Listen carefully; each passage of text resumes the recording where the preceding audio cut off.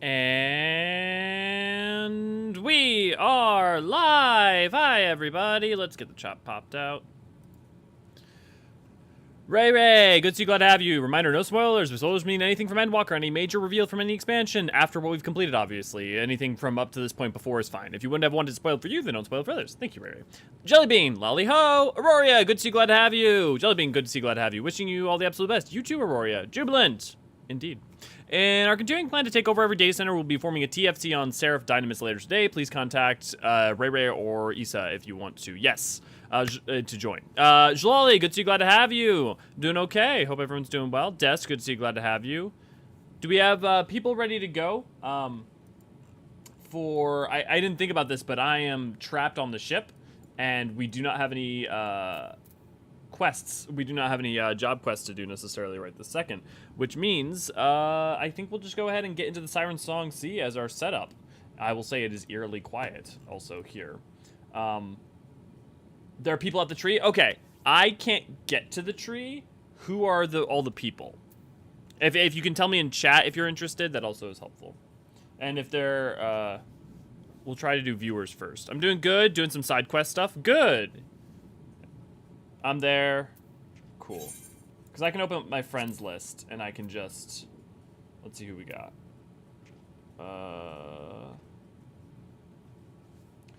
So who would like to join? We're going to need a DPS, a healer, and a tank for Siren Song. I'm not in the FC. Yeah, but I think you're on my friends list? Oh, did I open up the free company? Whoops, I meant social.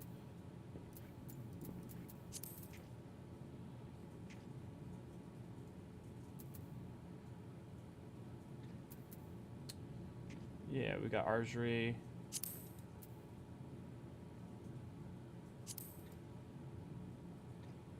Okay, Jubilant. Yeah, I just want to make sure that there's not any viewers that want to go first. But yeah, it looks like it. So we'll just do that. And then do we have a DPS who would like to join?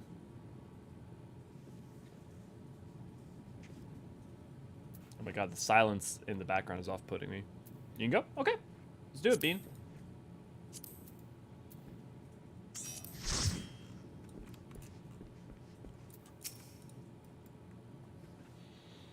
Let's talk to definitely not Xenos.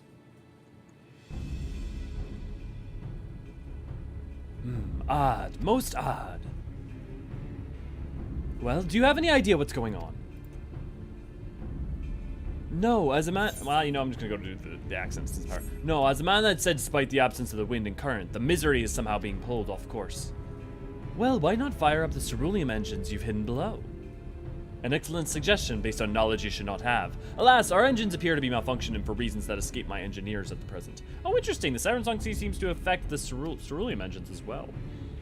I'm telling you, Captain, it's them things that lad saw. Things? I don't suppose I could convince you to attempt something more descriptive. An adjective, for example. Seawolves, superstitious, and fairy tales, not more. But if you want to know, the things which he is so reticent to name are the souls of deceased women said to lure sailors to their death. Preposterous! Yes, indeed. If it's neither the sea nor the weather which is responsible, then it's probably a predatory entity of some sort. Perhaps a siren or some such? For all we know, it would be a fellow spice trader employing magics to seize and plunder passing vessels. Regardless, we have but one recourse, to let the currents take us where it will and deal with whatever we find there.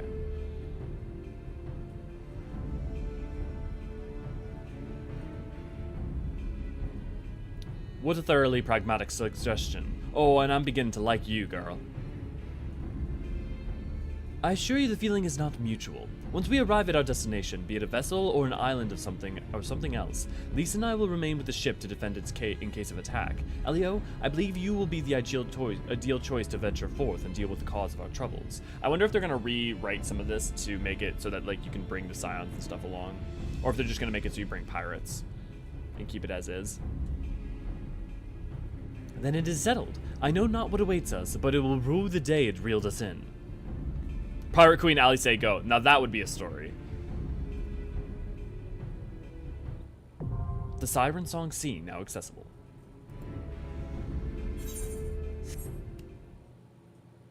So in terms of geography, if people aren't aware, the Siren Song Sea is here. It's just south of Thavnair, and the island that sits in it used to be a Thavnarian prison colony. That's what we're going to be going into and exploring, where a lot of the ships crash and end up. Mericidia is down here, so places like the Drown, the Siren Song Sea, and a lot of these other locales stand in the way. Are one of the many reasons that getting down to Mericidia is kind of a major pain, because you have the issues of the Glass Ocean, you have the issues of these bodies of water, and then like the Indigo Deep and all this doesn't really make itself you still have to go majorly around to get there. Not least of which, though, is also the Mericidia's problems and how they attack everyone. Near the Giant Mermaid, yes, near the Giant Mermaid. Literally, the Siren Song Sea. Right here. Which one of these is the actual island colony? I mean, probably this, but, you know, sometimes these maps are not perfectly accurate, especially if they're locations like that where people are not, don't necessarily know. Alfino was terrified of ghost stories as a child. I'm glad to see that some things never change. What? Why are you looking at me like that? I'm calm and collected as ever. Carry on. I'll make sure Tataru stays below deck until we know it's safe. Okay, everyone ready?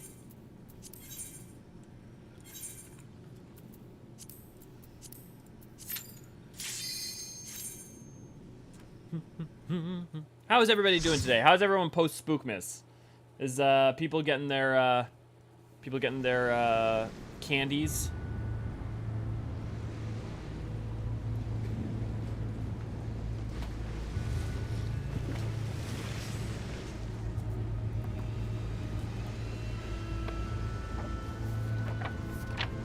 We look at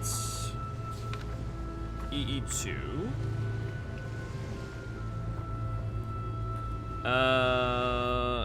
You know what? Why don't we finish it first and then we can read the lore, because that way we can talk about it. That way we can reference the bosses.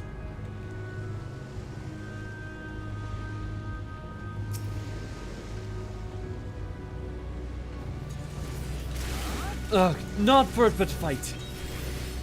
If I'm not mistaken, I believe the Banshees are actually Ashkin and not Wavekin.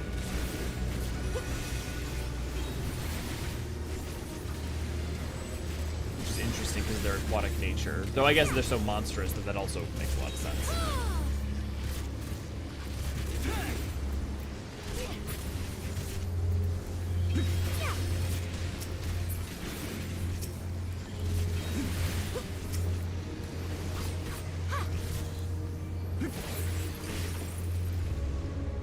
More of them. Confound it. Let me at them.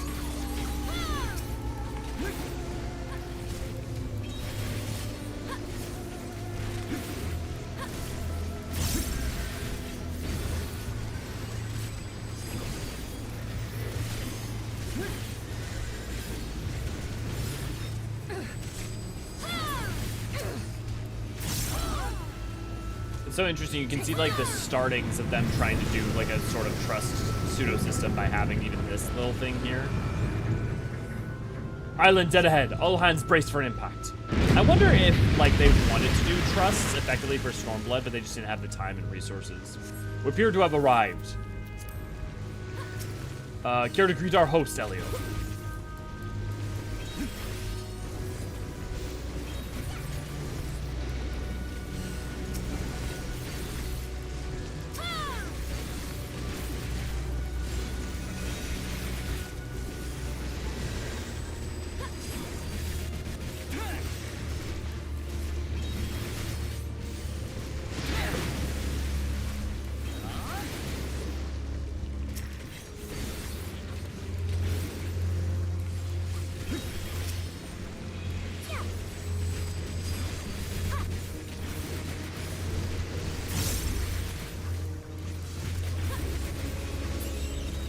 I suppose it's early in the stream, right? And most of the people who would respond to me are also probably actually in the dungeon right now, so I'll just focus up on Siren Song.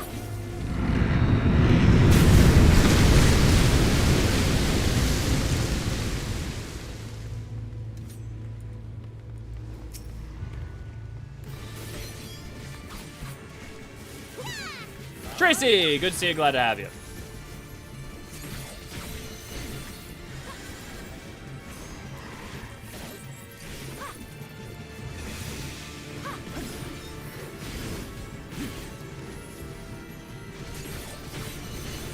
Hey guys, what's a Chocobo's favorite song?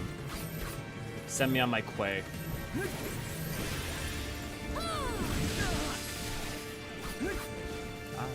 like to reach out my hand.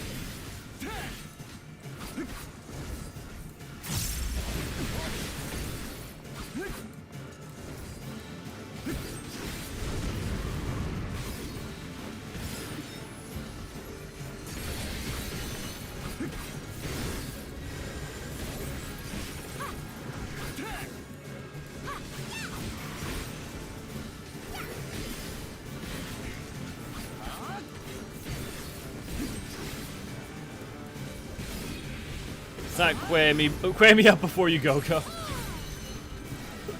Now you're just reaching.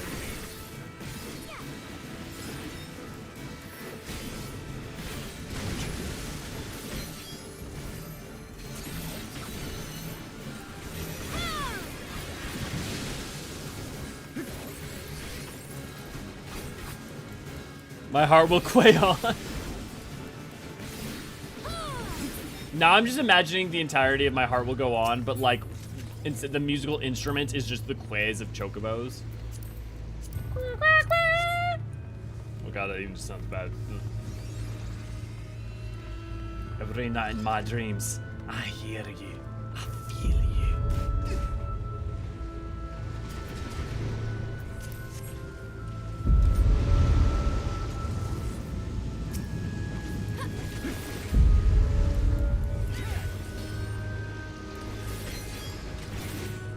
The level to which they said, but what if we did a Bermuda Triangle is pretty funny. Actually, I think, if I'm not mistaken, there's a place off one of the coasts of Japan that's actually like the Japanese Bermuda Triangle, effectively. I gotta remember what that's called.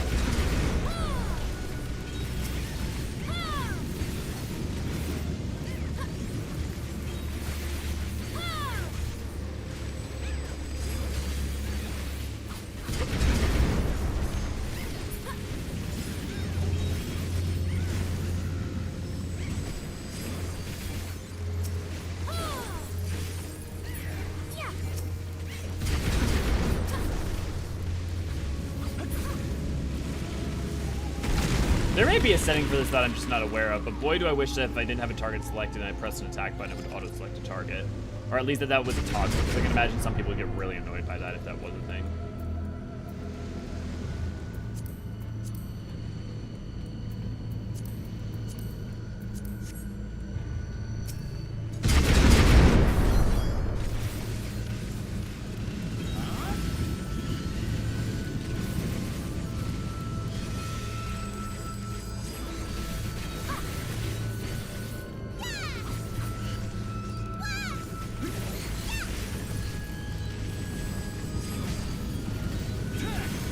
Jan, good to see you. Glad to have you. I hope you're doing well. Yeah, I think people are doing well. I don't know if it's just like it's, you know, middle of the week, post Halloween. It'll probably be a relatively low key day, but we'll be hitting Kuganai, so it'll be fun regardless. I also have food that I think I ordered. So I may have to get that in either in the middle of the dungeon or right after. So let me check on that and see if... yeah. It says 4 to 7 minutes, so... I usually get really nauseous in the morning when I wake up, whenever that is. And so I usually don't eat, but then... So I was feeling nauseous and I was like, okay, I'll be fine for stream. And then all of a sudden about 20 minutes before stream... oh! Fuck. So...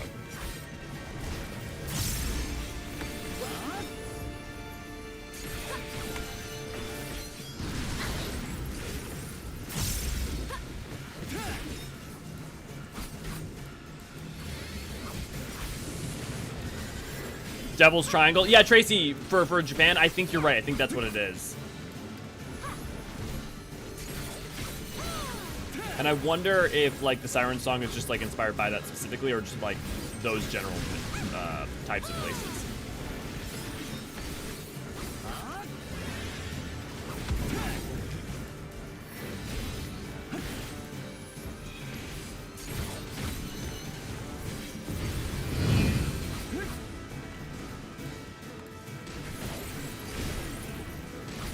Max melee. Ah, no.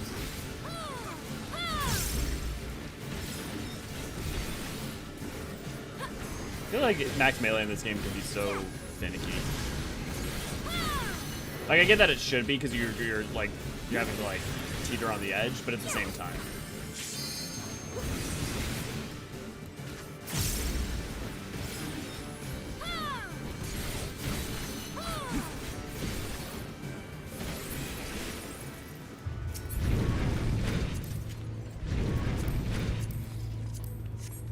Ooh, this is my favorite pull. This is the spicy pull. Ooh, that's food. Okay, I'll be right back.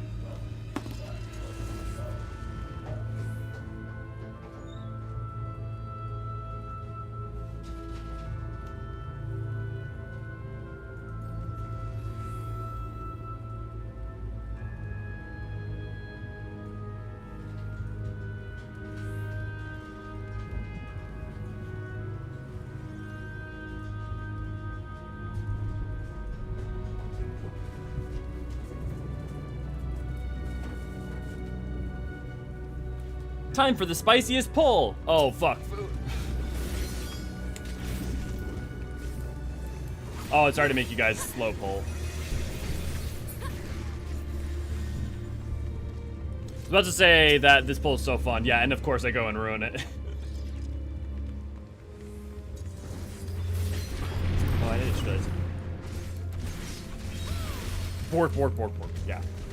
It's so funny. Deadpool usually doesn't ever bark, and he didn't for the longest time. And then, like in the past like 3 years, or the past 2 years, really, he like started boofing and borking only when, like, he usually doesn't even bark. The only time is if someone's at the door.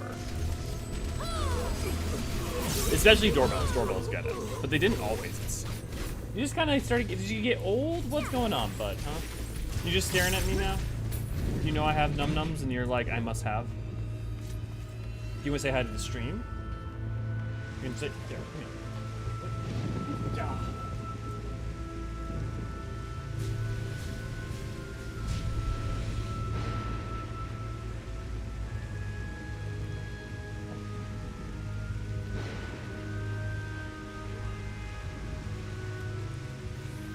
Hi, buddy. Yes. Okay, you can have a treat.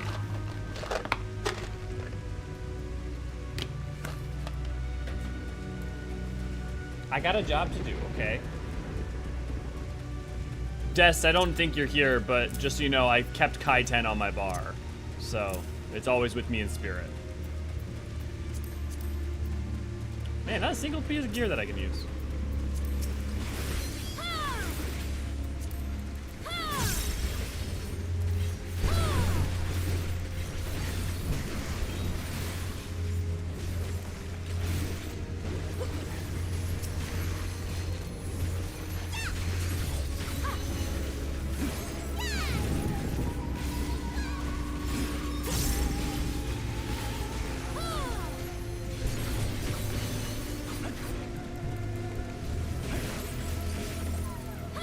I have a couple abilities on a couple of jobs that don't exist anymore set to unused hotbars. Don't remember if Kaiten among them. Yeah.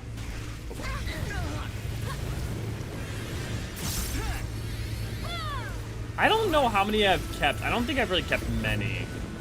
I do have at least one like 4.0 paladin ability saved, just because. If I still had flash, if I had been around for flash, I would have kept that.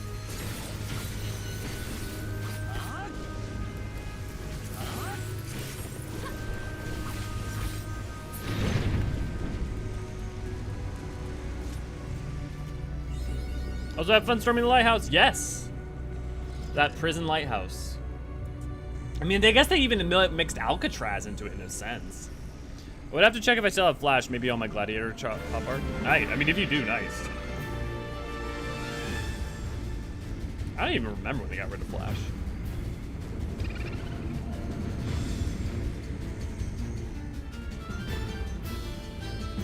No job, only snacks for best boy. Yeah.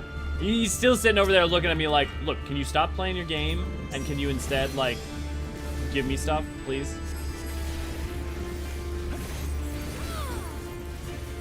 I love you too, bud.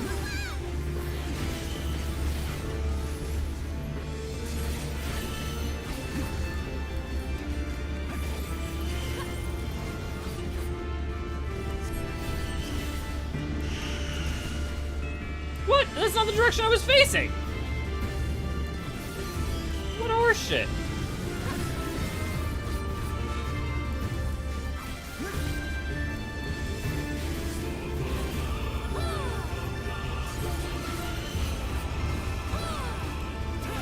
Morbid retreat, morbid advance. Let me.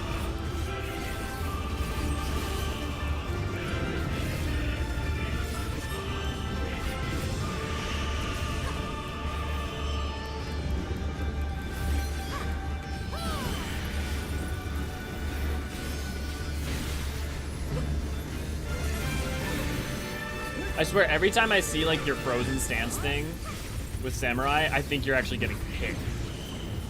When you go to do your, actually I have to remember.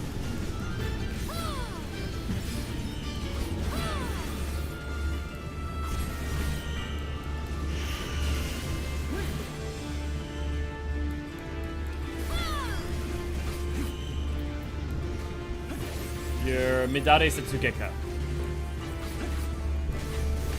Midare Setsukeka.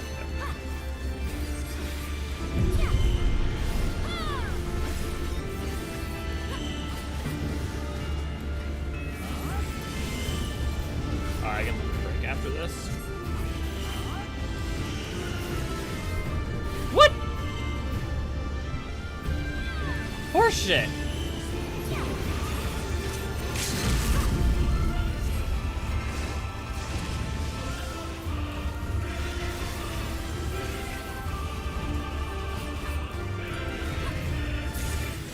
Thank you guys. Fantastic job. And a level up. Oh, I guess right. If I'm actually in parallel with the appropriate levels, then it does level up. Reaperlicious, good to see you, glad to have you. I found when we're playing through the MSQ that the zone side quests added a lot of immersion to them. Yeah, I mean, I've been saying that. Even when I didn't replay that, I'm not replaying them for a stream currently, but I've played all of them the first time through, and yeah, they are huge, great for immersion, for context, for lore, for deepening it, and I think they get improved as they go along. Like, I think, you know, each one is better than the last. I've been replaying a bit for over 10 months now, and just a few 90s to level from 89. Yeah, nice. And with MSQ already done, I could take my time. Yeah, definitely super worth it.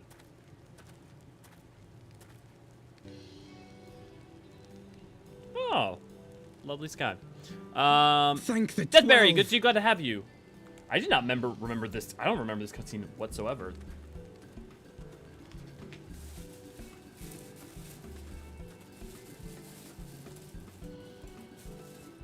Everything here would appear to be in order.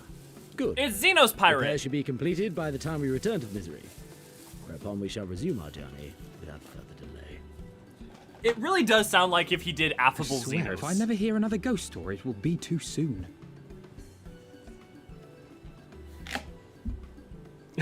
Aurora, you did great. That was not on you. I was like, oh fuck, I gotta go get the door. I wonder if that cutscene's even replayable. I don't remember seeing that in the Unending Journey, because usually when I go to check this, it goes straight to this cutscene here, and then arriving in Kugane.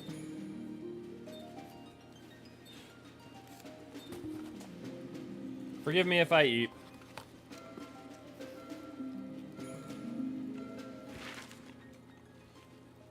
Might be a dungeon cutscene? Yeah, but I think Siren Song's only 3. I think it's the enter, the boss start, and boss failure. I don't think it's 4.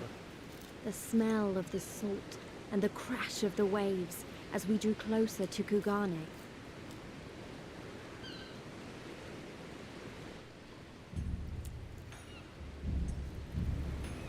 If anyone wants to check that, I'd love to know. The only port open to outsiders in Hingashi, across the Ruby Sea from Othard, from Doma.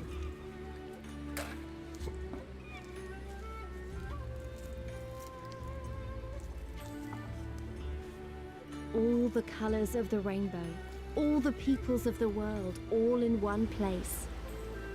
I wish you could have seen it. Oh. You're talking about Papa Lima, I'm sure.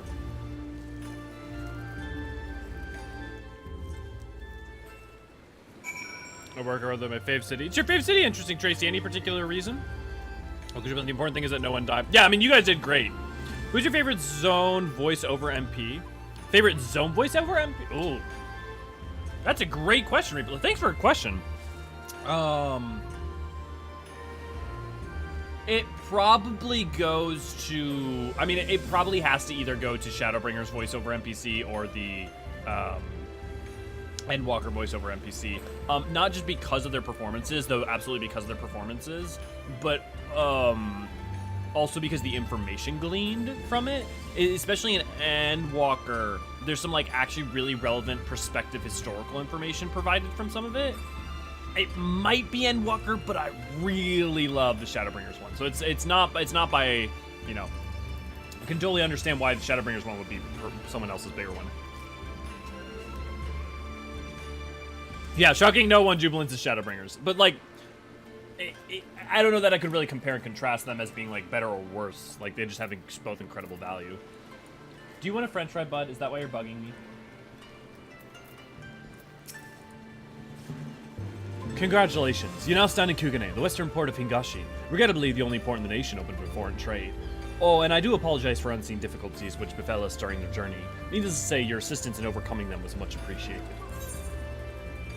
I will say, if you haven't watched our video that I put out forever ago at this point on explaining what Hingashi is, it's effectively Dejima. Like, during the Edo period, and actually, I mean, things were closed off before. But anyways, in Japanese history, there was a point in time in which they were not accepting any, like, foreign outsiders.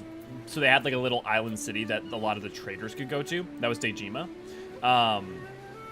Kugane is harkening on back to that. And that's partly because Hingashi as a whole is kind of referencing the Edo period with, like, little flavors of the Meiji period kind of dispersed in it. And then you have places like Doma, which is harkening kind of more onto the Sengoku period mixed with, like, you know, Chinese history and Korean history as well. Very interesting. I don't know what I was expecting, but it wasn't this. It's very colorful, is it not?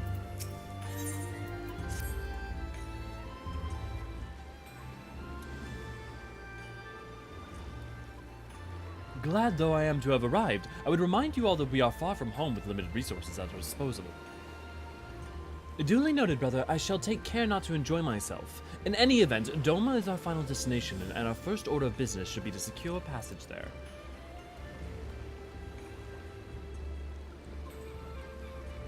Captain Carvalin, I realize you pledge only to take us as far as Kugane, and I have no desire to change the terms of our agreement. I should, however, be interested to know what you would how you would go about reaching Othard were you in our position. At the risk of stating the obvious, you are in a port. Surely there is a kind and generous soul here who will aid you for the right price. You cannot be the first traveler seeking passage to Doma. The captain makes a good point. It is like the Yugiri and Gosetsu were forced to come here for the selfsame reasons we were. They must have found a way to Othard, assuming they are not still in the city. We seek passage. Mayhap we should first seek our friends. Leave it to me, Alfino. Making friendly inquiries is my specialty. Least you forget, I got plenty of practice in Ishgard. Captain Carvalin, would you direct us to the nearest tavern? Desperate for a drink, are we? You may find one in that large building just beyond the pier. Papa Dripula?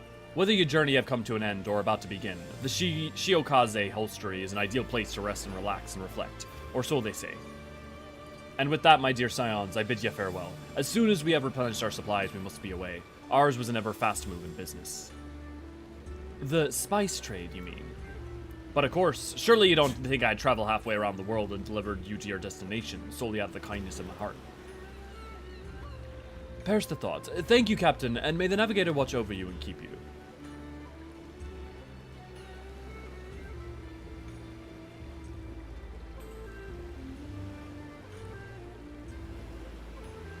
Yeah, they really did, right then, to the hostelry. After you. They really did nail it in their first outing. I mean, I've liked every voiceover. I love Shadowbringers. The primary city is gorgeous, plus crystals. Yeah. Yeah, Deadpool loves fries. He loves French fries. He starts, like, drooling if we go through a drive-thru or something. By the 12. I thought Ishgard remarkable, but this... We are certainly not in Eorzea anymore. A tavern is a tavern, Alphino, here or anywhere else. Now, if you'll excuse me, it's time to do what I do best. So I was like, don't matter where in the world it is, I'm in my element. Oh, 1,000 pardons, my lady.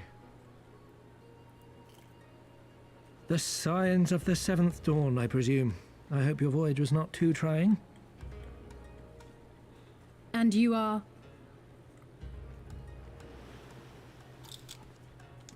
Ah, yes, of course. Forgive me. Hancock of the East Aldenard Trading Company, at your service. On behalf of Chairman Lolorito, I bid you welcome to Kugani and invite you to take refreshments at our local offices. Lolorito? I was aware his interests extended beyond the borders of Eorzea, but not so far as Kugani. Regardless, I am disinclined to accept the hospitality of grinning merchants, especially those who serve a master with whom we have such a difficult relationship. My, such naked suspicion. I do hope that business with the Crystal Braves did not rob you of all faith in your fellow man. Or do you really think the chairman is plotting to drag you into another one of his grand schemes? I beg your pardon? If you are trying to win my trust, you are failing quite spectacularly. Oh dear, have I offended you? Once again, I must apologize. Too much time in the Far East, you see. One is compelled to talk in circles round everything here, and one finds oneself longing for the invigoratingly candid speech of the Uldan markets. Though I see now that this was neither the time nor the place to indulge said longing. Might I suggest that we continue this conversation at the company offices? Too many eyes and ears here, you understand. 'Twould be decidedly reckless to say any more. If I may favor you with the invigorating candy you apparently crave, it would be decidedly reckless to follow a man I neither know nor trust. Give me one good reason why we should accept Lord Lolorito's invitation. Now there's the young diplomat I was told to expect. Very well then, I shall explain. You understand that you are come to a most reclusive and secretive nation, yes? One whose borders are closed to foreign trade save at this single port. Then it should come as no surprise that a great many parties have vested interests here. Merchants like myself are a given, of course, but for every one of us, you may be certain there is also an agent of a foreign government. Many notable nations and empires Hey, have it's Orban. embassies here, you know, including, of course, the Garlean Empire, with whom you have such a difficult relationship. To paraphrase, Kugani is teeming with Imperial spies, one or several of whom could now be listening to our every word. Something to that effect, yes. Beneath this veneer of bustling trade, a war for supremacy is being waged between world powers. One might say we were standing on the front lines, just not in public.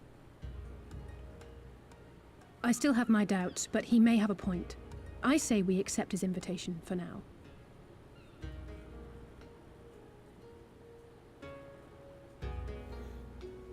Okay, let me get back to you guys real quick.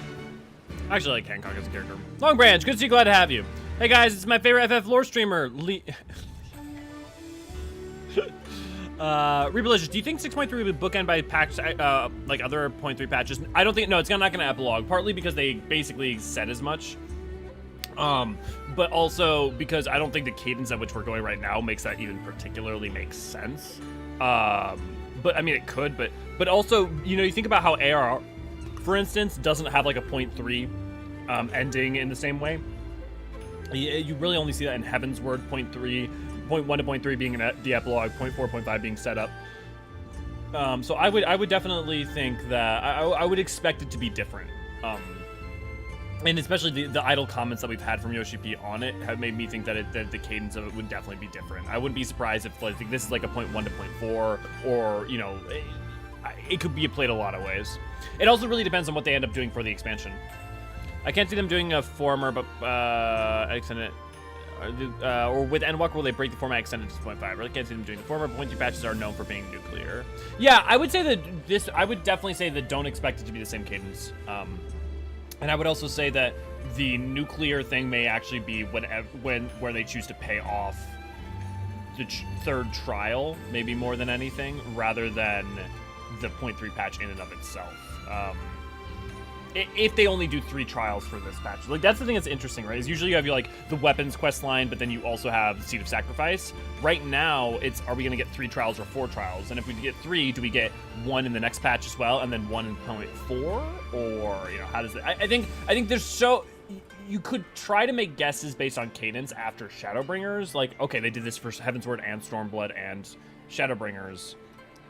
Like, or they did for those 2, and then they might do it for Shadowbringers. But, like, now, the whole world's so wide open. Yeah. Never have trusted Hancock. I mean, I trust Hancock. I trust Hancock in that he's slightly duplicitous, but only in a way that's very consistent and self-promoting. Like, the thing is that you can trust Hancock to just be self-motivated, self-interest, and to have a cause behind his actions that are, like, going to be beneficial to him and Lolorito. So, like, in that sense, I trust him.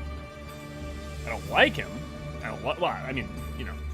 So he's the OG. My boyfriend has cat. Though I suppose my boyfriend had his cat steal a whole hamburger patty. He took a whole brat too. Holy crap. I suppose they technically went with the idea of doing stuff straight from X 0.4 patch style with building up something new. Yeah, I would say that. I would say the least likely candidate is that 0.3 is going to end something. And then like 0.4 and 0.5 is going to more be set up on setup. Partially also because Yoshi P basically said that's not what they're doing effectively. But I wouldn't be surprised if 0.4 was the climax and then 0.5 was something a little bit different, or if they like go all the way to 0.5 with what they're doing right now with 6.x and then like hard left turned it. I feel like they're breaking up the format with 6.x, but I could be wrong. Yeah, I think you're probably right. Yeah. If he asked with a look, maybe he snuck up a bit from... Yeah. Okay.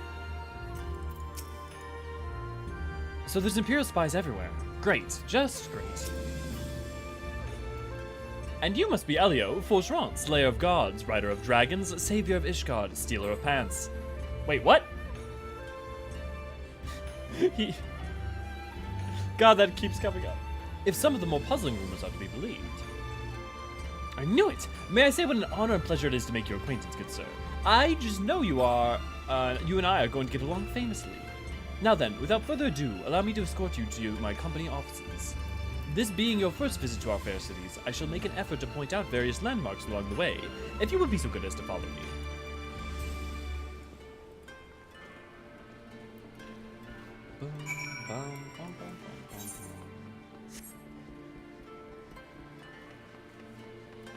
Whose pants did we steal? I don't even remember. The pants stealing thing came up in Hildebrand at one point as a thing you can say, but I don't remember what pants stealing was it in Eorzea that. I mean, we just replayed it. I literally, yeah. We'll have to look it up or something.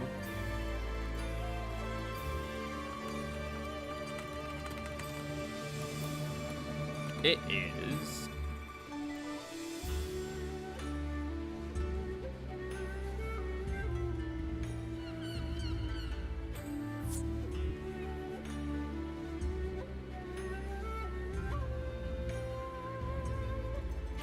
Is it just because I started the Hildebrand quest?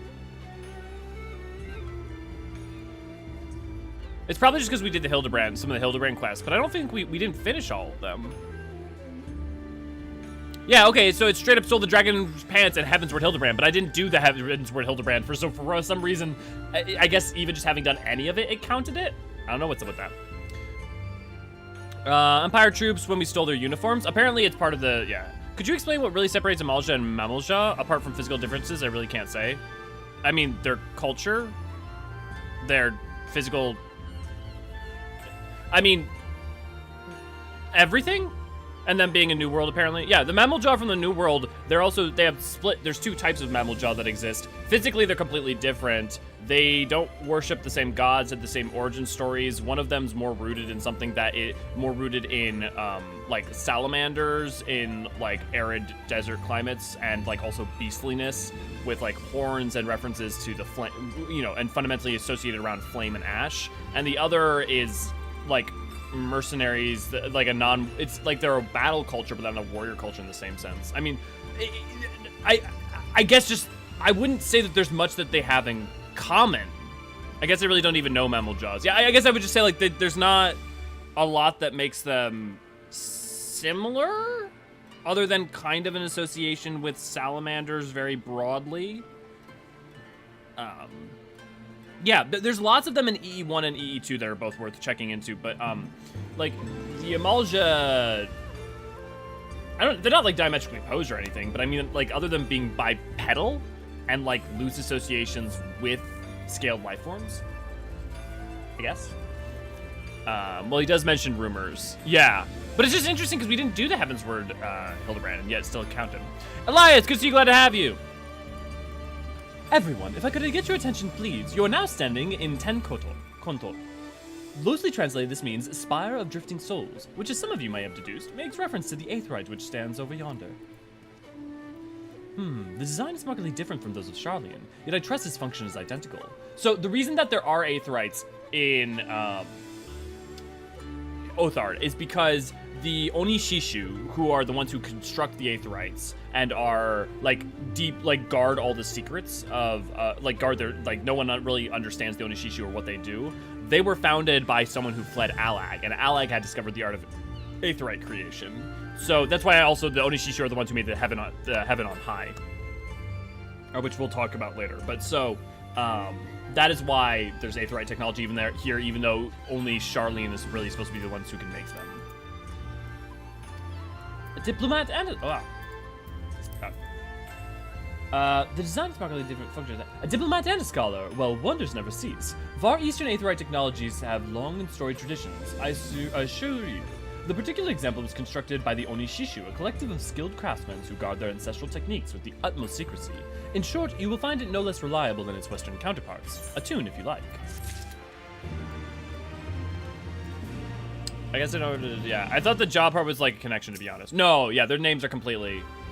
Yeah, the Amalja and the Mammalja are no more connected in like even linguistically.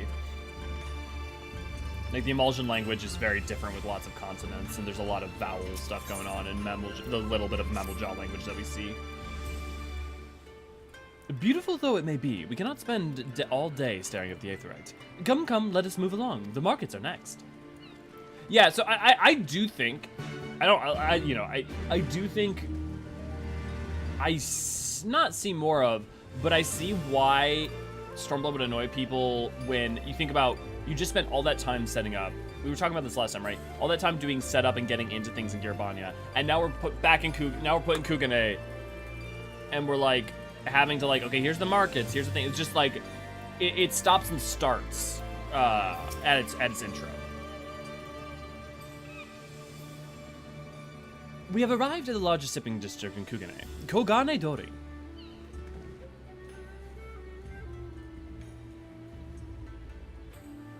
Kugane, as you are doubtless aware, is an ancient Hingan word for gold. So in the prosperous port, where gold fortunes are made, lesser fortunes, or kogane, are earned by local merchants. It's all quite logical once you learn the language.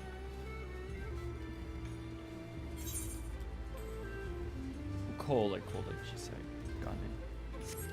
Gane. Now you're beginning to speak my language. Oh ho, kindred spirit. What a pleasure it is to meet a young lady who appreciates the value of a hard-won coin.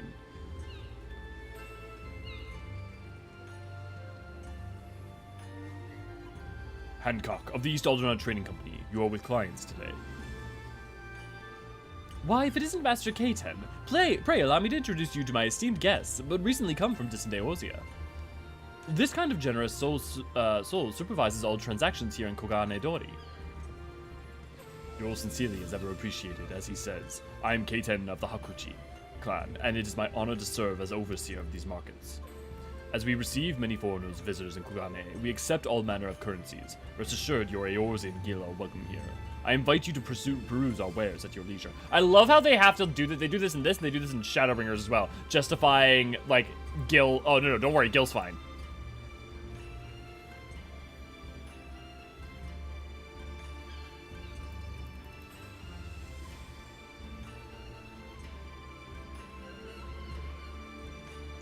Armors, foodstuffs, potables. Here, you'll find all of them and more.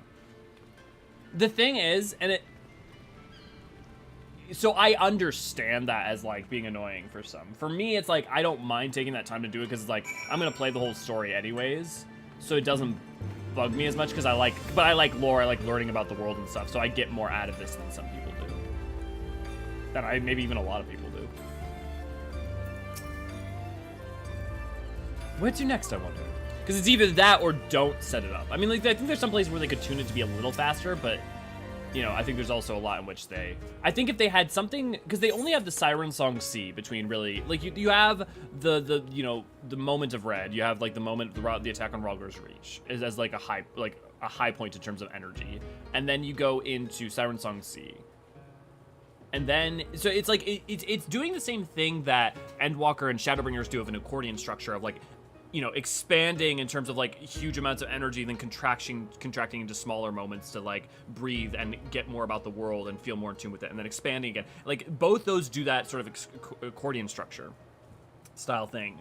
But the problem is that right now in Stormblood, it's starting in the low, then going to a quick high, then going back to a low, and it needed to either make the high longer of like more action past Siren Song C, maybe when you first ride Kugane, like make it like more of an explosive entrance with like more stuff going on, and then have like the Hancock stuff, or you know, like they needed a little more stuff there, or they needed to find a way to make it so that there was action before or of some kind of like high amount of energy before going into the lower point of Garabania.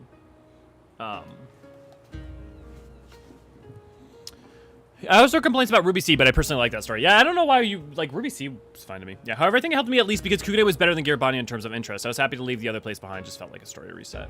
Yeah. If we may pause here a moment. This road leads to the Eorzean, the district in which Eorzean, or foreigners, are permitted to reside. Would this also be where foreign embassies are found, including that of certain empire? Precisely. So you see, it would not be unusual to cross paths with one of our Garlean cousins here. With this in mind, I would encourage you to choose your words carefully. We would not want any physical altercations. After all, such spats being strictly forbidden. The Sekisegumi punish breaches of the peace quite severely. I have even seen foreigners permanently exiled for a single violation. Though, to be fair, this is not common. More often than not, they are executed on the spot. What? Cut down? Then and there? You're joking, right?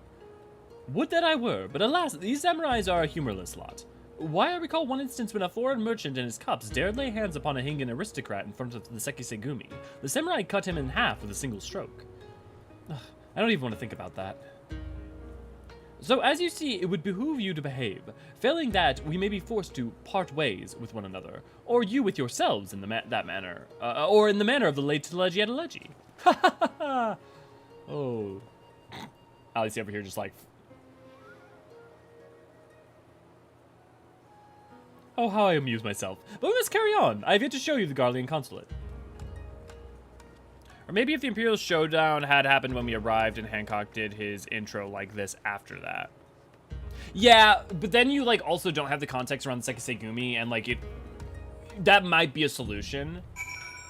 But the problem is that you immediately cause the Sekisegumi part. You don't have time to experience Kugane before you're basically on the run.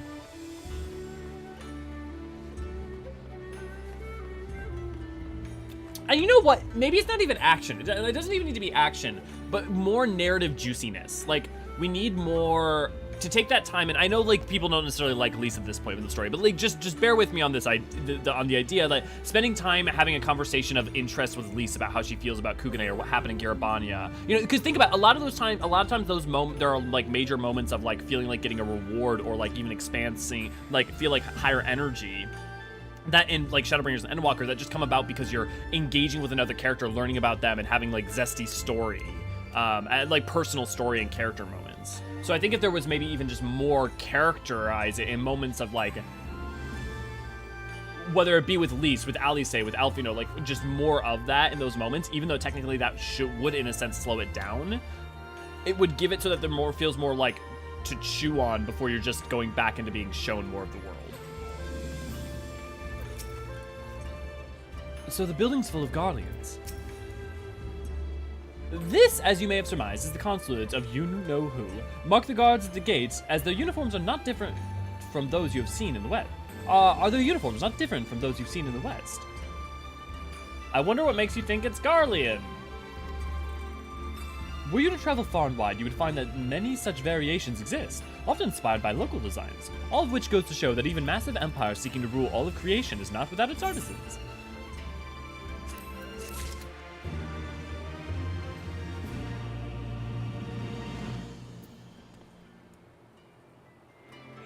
Honestly, the other thing is that you could have just had us talking to Hancock like over in the center and like had him like gesture and like show like a quick like pan side thing of like seeing the different locations and have him like kind of talking about them in short. And then instead had you diving deep into like certain like if you want to talk to him about more depth in it, have that option, kind of like things that they do with like Eric.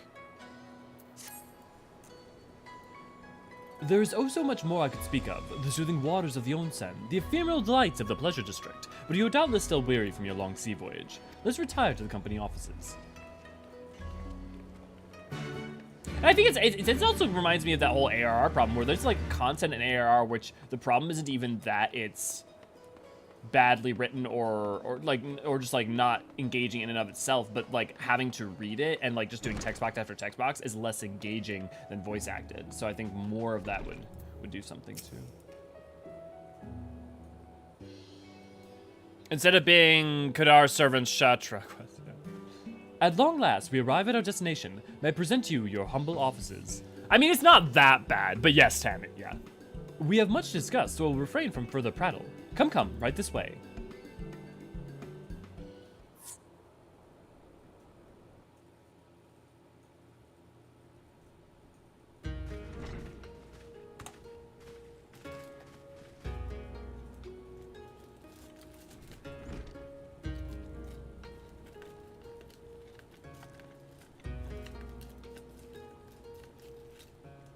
So just a small version of the Vesper base statue. Took great pains to ward these walls against all manner of surveillance. Where business dealings are concerned, we do not compromise on confidentiality. You may avail yourselves of these offices for the duration of your visit. Come and go as you like, and know that you may speak freely here. Your offer is most generous, but I will not enter into any agreement which would leave us beholden to you or your master. A legitimate concern. Allow me to clarify then. The chairman bids you consider this as an expression of his heartfelt contrition for the bloody banquet and the unpleasantness which followed. Never having been one to put stock in words alone, the chairman deems the provision of material aid to be a more appropriate demonstration of his sincerity. By sheer coincidence, your purpose here also happens to coincide with our own interests. That is, assuming you are come to aid the Doman Liberation Front. How could... I will not bother to offer a denial. You have the right of it. To be specific, we are come in search of our Far Eastern allies, Yugiri and Gosetsu, whom we hope to assist in their fight. The Auri Shinobi and the Rugadan Samurai? Then you will be pleased to know that they have both come to Kugani. Are you sure? Quite. They came here aboard a company vessel, you see. However, they encountered difficulties securing passage across the Ruby Sea. The Ruby Sea? Sorry, I've never been any good at geography. Forgive me. This calls for a map.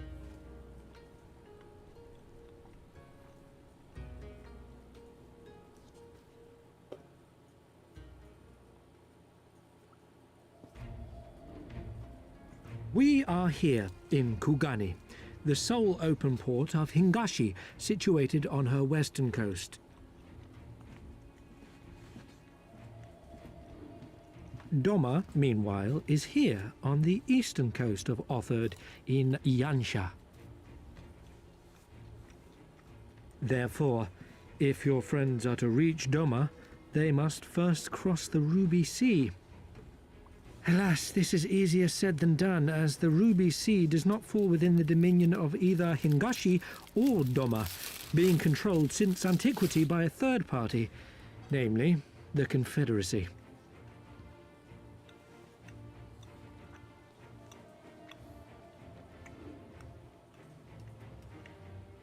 Said maritime collective is known for the consummate skill of its sailors, and for demanding that any vessel entering its waters pay a toll referred to as the Ruby Tithe. In exchange, the Confederacy's vast fleet guarantees the safety of those who travel within its territory.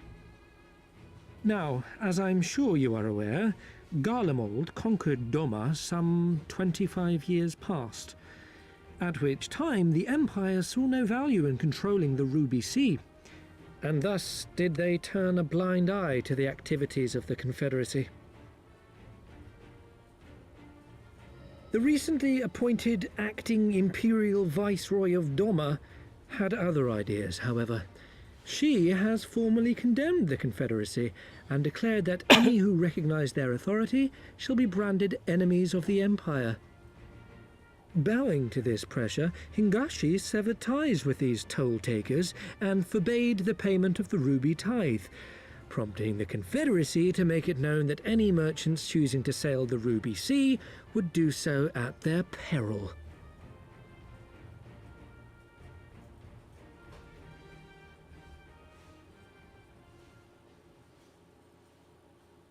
That was a high-quality map. Why don't they release it? No wonder they struggled to secure passage to Doma. What captain would risk such a journey given the circumstances? I am told your friends were not so easily deterred from their course, but I know not whether their persistence bore fruit. I say we follow in Yugiri and Gosetsu's footsteps and attempt to secure passage to Doma for ourselves. We will need to cross the sea in any case, and we may learn something of their whereabouts in the process. And should we find that they are still in Kugane, we can make the journey together. In that case, I have some information which may be of use to you. No quid pro quo, I assure you. The chairman was most insistent that I aid you to the best of my ability.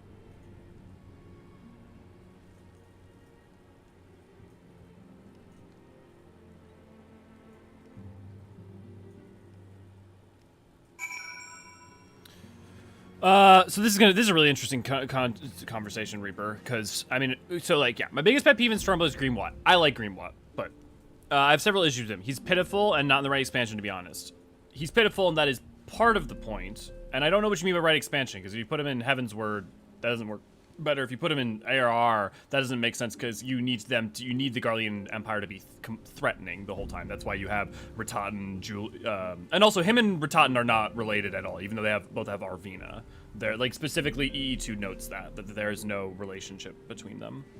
And I like having Ratatan, Julia, and Gaius and that type of dynamic, I think works a lot better. And then you're only really dealing with conscripts for the most part. There'd be more interest meaning to his antagonism. I don't know that there would be more meaning to his antagonism if you have him a relationship with Ratatan. Especially if he's just like, if you just make him Ratatan's younger brother, then you're just making it the smaller world rather than having, like, no, there's a breadth of Ilsvardi and Rogadin that serve under the Garlean Empire, and this is just one of them. He's actively removing good character build-up NPCs, like Regulus and Livia added to the Empire. He's actively removing good character build-up NPCs. What do you mean he's actively removing good character build-up? Where they can be allies and even friends. No, but that you can't... No, but you can't just make everyone like, oh, all the side NPCs that actually we can get along and it'll be fine. It's like, no, those sometimes you can ideologically be, stand opposed. And the thing is that Livia, you only have that because she forsook and forwent and said, I'm done with you, Garlemald. In Regulus, it's because you were able to say, okay, there's a greater existential threat, and I'm going to choose to sacrifice them. He wouldn't be he's not your friend. He is in that moment your ally, and he looks to make sure that he believes ideologically, actually, in Varys's ideals of protecting everyone, protecting the world by making sure that there's no primals. But that doesn't change the fact that he's willing to enslave all the other people to do so. So I don't think so at all. And I think that if you don't have a breadth of different kinds of people, showing that there are, people in positions of power who are also cowards who will abuse that power, the same way that you get people like Valens, I think that you need a breadth. You need a breadth of people. His role in the story doesn't even matter for a character that had voice lines. You could say the same about Carvalin. That's not a problem of him being complete waste of space. That's about saying that more voice acting would be better. And it ultimately does matter though, because you get him as a touch point that's relevant for when you're in, not just in 3.x, but also in Stormblood, and you have a character that is a personified character for dealing with Garlemald that is also still potentially able to be disposed of. So when he comes back into the narrative, when you get into the Othard part of Stormblood, he becomes a through line. On top of which also then shows the utter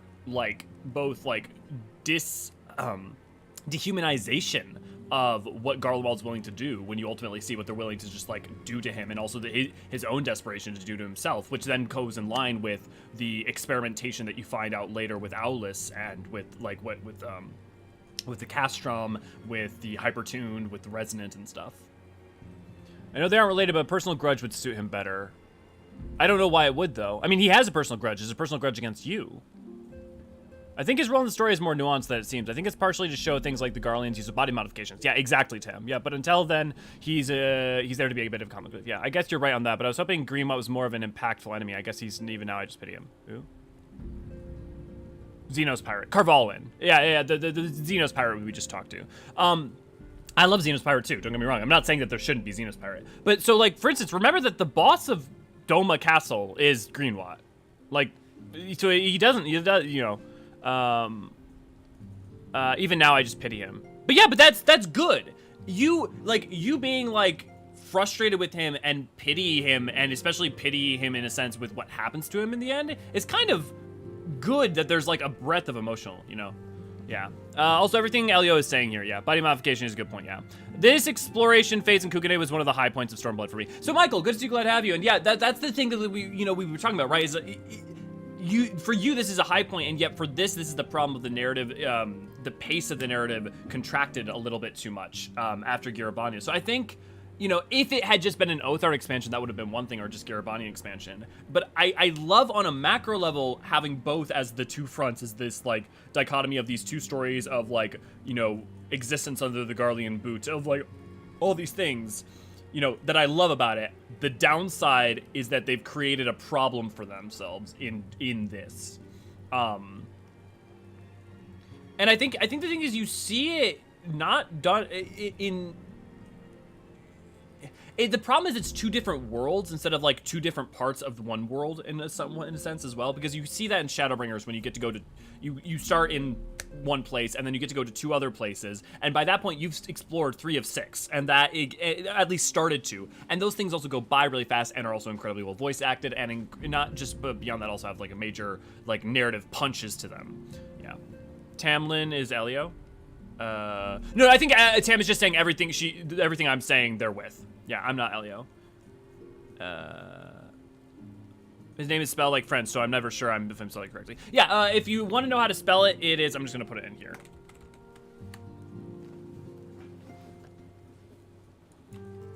And I made it up. It's not based off of any real world. I just was well, I'm making an Eorzean, so it makes sense to make it vaguely French, because that's usually the root for Wildwoods. Though I am reluctant to take an action whatsoever that could be construed as placing ourselves in Lord Lolorito's debt, we must avail ourselves of what means are available. Our Alamigan allies place their faith in us, and I do not intend to disappoint them.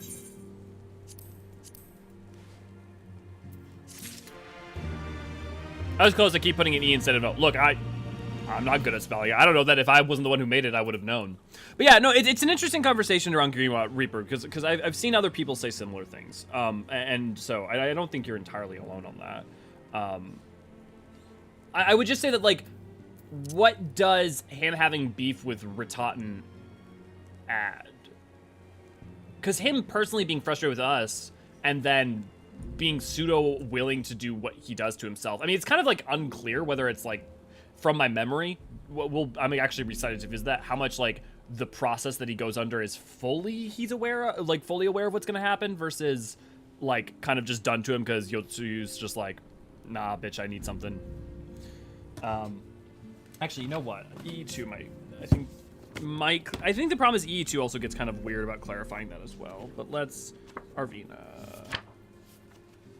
Greenwatt Arvina. You should be, if I'm not mistaken, you're in the foes section. Which is around here somewhere. Yeah. Greenwatt Pure Arvina.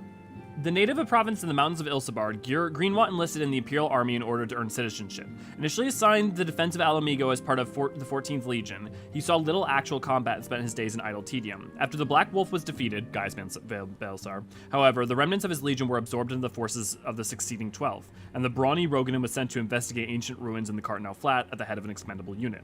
An artless brute with a mind only for destruction, Greenwatt is ill-suited to tasks requiring any degree of delicacy. At 20 summers, he harbors grand aspirations for promotion, but also lives for the simple things in life, such as tucking into something tasty after a hard day's havoc wreaking.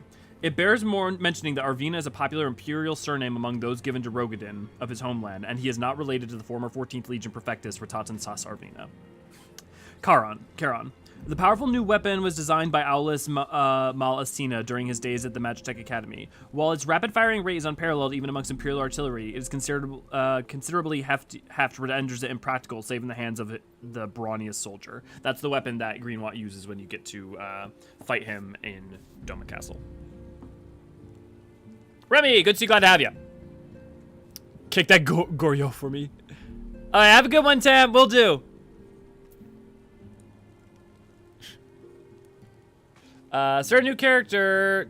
John, have I said, is this the first comment? Well, either way, good to see, glad to have you, even if I'm redundant. Start a new character on the new DC, and now I'm a dirty cutscene skipper. If you're not getting anything out of it, just do whatever you need to. I mean, the thing is, I would say, generally, if you, like, really want to get something back up, like, if you're really trying to get something high, I don't know, like, if I'm going to replay it at all, I'm going to go ahead and watch them. Or at that point, I might even consider just a skip. But then again, you do alts really. Elio's really the only alt I play. Willow, good to see you, glad to have you. Hope you're feeling a little better. It would seem inefficient for us to all venture out together in search of information on Yugiri and Gosetsu's whereabouts. Agreed? Agreed. We need not cast our net wider, split up and pursue all available avenues of inquiry. But if we're to coordinate our efforts effectively, we'll need to establish a working base of our operations here. Indeed, Tataru would seem best suited to the task of organizing our supplies and procuring new ones. Yay! While she attends to that, we four can begin our search by questioning the individuals Hancock identified. Alice and I will take those in the southern districts of the city, and the two of you can take those in the north. In, anticipation of just such an eventuality, I took the liberty of preparing some few sketches of Yugiri and Gosetsu during our voyage. Is that the first mention of his drawing ability? Or is there a reference? I think there's a reference earlier. Wow, you still warned me that you were, yeah, they came up earlier. You're a bit of an artist, but these are great. They'll definitely come in handy. Looks like it's you and me, Elio. Let's step outside and talk about where to start. Like, so much rides on Lise working. Like, that's why I think if you're gonna make it this slow anyways, they could have taken time to, like, have you and her sit on the Siren Song. Like, imagine you and her are on the ship in the Siren Song Sea, and you're having, like, a conversation that's meaningful and makes you feel like you're connected to her or understand her better, and then the Siren Song Sea stuff happens. Like, yes, that technically makes the stuff longer, but it makes it feel like there's more juice and meat on the bone. Deadpool. Stay over here. Wow, Alfino's sketches are so... I don't know how to put it, but they're very... Well, see for yourself.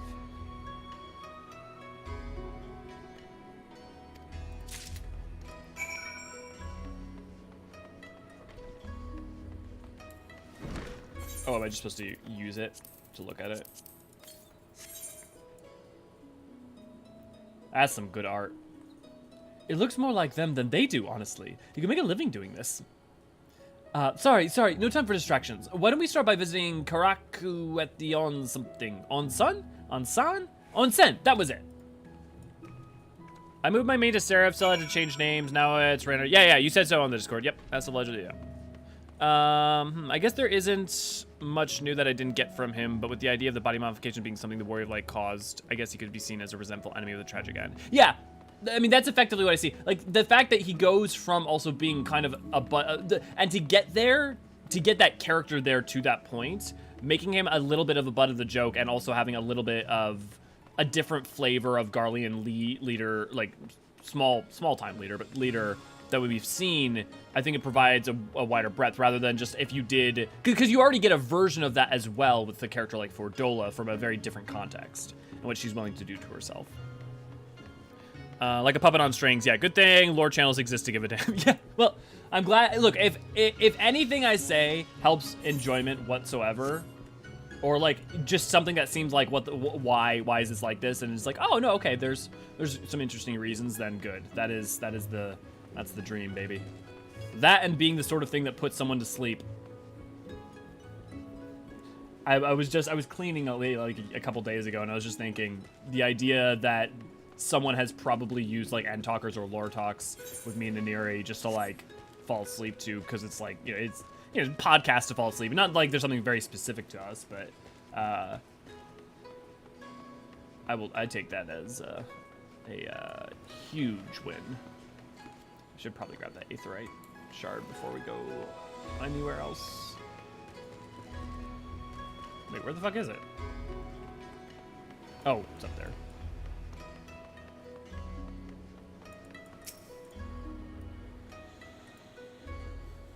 Oh. Let me move this over.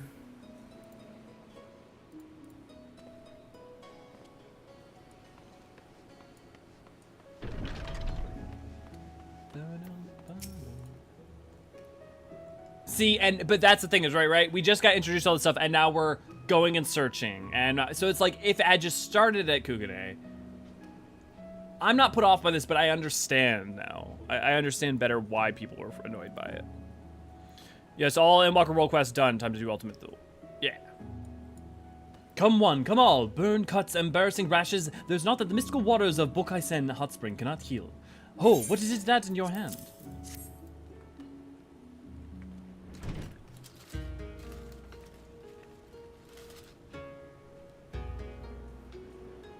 You seek this Aura in the Rogadin, do you?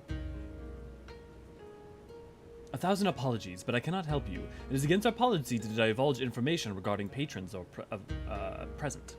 Please, we've come all the way from Eorzean to find our friends. We have a reputation to consider, miss. Men and women from all walks of life come here to in search of rejuvenation, body and soul. They seek privacy and discretion, and we have ever honored their wishes. Only the Sekisei may demand otherwise. I'm sorry, but there's naught I can do.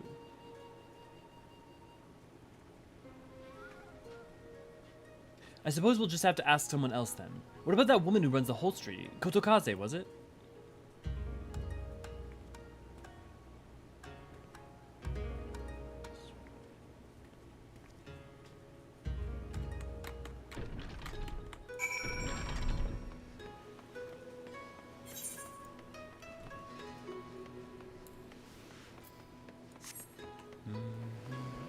It's gonna let me jump over this.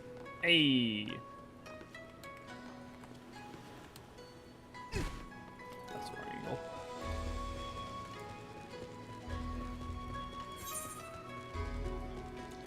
Let's go grab that Aetheryte shard, because I'm gonna want to grab it at some point.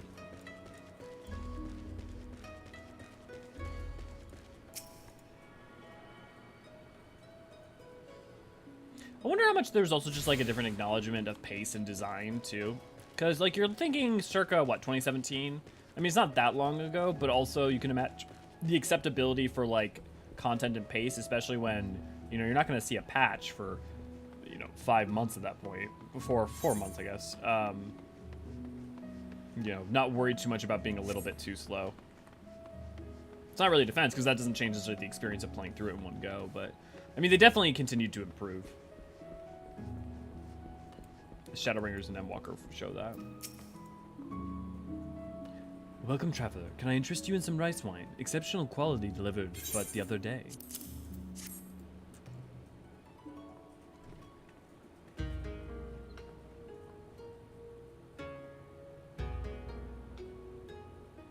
Ah, an Auri shinobi and Rogadin samurai. If I may, I would answer your question with some few of my own. If I speak of that which you know, Eorzean, but be not offended, you are familiar with the situation in the lands across the Ruby Sea, the doomed rebellion after 2.5 decades of quiet. I see, and you are familiar with the ways of the Hingashi, how we elect to stand apart and support no cause but our own, indifferent and callous, some may call us, but pragmatism is an essential if a humble island nation such as ours is to survive. But we are not fools. Complete isolation is impractical, and so Kugane is open to Eorzean, and we are equally hospitable to all. Or, if I must speak more plainly, yes, I can help you, but if I do, I must also oblige the ones who ask after you. Are you willing to accept this fair and equitable treatment? If anyone comes looking for us, tell them whatever you like. As you wish. The 2 individuals of whom you speak did indeed come here. They sought passage across the Ruby Sea. Few ships are willing to make that trip at the moment. Nevertheless, I made several introductions on their behalf. That was the extent of our interactions. I will provide you with the names of the captain, if you like.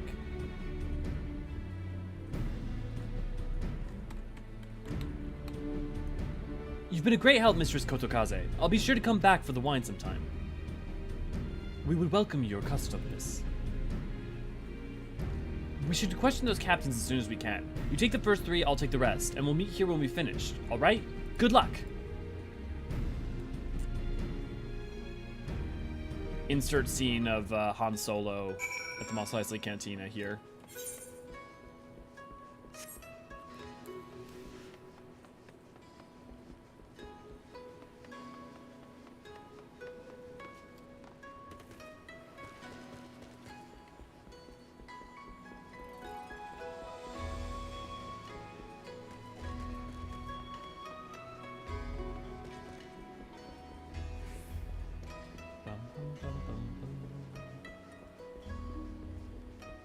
It really is so interesting how they made the kana for like Hingashi look like, and like Doma and stuff like look so akin to hiragana and kanji, but like not quite. I suppose it's no different than making like a language that kind of looks like English alphabet, but it isn't.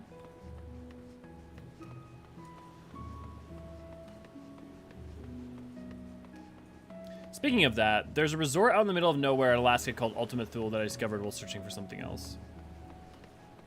That's pretty fucking great.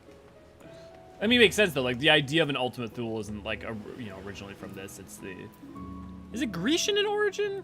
Probably. I guess Ultimate Thule. Yeah. By the name, you'd think so.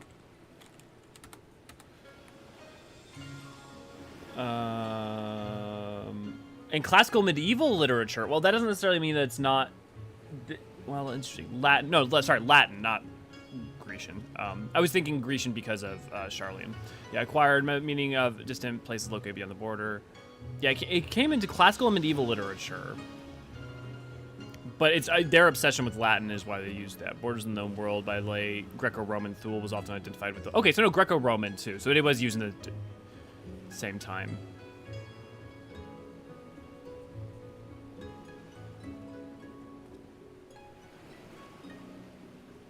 Originally from ancient Greek. Okay, I'm getting etymology, Latin, nominative, feminine, so like ultimus, Thule, from medieval.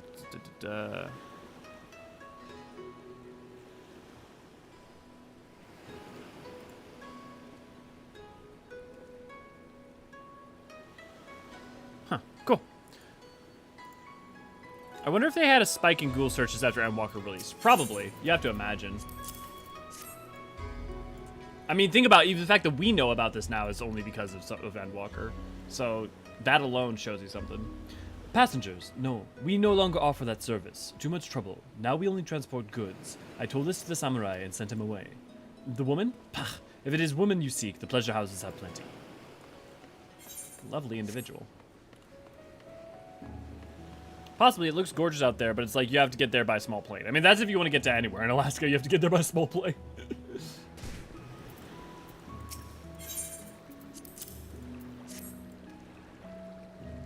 Yes, a Rogadan gentleman did approach me.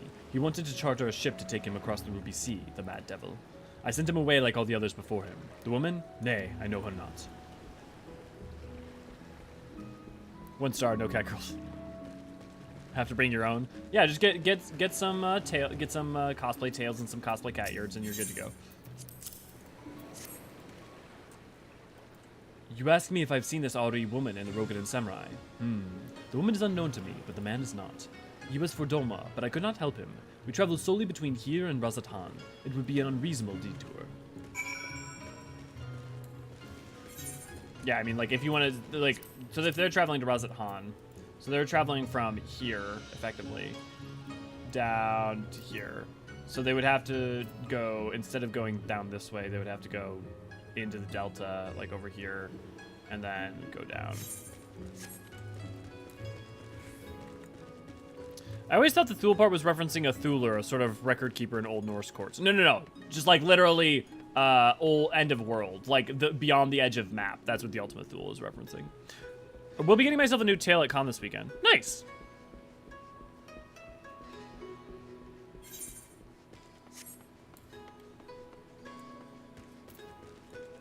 Like the final frontier, the ultimate unknown, the location beyond the edge of the map.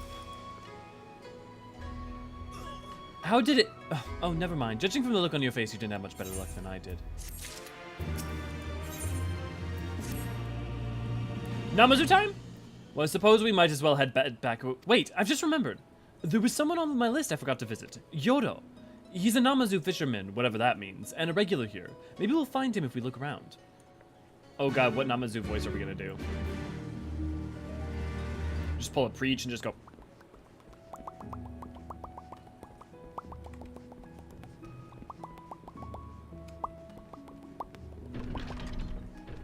Is that the, like, the, voice for them?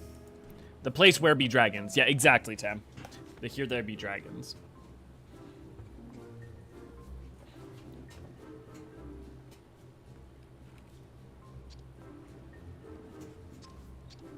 What? Why do you stare? You have, why do you stare? Why do you stare? Why do you stare? Why do you stare? Do they, wait, what, are you all talking about SCPs?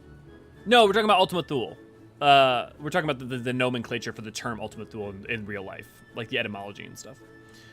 On this episode of Catfish. What? Why do you stare? You have business with me? I almost want to make them like Thor Gobble. By the 12, a talking fish. Yes, a talking fish. How very observant of you, Eugene. You find me in good spirits, so your rudeness will ignore this once, but only if you address me again in the proper manner. Sorry, I've never met a... Let's start again. You're Gyoto, right? My name's Lise, and this is Elio. We're looking for some friends of ours.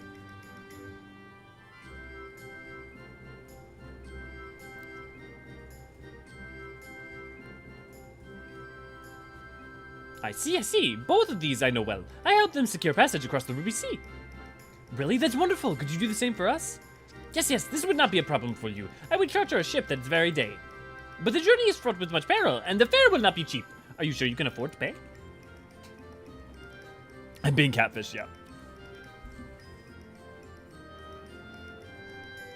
I didn't think of to bring any money, but surely Tataru will let us keep whatever we need from the Scion's coffers, right? That face of worry. We wouldn't be the only passengers, though. Could we take a moment to talk it over with our friends? Yes, but hurry! Your ship must depart under the cover of darkness. We shall meet again at the sunset at Tasogare Bridge. Do not forget your fare. Bring him any gil, yes? Fucking sound like a squeaky toy every time. It's about time our luck has changed. Alphino and the others will be thrilled. I don't know, Terra Incognita is a pretty good name. Although it also sounds like a spell from Harry Potter. Terra Incognita! You have arrived at Terra Incognita. I think that works. Yeah, I don't know if it's as good as Ultima Thule, but... Gemini, good to see you. Glad to have you.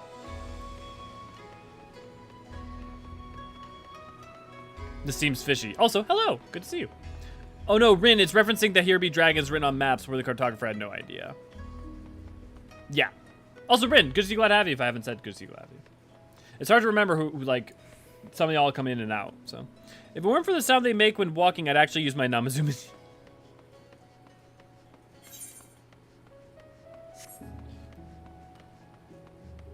I didn't realize the minions also make the squeaking sound. One day, baby. One day. Actually, this is eastbound, so that's gonna probably not take me even to Kolshu. Right. Because Kugane's here. So no, I guess that would still take me out into the land. One day we'll go to Hingashi proper. It'll happen.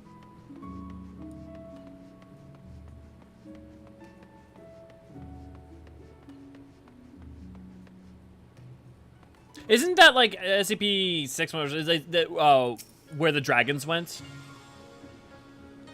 Or is that a different one? But that's the best part. Yeah.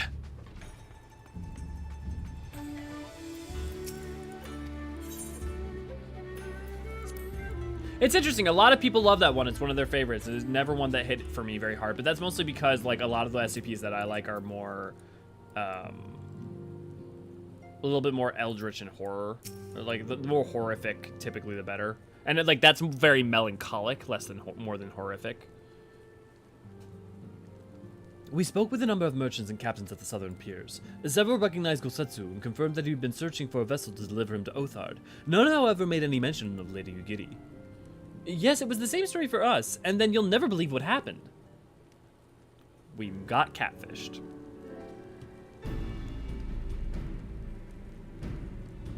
So this Gyoro claims to have aided both Gosetsu and Ugiri. How fortunate, fortuitous. Not that the world I would have chosen, Master Alphino. Oi, oh, stupid, oh my god. Oh dear. Stupid's what I'd call it. How can you agree to his price without making an attempt to haggle, or even confirming what it was in the first place? Yes, that too was a misstep on their part, but it's not what troubles me the most. Gyodo and his brethren are not renowned for the generosity of spirit. Rather, they are disdained as scheming moneylenders, ever eager to turn a profit from others' misfortunes.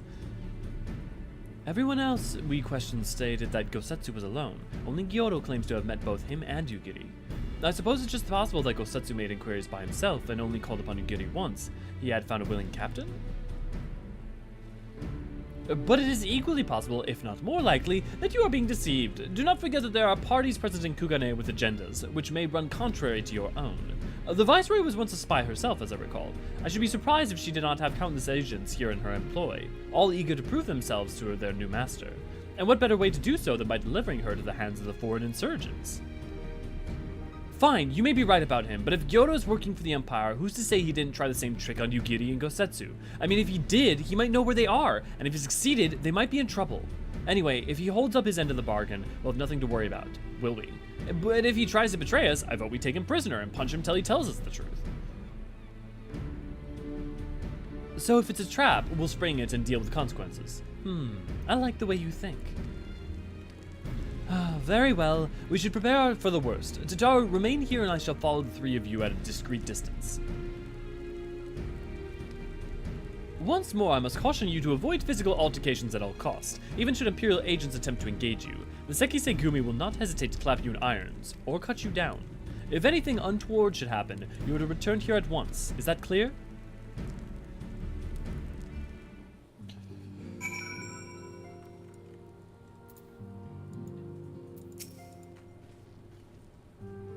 To review, Lise, Elio, and I will meet in Gyodo's plan.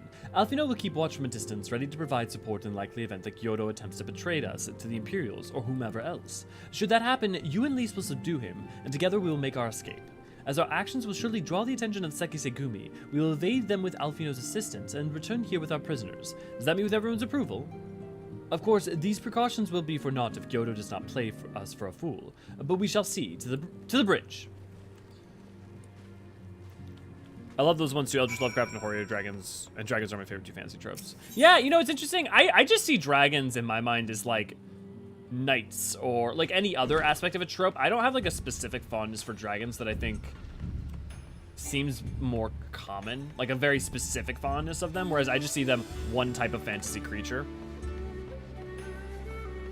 But yeah, the Eldritch Lovecraftian ones are much ones that like leave you unnerved, like genuinely unnerved. The moment Redacted made the same squeaks, I decided I needed to protect them.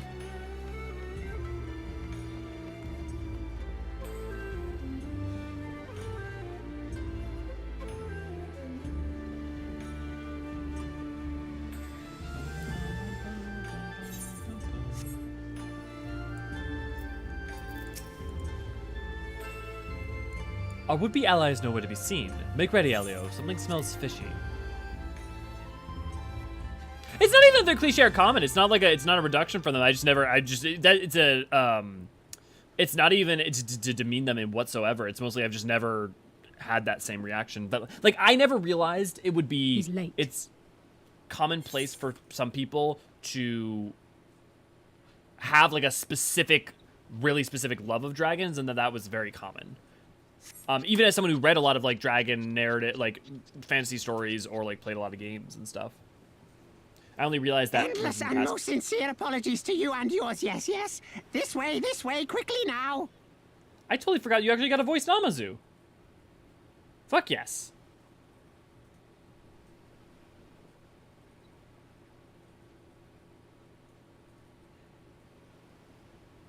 Yeah, exactly what you're saying, Rin. I'm just surprised. Like I didn't come across a lot of people who had that level of like specific fondness for them until later in life, and then I came across a lot of them. So.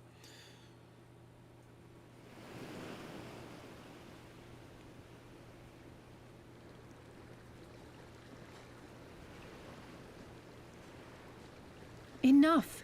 Where are you taking us? Where is the ship?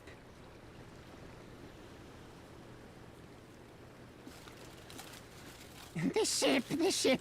So very sorry to inform you, yes, yes. Long before was it pledged to another. To me, these ones are for Doma.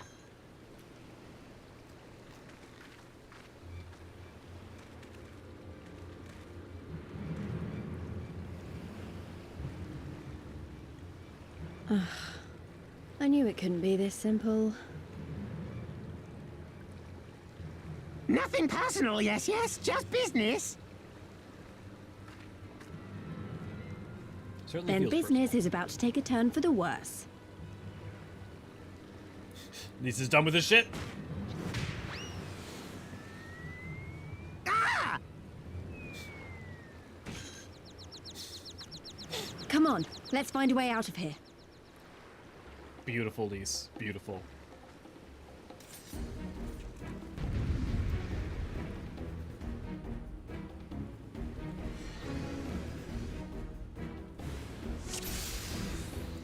Brian, good to see you. Glad to have you. Now I also understand. So like this is a good example though of like why they like did take us to the disappointing but not surprising. In retrospect, we probably should have went to the Garlean consulate, right? Because otherwise someone might think that you might thought these were like this natural police, the samurai, protecting the place rather than like, oh no wait, these are the Garleans.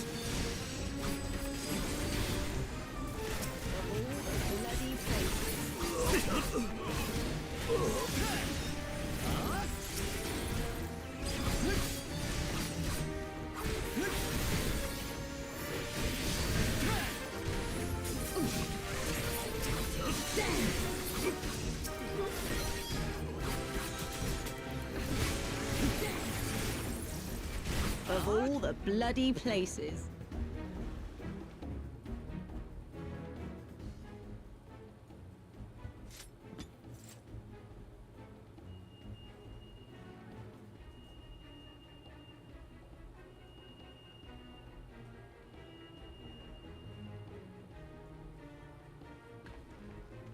As expected, the Sekisegumi have caught our scent. Since fighting them is out of the question, we'll have to wind our way back to the Ruby Bazaar, evading the patrols as we go.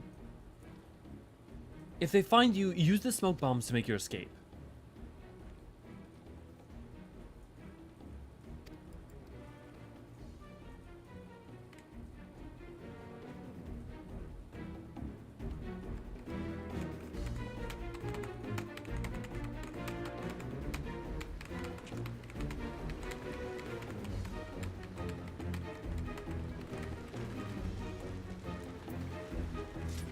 Split up and head for the Ruby Bazaar. And remember, under no circumstances must you engage the Sekisegumi.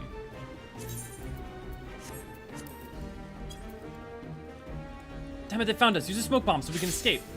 We're trying. Oh, I see. You just wanted me to use it, so no. Okay. I wanted to show you how it works.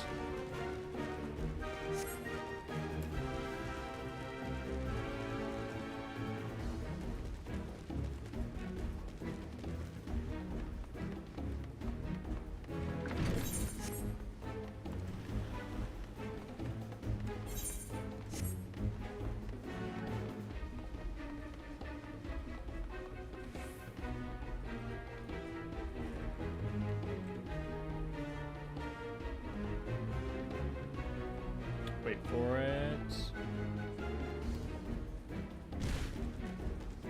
It's a good thing you didn't hear that.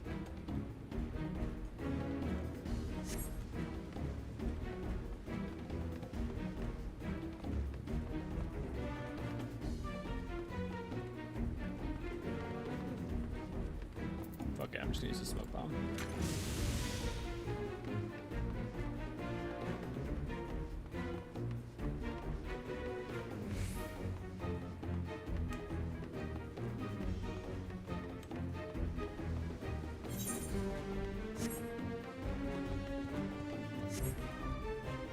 Hey, it's Soroban. Come with me. I will guide you to your friends. First a talking fish and now a tortoise. What do we have to lose? Oh my gosh, she's still fucking... I forgot she's holding the... Gyodan. As silent as a tree falling in the forest. Exactly, Bean. This is Elio! I'm just imagining Elio doing the This is Sparta. Thank the 12 you've made it. I fear our Kojin friend might not have been in time. Everything is going to be alright. Trust me. If ankle breaks in the alley, but the enemy aggroes by sight, does it make a sense? Oh, good shit.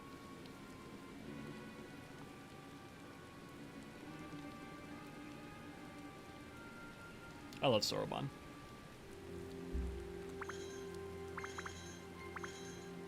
Stay hidden and quiet. Understood?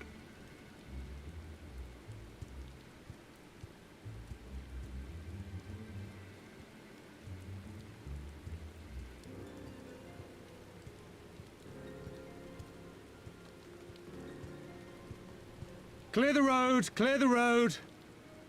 You there, Kojin. We seek 4 foreigners. One, a brutish woman Thancred. carrying an unconscious Namazu. Speaking of Thancred.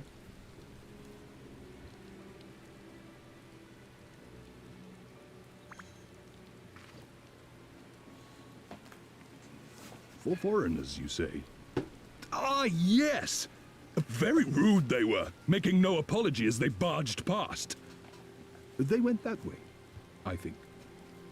Didn't point in any direction. Okay, there you go. Many thanks, good sir. With me, they cannot have gone far.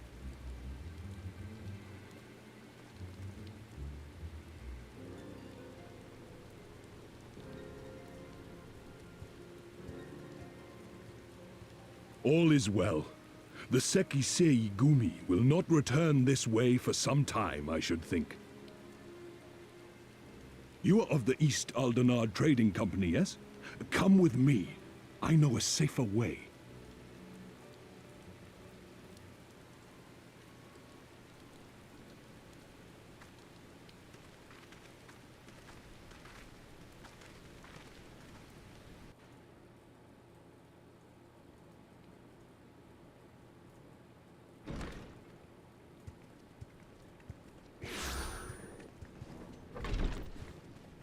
A house full for... You are nice, Brian. returned. Nice. And with guests, I see.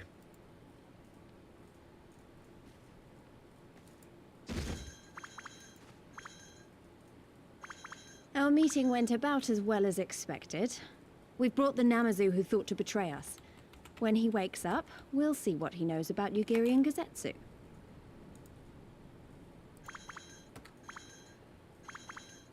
Well done you. When I saw the Seki Segumi out in force, I did begin to worry, but I see my fears were misplaced. Actually, if it weren't for Soroban, we might not have gotten away. 'Twas my pleasure. Yet I must ask, Soroban, why would you deceive the Sekisegumi to help us, foreigners of whom you know naught? Why, out of the kindness of my heart, is what I would like to say, but my motives are not so pure. I chanced to witness your meeting with Hancock at the tavern, and saw an opportunity. An opportunity?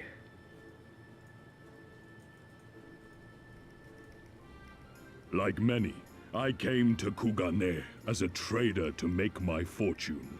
Kojin of the Red may serve the Empire as mercenaries, but Kojin of the Blue walk a different path.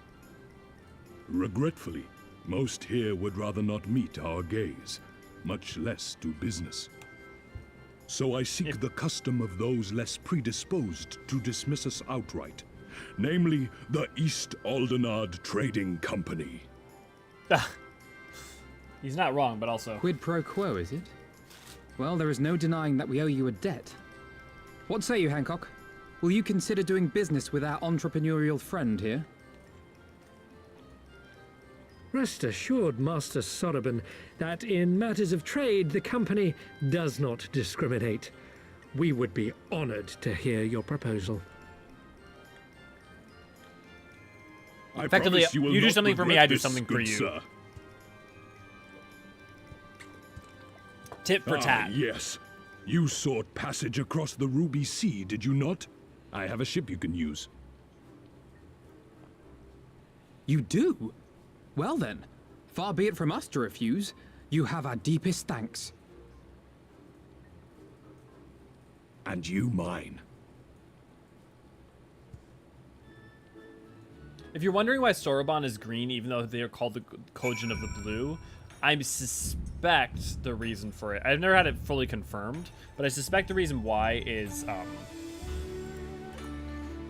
in Japanese, especially during pre-Meiji periods, I think, like especially like the Edo period and like the time period that a lot of this is based off of, Ao, the word for blue in Japanese, like could be used for like including like the color of the sea, like green, and like it wasn't just like there's now like Ao and Midori, you know, and so I'm suspecting like in Japanese the like idea is that, especially because they're harkening on to like more archaic dialects, using Ao would mean like the Kojin of the sea color versus the Kojin of the red, like the color, and so that's why the Kojin of the red match their like Kojin of the red are red and Kojin of the blue are green.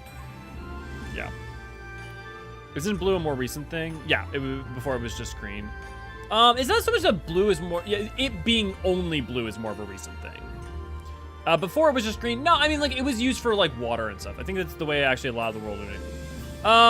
So that's not just about blue and green. That's like a lot of blue wasn't used as commonly. So for instance, like you'll see in ancient Grecian texts, like in the Odyssey and stuff, the color of the sea is described as the color, or the color of the ocean is color of like wine or stuff like that. So like blue is missing, but it's also like just different cultures and different points in histories use different, will like just be lacking and also like language for specific colors as well. You know, I think a good example is I believe it's Eastern Europe, specifically like Russia, a lot of like Cyrillic countries that within that sphere tend to be tend to have a very like clear delineation between like dark blue and light blue in a way that we don't in English. Yeah, I've heard that before too, Brandon. That was a recent thing.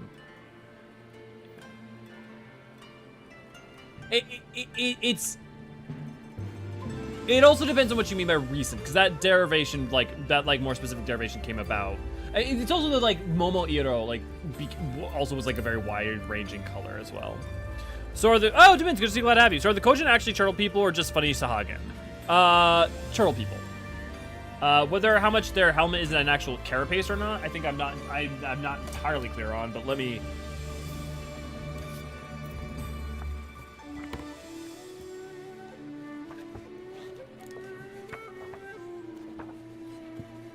I don't think I've actually read their entry in here.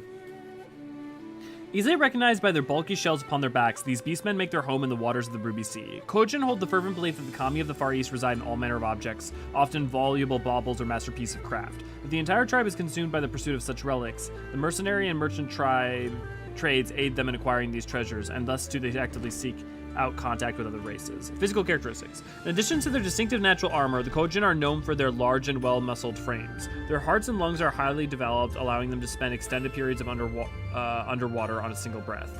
One can often observe the shells of deceased Kojin displayed upon their gates or around a settlement, where they serve as spirit guardians, a custom which stems from the belief that the souls of especially learned and long-lived brethren linger for a time within their protective carapaces.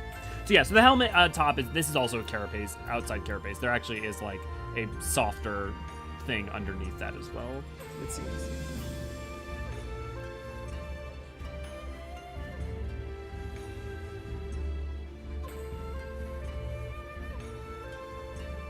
Yep.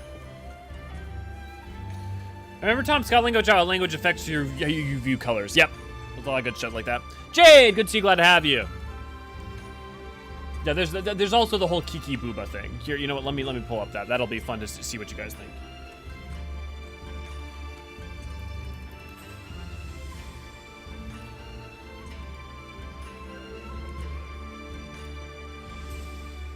Which one of these is Kiki and which one of these is Booba? Say Kiki right and Booba left, or Kiki left and Booba right.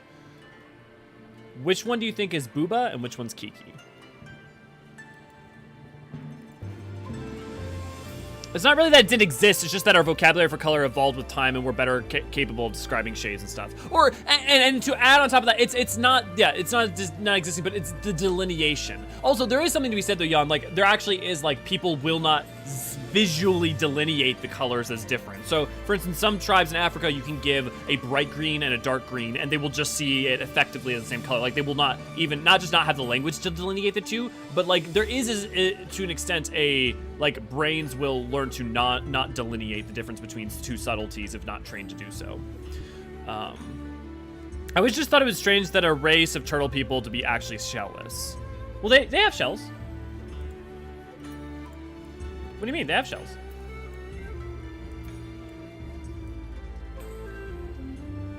Oh, I see what you're saying. It's like because they wear it like this. Oh, I wonder if they like if those are just actual support. Because the thing is that the armor is described as natural, which means to me that it probably grows on them, right? Yeah. Kiki left. Yeah. I think the spiky one is Kiki. I know Boba when I see them. Booba when I see them. That's in the video too, I think. Yeah, Kiki left. Kiki left. Yeah, I already know the majority.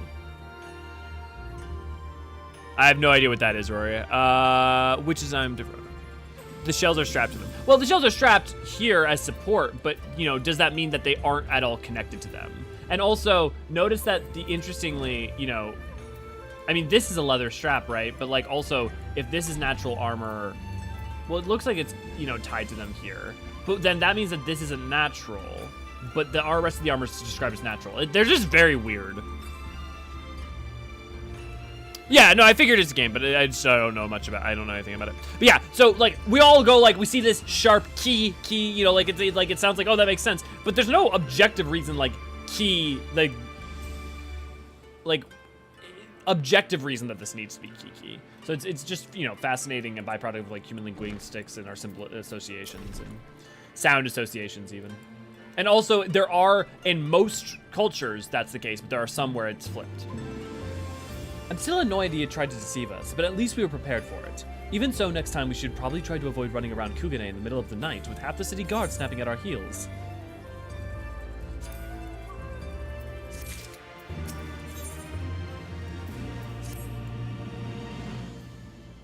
Right then, Yoda should be coming round soon. I think it's time we had a little chat, don't you? Gemini, that's a good, interesting idea. I'll see if I can come up with anything.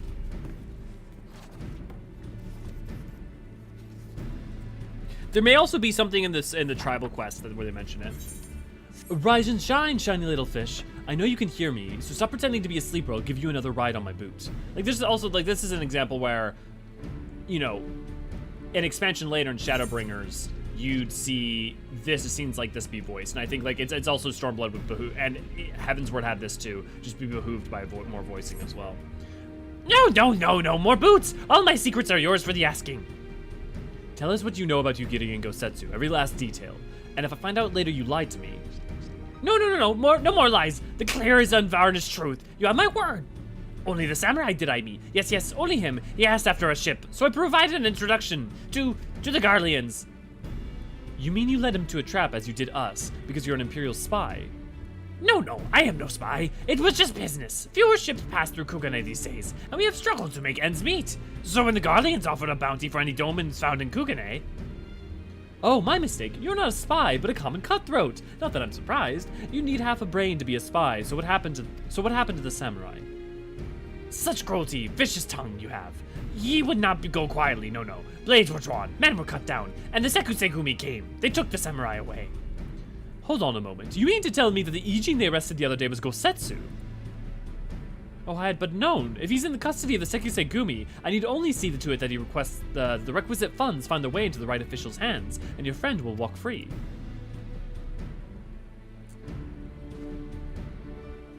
As in Ulta, so it is in Kugane. But given the circumstances, it seems we have no choice but to resort to morally questionable means. We'll make a pragmatist of you yet, Master Alvino.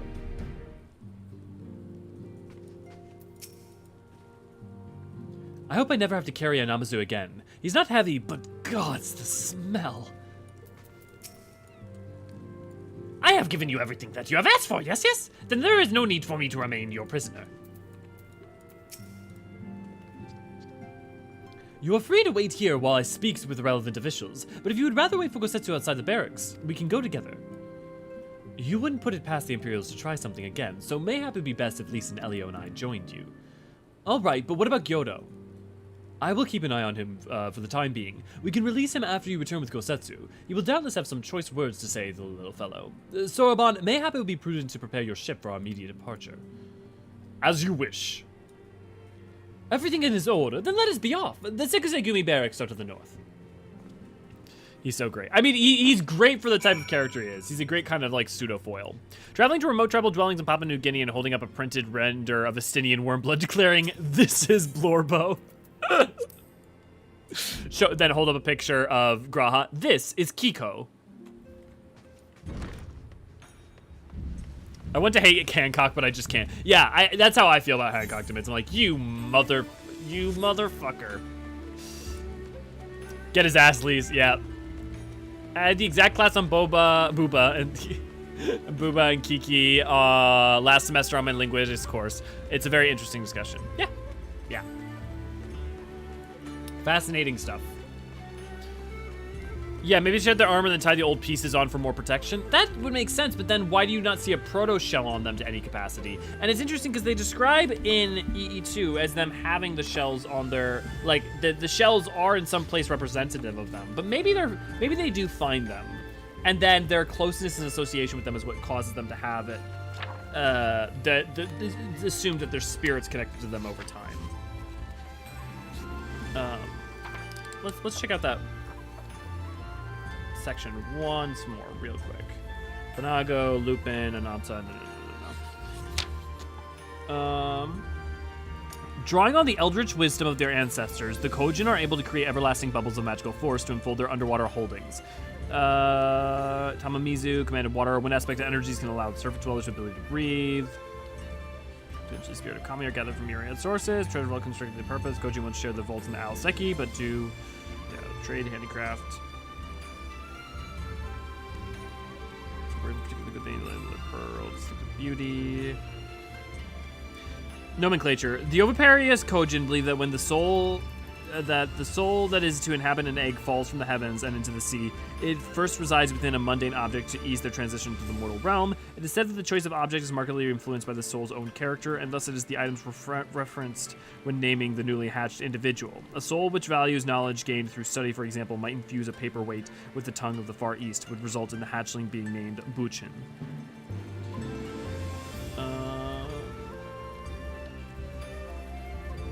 Who value respective symbols. Their respective symbols are a Kojin hand representative of a martial force and a soul-infused Kojin shell.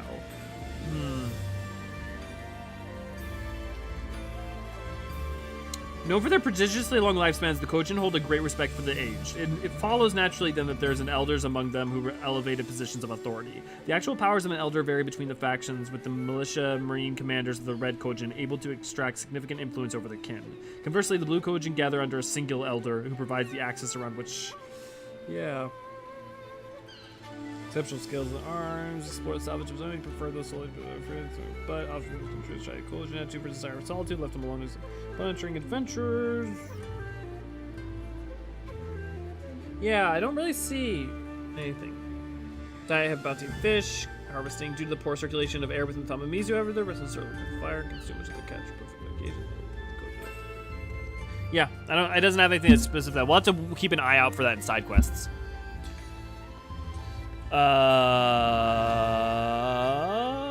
I was since our third playthrough, I made my character look like a poster boy, Meteor, and I've had his name in the I've heard his name is Meteor because that's why. Just because association with the meteor symbol, it came to be. Derplander is another common usage, but yeah, Meteor has been it for a long time. What class do you think I should play for lore accuracy? Well, if you're playing A Realm Reborn, you want Warrior. If you're playing Heavensward, you want Dragoon. If you're playing Stormblood, you want to play Monk when you're in Girabanya. Then when you head to Kugane and Othard, you want Samurai. Then you want to switch back over to Monk for when you go back to Girabanya. But then you want to switch to Samurai during the Point X patches. Although arguably you could probably just stay Samurai once you arrive in Kugane. Shadowbringers, when you arrive, you want to be Dark Knight. Endwalker, you want to be Paladin. Like that, it's pretty much that. Meteor Survivor. Rinsaki has many names. Meteor Survivor, Derplander among them. Yeah, but for ARR, the canon class is Warrior. Yes. The name Meteor Survivor is from a video collection of 1.0 cutscenes with that character model. Yeah, he's using canon classes in his reply. Yeah, replay. Yep. What if I had to choose only one class would be most thematic? Then there wouldn't be one.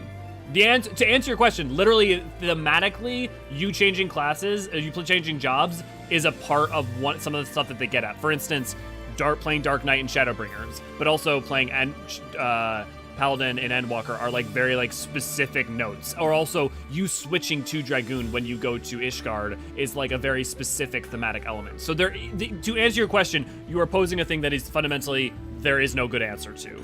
I suppose if you have to absolutely only pick one, you could argue Dark Knight, because it makes the most sense for being a Shadowbringers and because it shows up in Ishgard.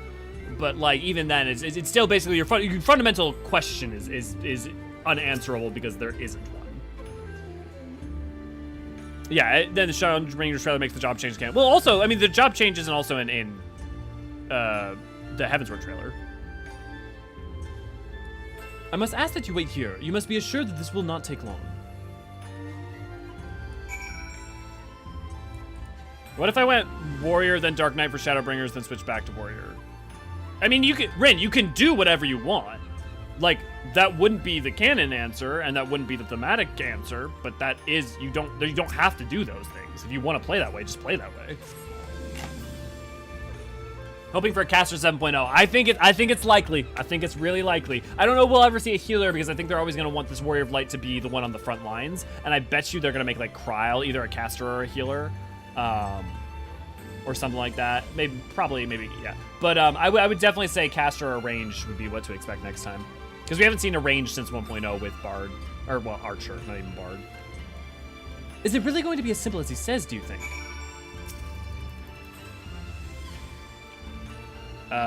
Incidentally, do Warrior of Light and Warrior share words in JP like they do in English? Let's find out.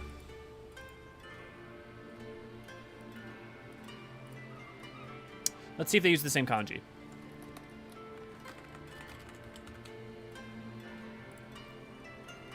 of Light card. Yeah, that'll give me that answer. Warrior.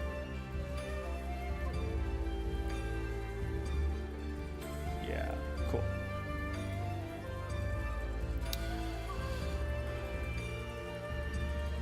Okay, well that says war. It looks like they let me make sure that this is true the case, but it looks like no, because Warrior of Light is actually in katakana here, whereas Warrior, as in the job, is like kanji.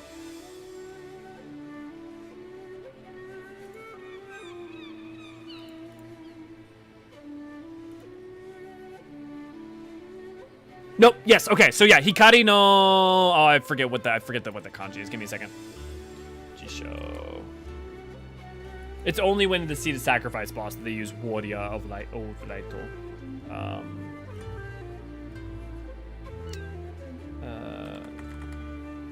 The kanji is Bushi. So yeah, Hikari no Bushi Tachi. Hikari no Bushi is the technical term for, and then just Bushi is like warrior.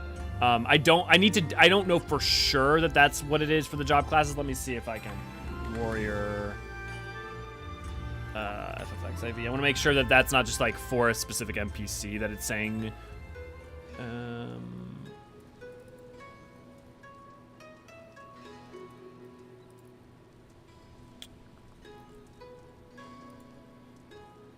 It is, yeah, Senshi. Sorry, Senshi, not Bushi. Bushi was the wrong one. That's like samurai warrior. Senshi is, yeah. Senshi, like warrior, like soldier. Yeah. Sen, like the kanji for that's used in war. Not Bushi. So Senshi. So Hikari no Senshi. Senshi's used for warrior. And then let me see if I can find an actual text example where they use, like, referring to the Warrior of Light and using the same term.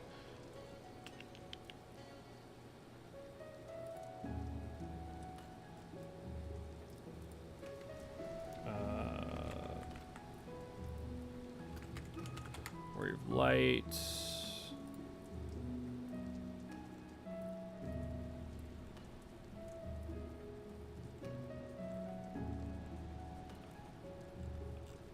Ugh. Oh, interesting. Boken Sha, lit adventurer, but that's not. Alternative names: Meteor Survivor. Yeah. Okay, Meteor Survivor. There's that.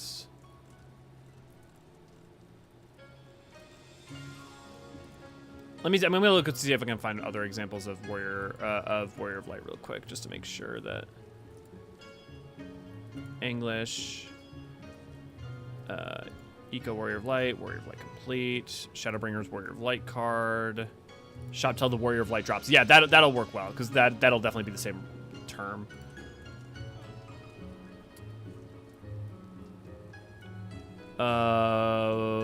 Yumono, well, that doesn't work because that Japanese name doesn't reference the Warrior of Light at all. Kado Warrior of Light, no.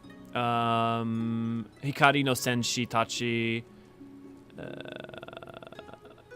Nope, that one doesn't have a name. Hikari no Senshi. It looks like it is the same term. It looks like they use Hikari no Senshi. It's just like Warrior of Light, Light's warrior.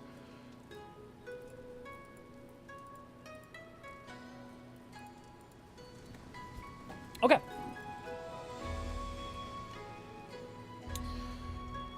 Incidentally, Kral is the next expansion healer job. Well, next expansion we're not going to get a healer. We just got Sage.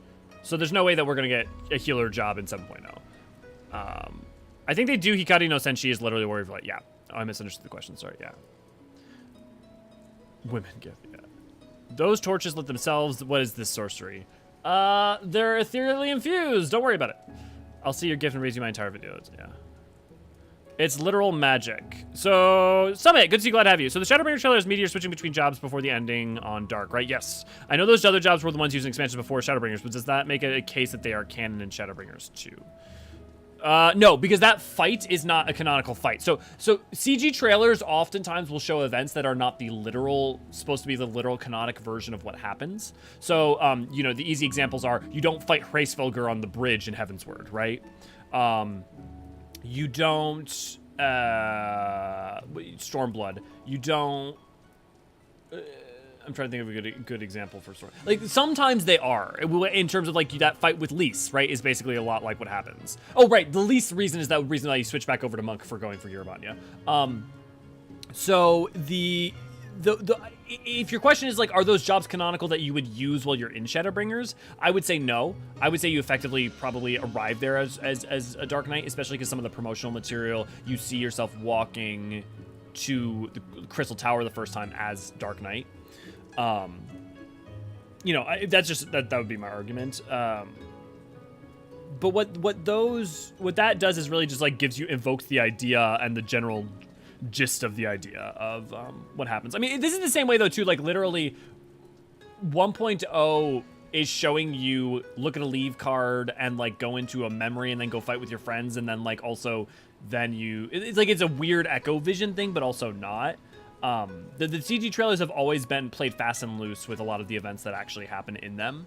Shadowbringers is interesting because some of them are, like, historical events that you don't see, but so, like, even if they didn't play out that exact way, like the burning of Raktika, the flight from beneath Yulmore, if you know what I'm talking about, whether or not they played exactly out like that broadly, they did.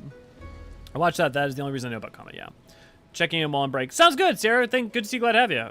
Fire crystals being fed aether remotely. Yeah, but there's no fire crystals. Like, that's my bullshit guess, but that's all I got. I forgot stage was this to expect. Yeah. Also, we can't change job mid-combat. Yes. Not anymore. Yeah. Size and self-powering level blue memories. Makes sense to you. Yeah, totally. Thanks for asking questions. It's fun to try and engage with them. It gives me a lot of energy when you guys ask questions, because then it's like I can pop off that versus, like, just like sitting here playing the game solo. He said he wouldn't take long, right? Because it feels a bit long to me. I mean, we definitely waited all night. Calm down, Lys. Everything's going to be all right. Much as I hate to admit it, I'm sure Hancock's dim view of government officials and their supposed incorruptibility. From what I've gleaned of the Far East, there are probably exchanging lengthy pleasantries. There seems to be a correct way to do everything here, bribery being no exception. I say we leave them to it. Right, Elio?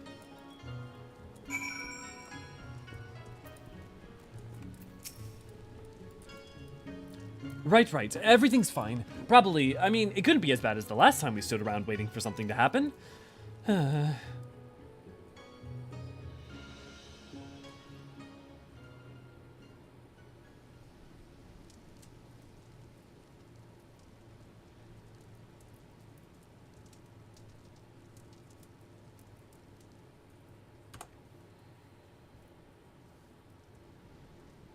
How about you?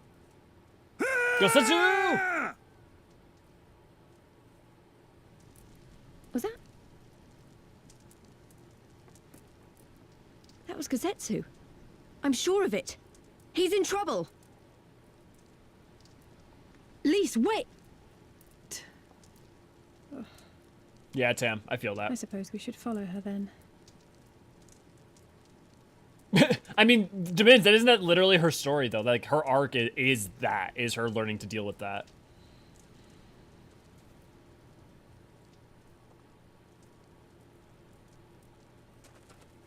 Victory to the samurai!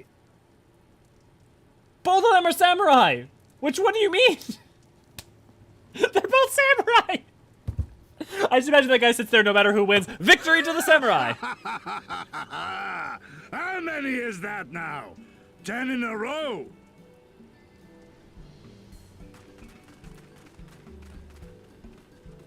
Gosetsu!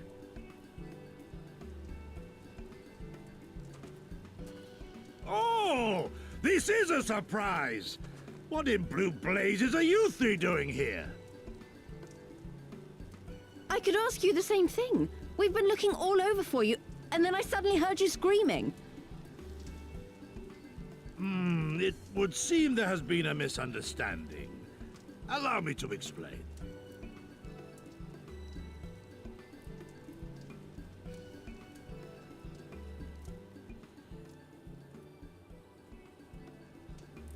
Yeah, I love that. So, Yeah, exactly, in Sam. summary, Yep.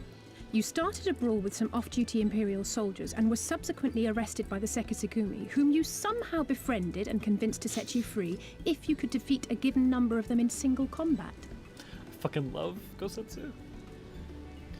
10 bouts for my freedom, aye. 'Tis but a pity you came too late to witness the last one. That's an interesting point, Demins, because they don't have a liege lord. However, they do use the term And to with apply that, to I'm them. free to go, yes? Our word once given may not be broken, but we pray you make every effort to avoid future altercations. Circumstances notwithstanding, my lord, we are honored and grateful to have witnessed firsthand the skill of a Doma samurai. Thank you, Thancred.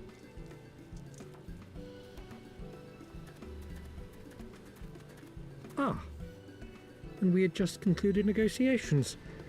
I gather my assistance was not required.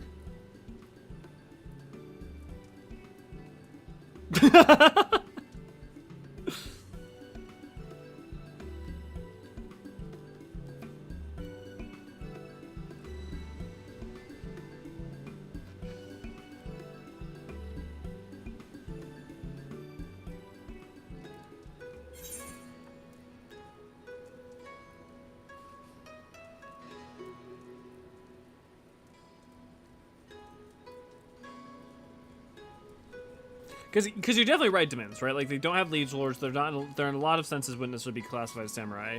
But, like...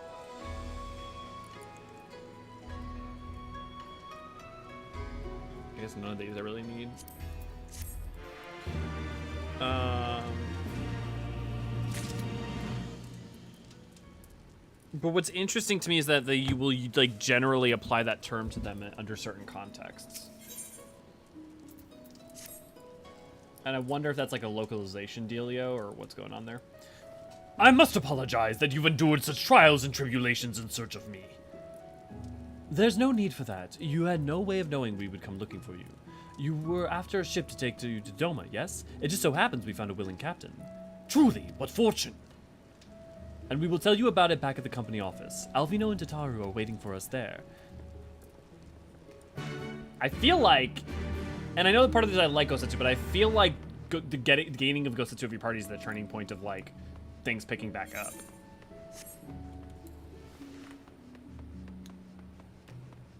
Samurai serve liege lords and may have been a hereditary, may have been hereditary. Effectively, were a hereditary class in the same way that like knights and their associated were effectively, basically in a lot of meaningful way, directly correlated with a hereditary class. Like, you had to be a form of lord to really be a knight.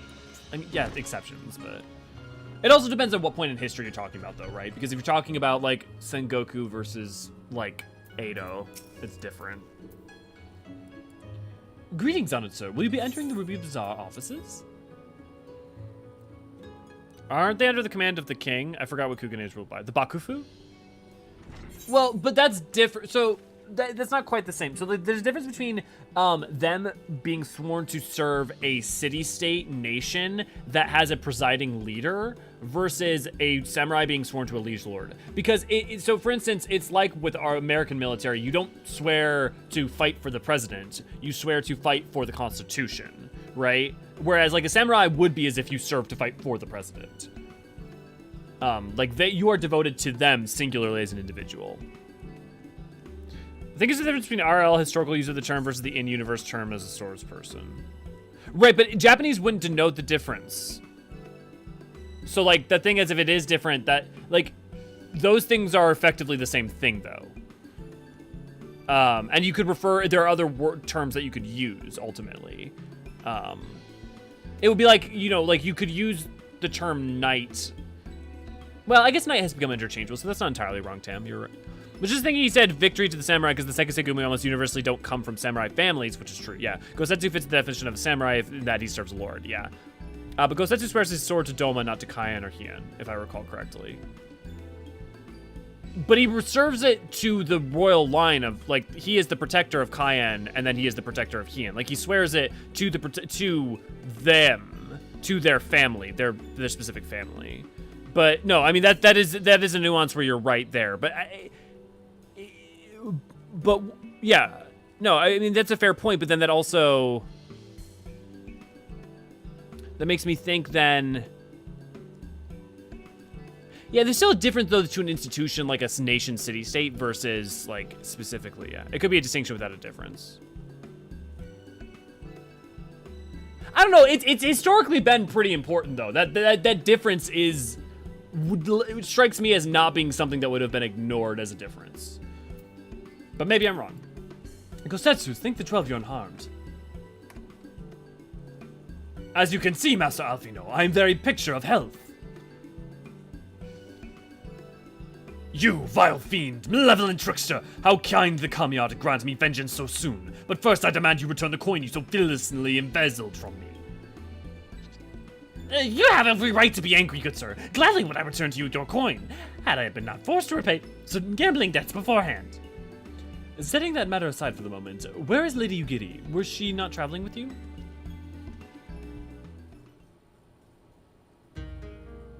For a time, aye, but we were parted ways some while ago. The better to improve our chances of finding Lord Hien.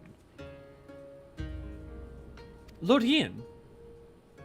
Forgive me, I have yet to explain Lord Hien is the heir to Doma's throne and our master. His was a passionate voice for the cause of Doman liberation, and we learned of the Emperor's death, it only grew louder. So you seized upon the opportunity and rose to reclaim your freedom, only for your hopes to be dashed when Xenos led his army onto your lands. The Crown Prince was merciless foe. Against him in the might of the 12th, we had no choice. Chance. Our Lord Hien understood this. He bade Yugiri take the sea when as many of our people as possible. He, however, would stand and fight that they might have more time to escape. I remained by his side as well. Together we carried on our doomed war, and then one day in a fierce battle we were separated. I knew not what became of him, only that he was beyond the Empire's reach, and that to find him I would need Yugiri's aid. The situation has grown more perilous by the day, for the new Viceroy Yotsuyu is a black-hearted villainess who delights in the torment of her people. There is naught she would not do to further pursuit of Lord Hien. Oh, Tam. Well played. Also, damn you. Oh. Thank you. I believe that makes matters a good deal clearer. It should please you to learn that we've come to your aid to the Doman Liberation Front in resuming their efforts to overthrow their imperial oppressors. Then allow me to join you. My inquiries have borne no fruit, hence my desire to return to Uthar.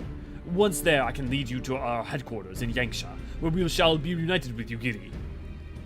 Mayhap not all. Alphino's talents would seem better applied here in Kugane, working closely with Tataru and Hancock to feed us intelligence. There is a Garlean embassy just down the road, after all. While I appreciate your vote of confidence, I should be glad to accompany you all to... As a soldier in the field, so to speak. Come now, brother, a competent commander assigns his soldiers the task best suited to them, as you of all people should know, and you are so very good at espionage and intrigue. For we all must serve in each our own way. Very well, it would seem my place is here. Tataru just slapping that ass. I meant that back, but apparently... Oh, Soraban is waiting at the pier. Have fun, you lot!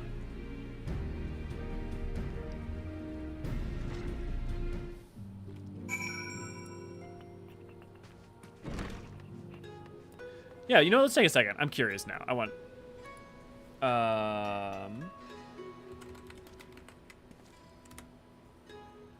A member, samurai, definitionally, a member of powerful military caste in feudal Japan, especially a member of a class of military retainers of the daimyos.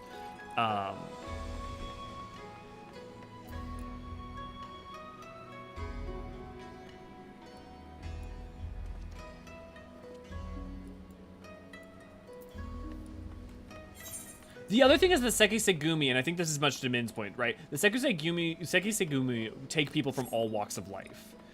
They'll take poor, the like downtrodden, anyone. So like you could be a you could become a not militiaman, but like a mercenary, right? And a good one, and be taken in by a crew, or a police officer. But that's different than becoming a knight or a samurai, right? If you were a cop in medieval time, let's say, which I know like standardized policing and how we think of it doesn't come about until the 1800s effectively. I mean, well, there's the prototypes. But anyway, the point being, imagine that there were cops, right, in medieval times. Like, you could be a police officer, but that doesn't necessarily mean you're a knight, even if you had a sword and armor.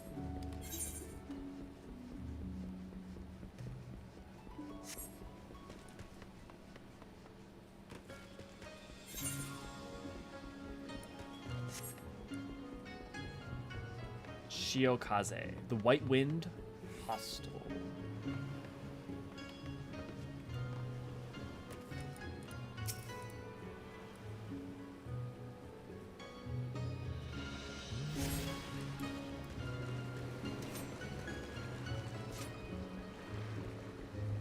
I was really expecting to meet the leadership in Kugane during the MSQ.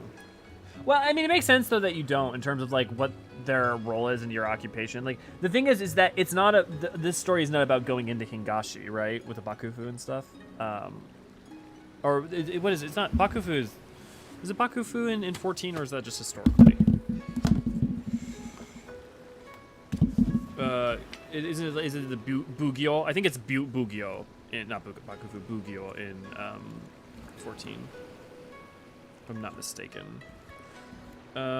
Ichi Matsuba as the Bugyo has served as Kugane's Bugyo, the very first, the 47-year-old samurai. And the thing is, like, so the Kugane Bugyo, the land of the Bakufu and Kugane, yeah. So okay, technically I wasn't wrong. I wasn't also technically correct. I was right and wrong at the same time. Kugane, in the land of the Bakufu and Kugane, the Bugyo is the hand of the Bakufu and Kugane. The Bugyo is the most senior official in the local government, as Kugane is the sole open port within the whole of Hingashi. The expectations and burdens heaped upon this magistrate far exceed those of his peers in other domains must endure. Should a foreigner commit a crime, for example, it would fall to the Bugyo to administer appropriate punishment. However, in such matters, he must consider the wider circumstances, as reckless action could lead to an international incident.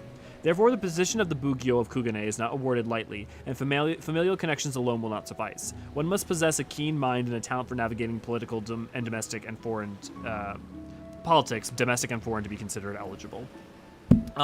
So like that's more of a they set up things, background elements, right, for future use. So they might have thought, oh, we might use this person in, and there are elements of that tie into like doing the castle quest, right, the castle dungeon, but they like setting up seeds. So the Bugyo might be relevant when eventually we may actually go into Hingashi proper. That may be like our stepping stone to getting into there. I have been waiting for you, my friends. All preparations have been completed, and my ship awaits its passengers. Shall we depart without further delay? After you, my shell friend. If you insist. With me, everyone. The Ruby Sea awaits. In Hingashi, I observed that money makes right here, not might. No, I don't know that I would say. I did it like it's very capitalistic in that it is a trade port, right? So like it prioritizes business is its coin as well as coin being its coin to make things. Trade needs to keep flowing in order for there not to be a political incident, right? So, but the thing is that's enforced via the might of the Bugyo and the Sekisegumi and stuff. So I don't know that might doesn't make right. It isn't like the controlling power. It is the enforcement tool. I remember the water, how it turned crimson in the morning sun. Heaven on high! The coin, the spice must flow, yeah.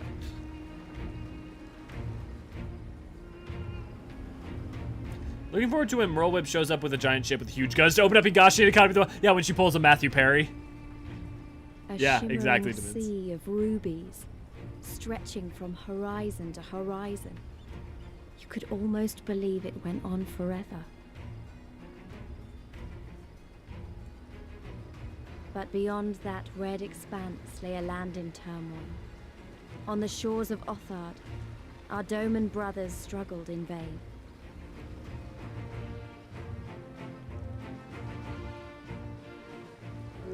I hope you like swimming. I do. I love swimming. How wide and beautiful she is. The Ruby Sea, filled with promise and adventure and treasures. Many wonderful treasures.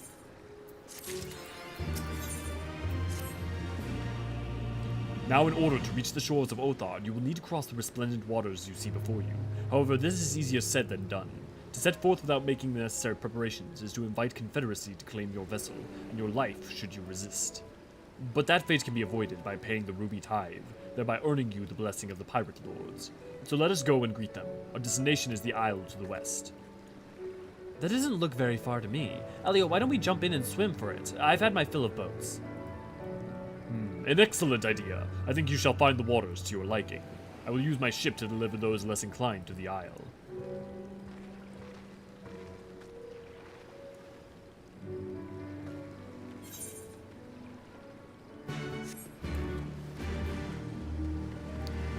Sea that goes on forever. Skies you could drown in. Something like that. I like how the Kojin like their treasure but aren't greedy people, the blue ones at least. Yeah, well, I mean, but also because to them, treasure is not like also for its own sake. It's because of the way that like venerating objects and means that someday Kami can possess them, right? So it's not even like they want to trade for the sake of money acquisition and power. It's much more for veneration than anything. Right, this should be easy and a good way to loosen up before the next fight whenever it comes. 20 Gil says I beat you there. That's not fair, you can teleport. Stop dithering into oblivion and then showing up at the location.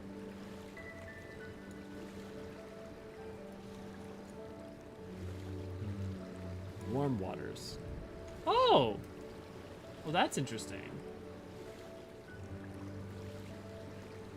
They do have reflections. But it's definitely a lower resolution. I wonder if it takes the same... I wonder how it goes about doing it. But yeah, AC, good to see you, glad to have you. And I totally feel you on that. I like the Kojin. I like the Kojin tribe quest a lot. I think it's my favorite. Well, Namazu's pretty hilarious. And like actually kind of interesting. And it's interesting because the Namazu tribe quest also is actually really relevant to the Kikiri? I always forget it. You guys told me literally like last episode, I think. Or the first episode of Stormblood we did. But the Shadowbringers gathering quest. All MSQ characters are instant transmission users. All of them are playing Monk. Yeah, exactly, Elias. Yep. Actually, if this isn't too unrelated, I don't know why you all think everything you guys have to say has to be hyper related. Like it doesn't have to really. If you like say something that's like deeply personal, like I like the color magenta, I'm gonna be like, cool. I don't know what else to say, but like if you have like any game thing that's even loosely 14 related that you have a question or a quandary about, I'm happy for it, yeah. Actually, this isn't related. I was also wondering if 14 spells tiers are differentiated phonetically instead of mathematically in Japanese, i.e. Kyurga instead of Kyurtu. Yeah, Kakurin. No, so Kakurin is the sources. I'm talking about, Tam, I'm talking about the Shadowbringer, the firsts use name. Oh, no, Kikurin. Oh, yeah, you're right. It's funny that they do, sorry, my bad, Tam. I just misread that.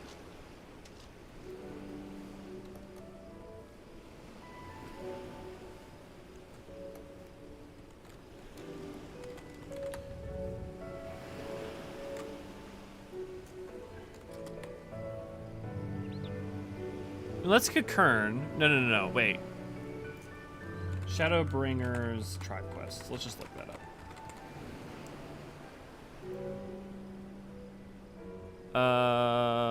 It is Kitari. That's what it is. The Kitari. Yeah, Kitari tribes. Yeah.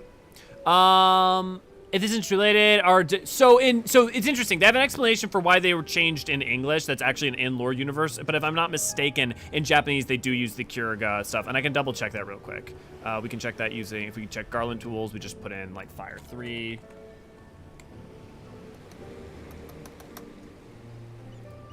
Something like that. I know we checked it before, and I'm pretty sure, I'm 99% sure that it's Fire 3 and that the like is Fire 2. Yeah, Fire 2 thaumaturgy spell should be Fire, I bet. Fire, yeah. In Japanese, they use the language versions. There's actually, Yoshibi has a comment on part of why they changed it for English. I can't remember what his exact reasoning was.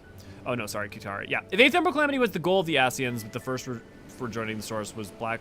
Hey, Reaper, careful about spoilers. Remember, we haven't gotten to Shadowbringers yet, so people may not know about stuff.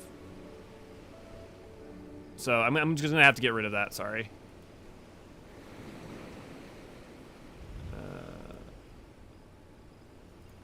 But I can go ahead and answer it by talking around it. Remember, assume that you're talking to people who have not gotten further than this point in Stormblood. If the goal is that the first for joining the source with Black Rose already, then works with a little bit has brought the Warriors of Darkness to the source. Yeah, probably. To answer your question, your initial question, yes, probably, almost certainly, because it had been in the works for a while. The other thing, though, and also, the other thing is that him doing that was an attempt to try and find a way to stabilize, to either skew, even if they were going to lose the first, skew the source towards a preparation for a new calamity, and have tools to do so, but also ultimately actually worked even better to his advantage because it allowed them to stabilize the fort first, which is explained, which is said in 3.x. What other Eastern gods or monsters would you have loved to see in Add and Stormblood as primals that we haven't seen? For me, I would have loved to see Orochi. Well, I mean, we kind of get Orochi. Like, Seiryu is if we're thinking of the same thing, Seiryu is a lot of, like, very...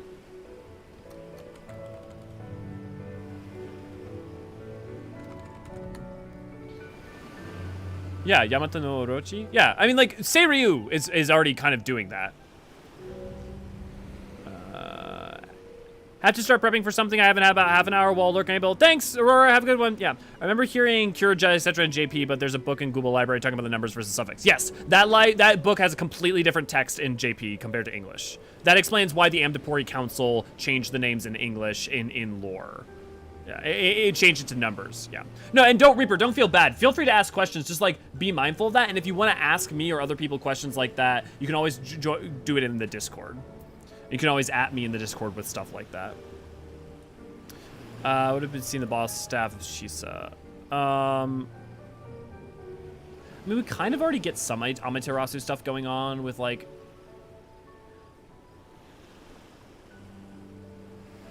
I don't know that I have anything off the top of my head that I'd love to see. But I'd have to think on it. I want Amaterasu, but the Okami version of her.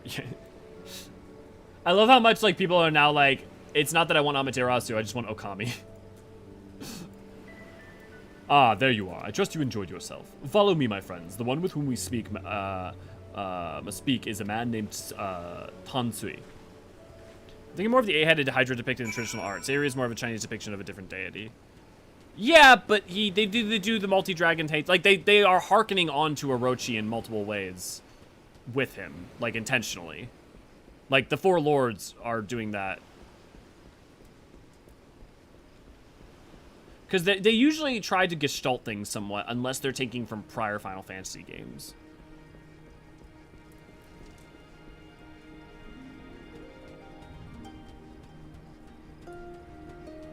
We technically have Shisa in the form of Yojimbo's companion, I think.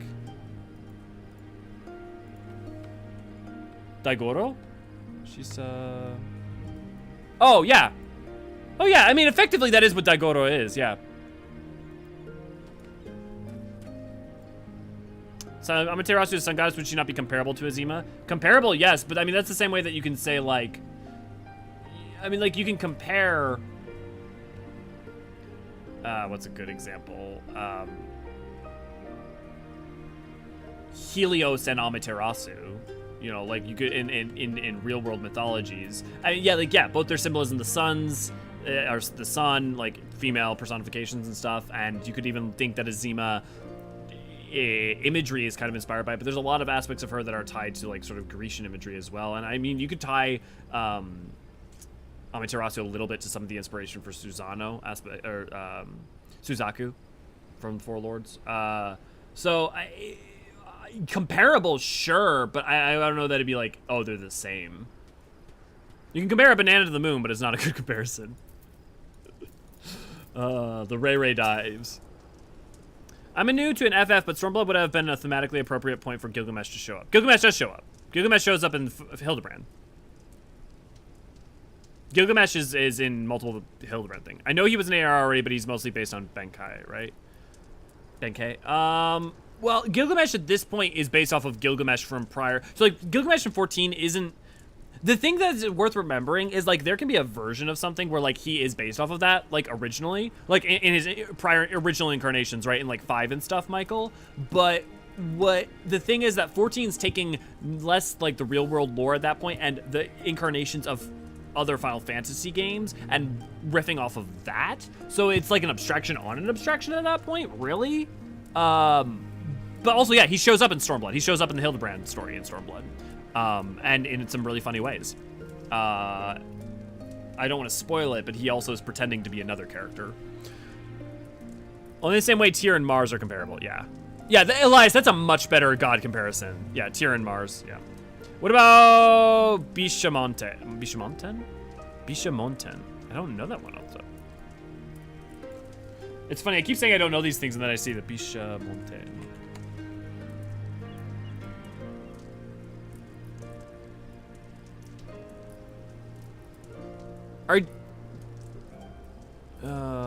Bishamonten. Oh, Vice Verana. Oh, that's why I was like, because I'm not used to seeing it in this form. I'm used to seeing it not in its Japanese name, but in its, the Buddhist figure. Yeah. Yeah, one of the 4 Heavenly Kings. I mean, for me, the thing is, it's like, what's the pitch for its use, right? And also, like, why? And I'm not saying that this doesn't have use. I don't know it well enough to be, like, have a strong opinion. Yeah, Bishamonten is the Lord of the North, commonly depicted holding a stupa and one-handed rod in the other. I mean, honestly, they're already hearkening on to him with what they're doing with Gosetsu in the role quests, in some ways.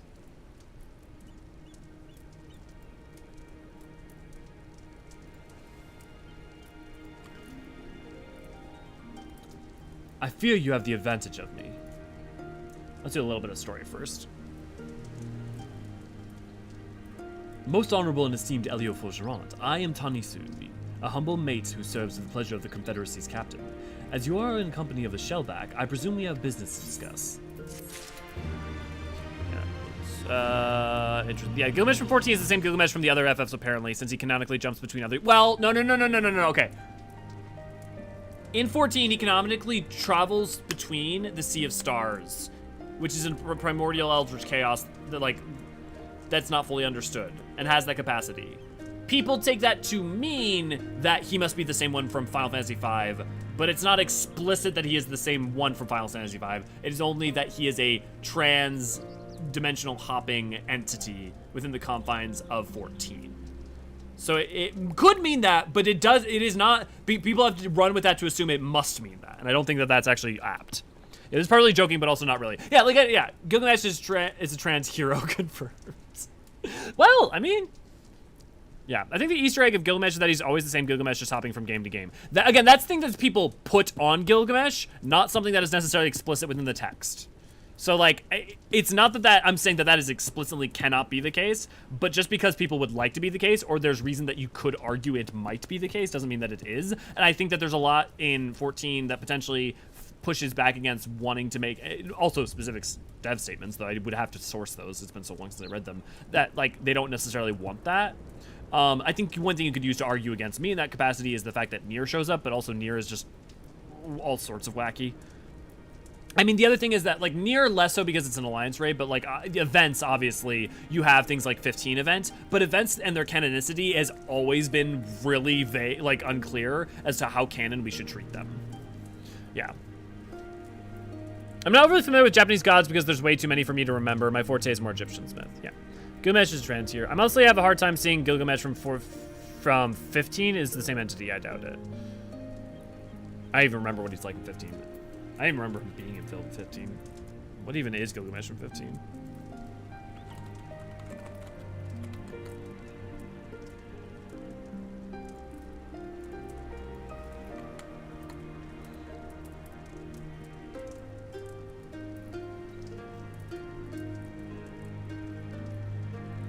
He's just a Blade Master. It's a final boss of downloadable content, episode Gladio. Oh, that's why I never got to play Gladio.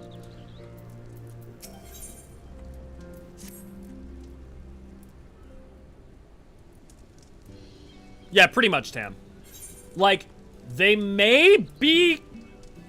If you ask me, I'm going to say no, they're not. But because the problem is if the vast majority of them, if they are canon, it breaks so many things in the game. So, for instance, just as a singular example, if the holiday events are all canon,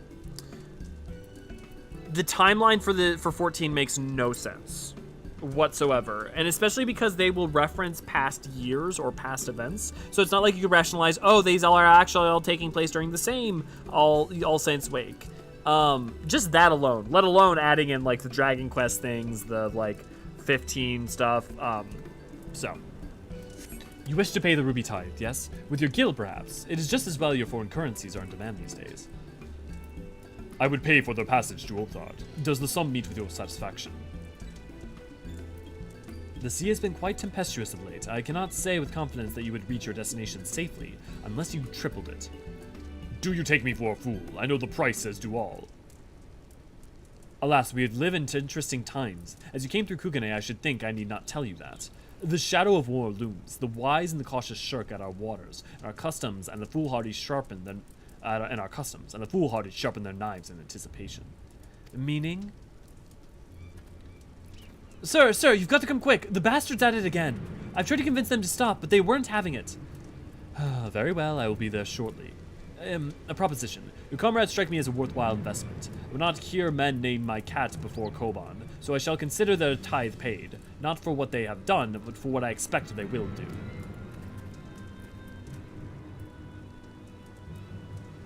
I'm not sure what to make of that, man, but at least the matter of our tithe is settled for now. What was that he and the other pirates were talking about? Maybe we ought to go and have a look. But yeah, looking at that Gilgamesh AC, I can definitely see like seeing Gilgamesh and all of them being a little weird. I thought that he mentions Bartz when you first meet him, so wouldn't that mean he's the same? Although no, I'm not sure that. Well, but remember Gemini Omega, right? So Omega has the different fights with different beings and entities that have the same name or appearances, like the Ghost Train, and it has references that alludes to something like 6. But the thing is that they also goes out of the way to communicate that actually this is just a tale from another point in our history or from maybe another star's history or something. So for instance, it's possible that the Bartz that he's referencing, there was someone named Bartz or an adventure they went on much like what happened in 5 on another star, or, you know, like there are multiple ways in which there could be things that like 5 happened, but that's very different to saying that the world of 5 and 14 are the same. So whether things are rhyming or actually directly connected is, it matters. And there's many examples of them rhyming things, as it were.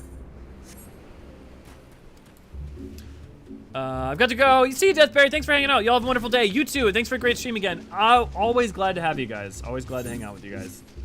Timeline already makes no sense. I mean, it makes sense. It's just ambiguous. There are a couple things that are that can be like a little head scratchy, but for the most part, it makes sense. As long as it's like you just treat it as it's been less than 4 years. Broadly, that's all you really need to know for sure. Whether or not, like, if it's all in 1 year, that feels wrong, but isn't necessarily logistically impossible. I mean, at this point, I would say I think there's enough references to moons and date and time passing that we could probably prove that it's been at least has to be more than 1 year just from the canonic amount of time that took place that is explicitly stated from different characters and quests. I'm gonna finish 6.0 now. Nice, cool. What is the guild to Koban exchange rate? I don't think that we know specifically. Maybe we do. Maybe this stays somewhere, but it would be ever changing. So, and the other thing is that we get that in like Kugane and probably broadly in Eorzea, that people will accept the gil also. So, I don't even know that the exchange rate becomes hyper relevant. Even better question: what exactly is gil backed by? Who mints the gil? I have an answer to this, but I've forgotten it.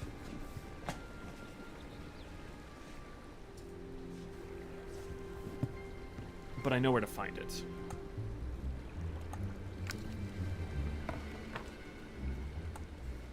Gentlemen, I'm told you were most unreceptive to my associate's requests.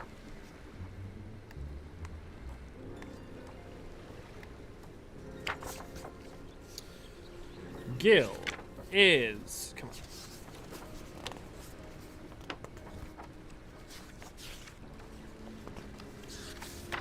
Here.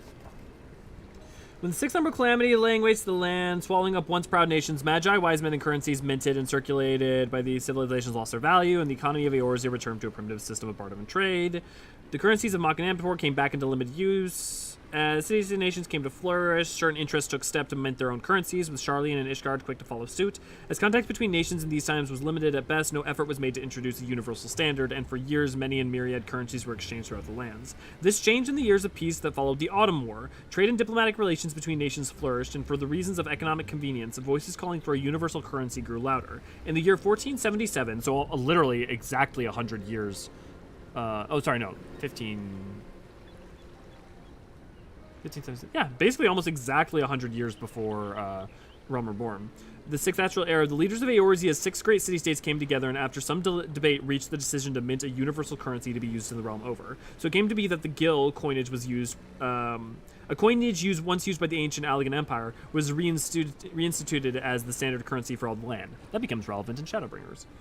In the times of Eld, coins would typically bear designs inspired by heroes, leaders of regions, imagery of nations that minted them. With the introduction of Gil as a universal currency, however, the consensus of experts from all nations made their decision to adopt neutral designs, ones not rooted in the traditions of any one culture or nation. In the interest of avoiding needless debate, to this end, the face of Nymea the Spinner was chosen to grace the 100 Gil coin, and an exception to the rule can be found with commemorative Gil coins issued by the Grand Companies for Foundation Day, and which are emblazoned with the images of the leaders of their respective city-states.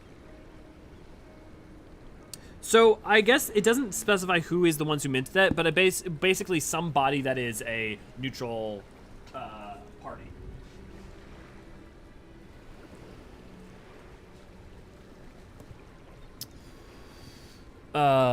You want a real head scratcher? Try placing the original Warrior of Light on the timeline.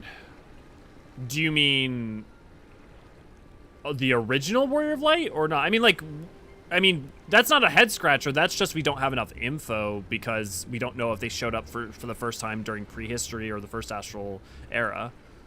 I mean, like, we just don't know enough about those times. It's not like it's confusing. Like, we have the info and there's, like, multiple sources that, like, say differently. Considering travel time in a couple places and the time stated in between patch quests. Yeah. What's your favorite among the tribal quest lines? Currently, it's probably the most recent one, but it's either the most recent one, dwarves...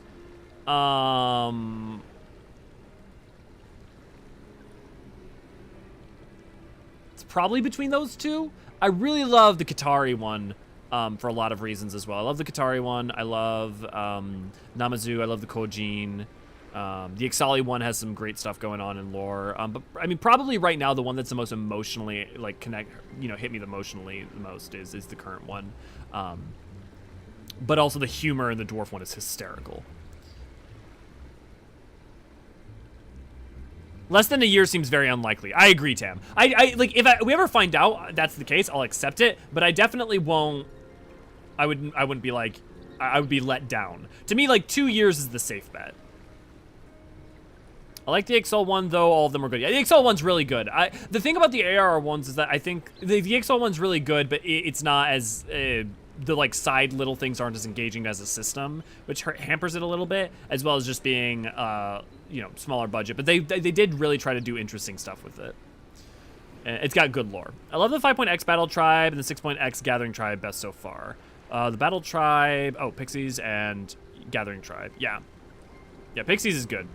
Pixies wasn't my favorite, but Pixies is really good. In terms of 14's first Warrior of Light on the timeline. Well, yeah, but we just don't know that because we don't know enough about early history right now. Yeah. Oh shit, Namazus are amazing too. Yeah, the Namazu reminds me of SpongeBob's squeaky boots every time they walk.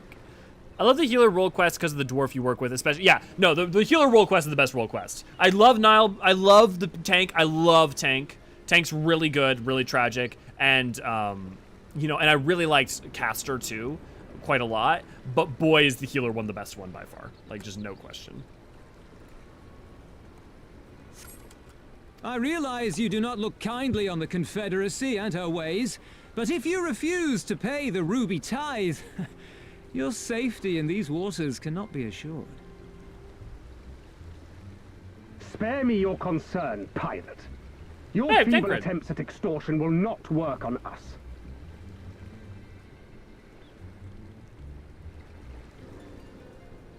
You remain at large because we allow it. Because you are such insignificant little pests that we see no need to swat you. But if you wish to risk the ire of the Viceroy, by all means fire upon an Imperial vessel. Give us a reason to bring the full might of the Garlean Empire to bear against your pathetic fleet. Bastards! I don't think that the Ixal quests get better after Fractal. I think Fractal's better if you do Ixal. Because the Fractal's building off of what happens in the Ixali quests, right? Like, you have to know the Ectal 9 and stuff beforehand, and then it makes what happens there better. Which is also, I mean, like, chronologically makes sense, right? Like, Fractal doesn't come out until Fractal Hard, I think, is Stormblood, right? Technically.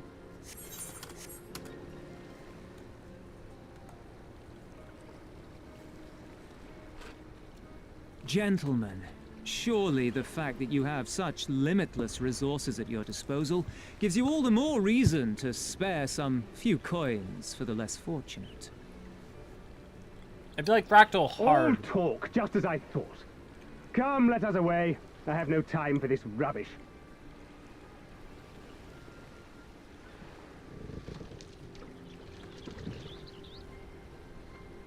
How was that boat stopping? That was magic.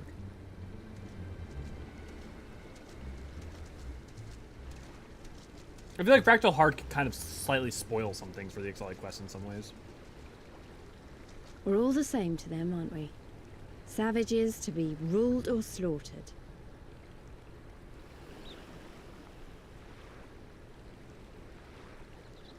They've always balked at paying the ruby tithe, but they were never so eager to pick a fight.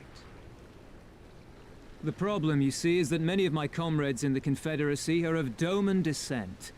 And the acting viceroy, well, she's none too fond of Domans, to say the least. If we take any action to hinder the safe passage of an Imperial vessel, she'll accuse us of attempting to foment rebellion and brand us enemies of the Empire, which we can ill afford to be. Like the man said, we're all talk. And where did the Kojin stand in all this? With the winning side, of course. They're mercenaries to a fault, eager to offer their services without coercion. The Shellback could tell you more, though something tells me he would rather not.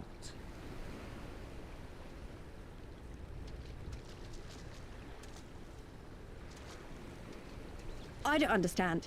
If the Garleans are causing the Confederacy this much trouble, and if so many of you are Doman to begin with, why aren't you willing to fight back?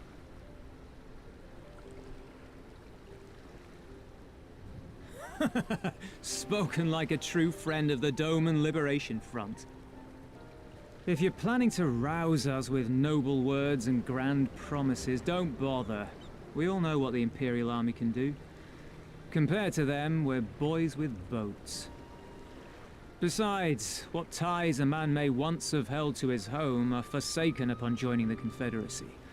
We look out for none but our own.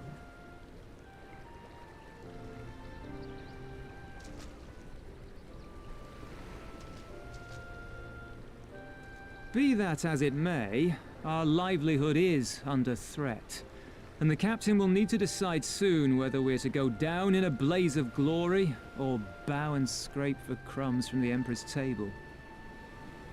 All while our friend the Viceroy continues her purge of Doma's radical elements. I believe she's holding court in one of the fishing villages even as we speak. That she-devil! Her perfidy knows no bounds! She must be stopped! Come, let us find Soroban and put us here at once!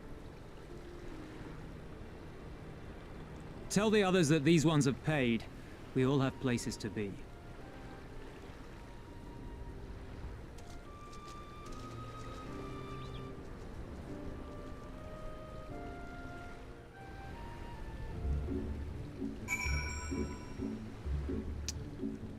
That's funny, Reaper. Caster's probably my least favorite for the one that I felt like very little connection to or striving towards. For that's not a comment on its quality. It's just a comment on it. For Endwalker, my favorite is probably Melee. Ranged was probably one of my highest, especially for like both what it does lore, but also like the emotions that it got behind hit the hardest for me. Some healer, ranged, melee were my like 3 favorite, and then like tank and caster didn't do that nearly as much.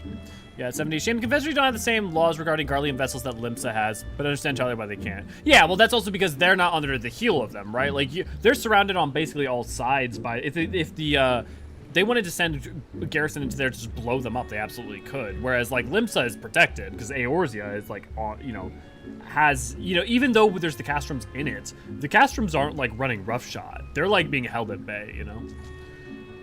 That's what I mean. Doing Fractal Hard adds a lot of meaning to their quest. Okay, cool. We're cool. That follows now, Tim. Yeah. I'm most curious why the Garlean consulate never changes after certain events. I mean, it does, but like you're also not going inside. You're not privy to what's going on. But like also, Hingashi is still a neutral place. So the only time that it would really meaningfully change would be like the physical building is as a whole is not going to just like magically disappear overnight. You know, just because things are going differently in Garlemald or even certain elements are lost. So, you know, for all we know, it may be like, oh, it's mostly empty, but there are some people now who are like, well, you know, my homeland's gone, but this is all I have. And so, like, I'm going to stay here. It's still, you know, an embassy, effectively. Yeah, I guess the same could be stated for Cape Westwind and Eastern Lenos, yeah. There's a limit to the change in those areas since they're not relevant after AR. Well, it's not just that they're not relevant after ARR. Like, we know that the castrums, yeah, are still... The thing is, we don't know, for instance, that all of those people just are going to abandon their posts. So it may be that, like, okay, they can't be changed, but also maybe canonically, like, there is some rationale that they've given for why they haven't changed. I mean, also, at that point, that's not even just castrum... That's not Cape Westwind and castrum Occidens. That's also, like, really any of them. Because you could argue with the Fall of Garlemald. I guess Caster had an interesting idea for me. Healer had a great story. Melee was the most fun. Yeah, for me, Caster had an interesting idea, but I thought it executed on its idea the least well. And I don't mean that executed on it poorly or not well. I just, of them all, for me, it executed on them the least well. Occidents, that ends. Yeah. Limit as in you can't just empty a pack of mobs. Yeah. Well, I mean, they could, though. I mean, they can't because they're tied to... they can't... There's a lot of reasons they shouldn't, right? But, you know, maybe one... And then the problem is that you don't want to change... You don't want to get into a Cataclysm situation where they change it. But then anyone who wasn't playing ARR didn't see how it was. And it's like, well, wait, what's going on now? So I think the easy thing is just to, instead just assume to rationalize, okay, the castrums are effectively empty in modern times. You know, the same way that, like... You know, the Bajan Southern Front isn't going to perpetually have enemies on it all the time. You know, like, most of those in theory should be cleared out. Some of them are natural, right? But, or, you know, what's another good example in terms of, you know, why are we always fighting every fucking dragon everywhere in Dravania and Kurthus, even though, you know, we've made peace with a lot of them? Or, you know, there are some limitations. That's totally fair. Is there a good example in Othard?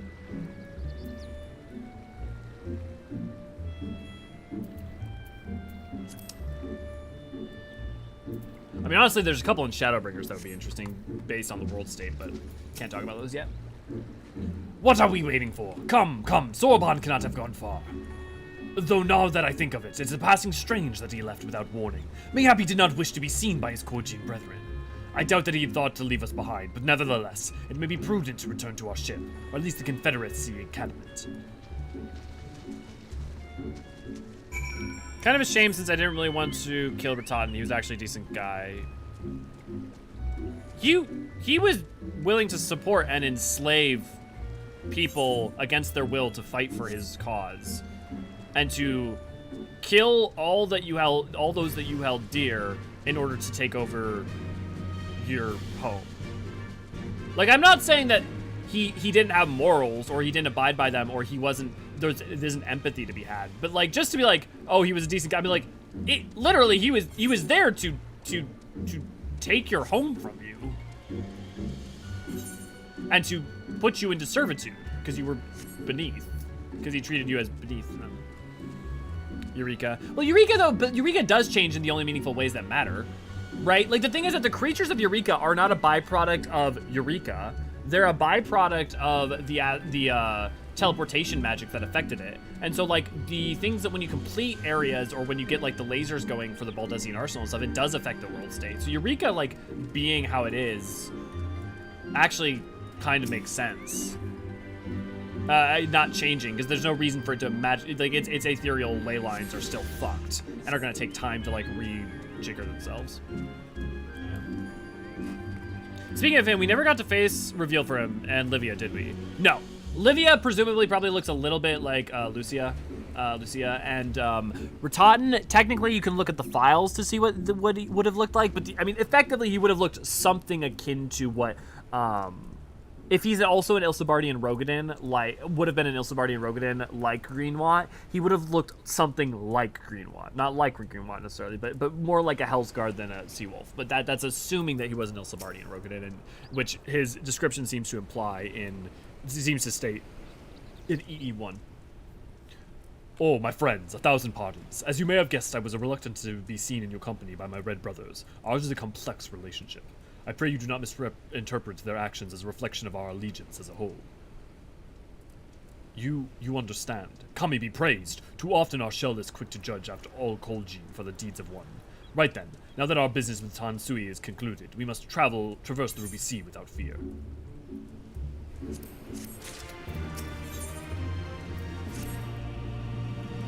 I shall return to the ship and prepare for our departure. If you have any remaining business to conduct with the pirates here, I pray you do so now.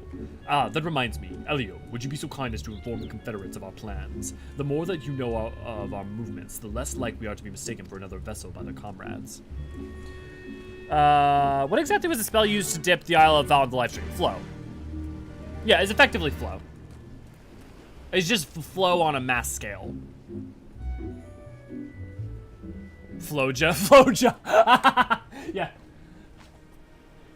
I do. Want to say hi to people? Say hi to people.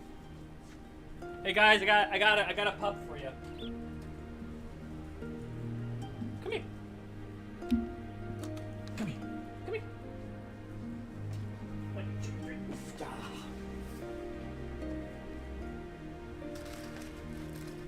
Yeah, I'm trying to find something to give you.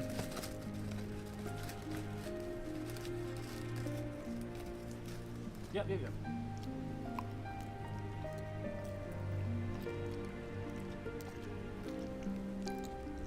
You went down?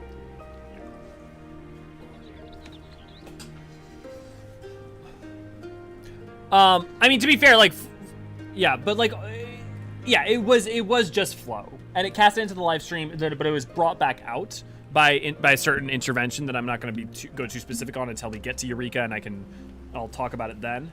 Also, we got to figure out how we're going to do Eureka. Do we just like watch the story of it or something in order to talk about it? Because I don't want to. I don't know, because like I don't want to. Sorry, I need to charge my headset. I don't want to like take like 2 weeks to like do all of your recon stream or anything, but we'll see. Theoretically, can flow be used in the ethereal sea to get stuff out of it? Might be useful later on. Not really, because the thing about what flow is, right, is flow is effectively you are reducing yourself constituent components to aether and tossing yourself into the ethereal sea. To flow out of the ethereal sea, effectively you don't, like, the ethereal sea will draw you in, but the outside world will not necessarily draw you out. So unless you had if you're in the ethereal sea and you're like your components are all together and you're still like fully formed and cognizant, you could probably teleport out of it. But like if you throw yourself onto the ethereal sea, you're basically throwing yourself in data form onto the sea and unable to like just pull yourself back out of it. But essentially teleportation is reverse flow, right? Flow is just effectively teleporting yourself, but not having teleporting yourself in a direction. It's not, I'm going to teleport to an aetheryte, or I'm returning to an aetheryte. It's, I am teleporting but throwing myself to the wind. The packet of aether data that's being created from that is being just tossed into the sea. Brian, good to see you, glad to have you. How's the journey going? It's going good. It's going a bit slow because we're doing a lot of fun talking, but, you know, it's going good. Going good. Oh, you're one of the Eorzean from the beach. Leaving us already. No need to pay the tithe, like Tansui said. On the other hand, if you were to peruse the wares and find anything you're liking, we should be glad to sell it to you for a fair price. Do I need to repair? No, I do not. Actually, do I have any new armor? Cool. Yeah, let's put that.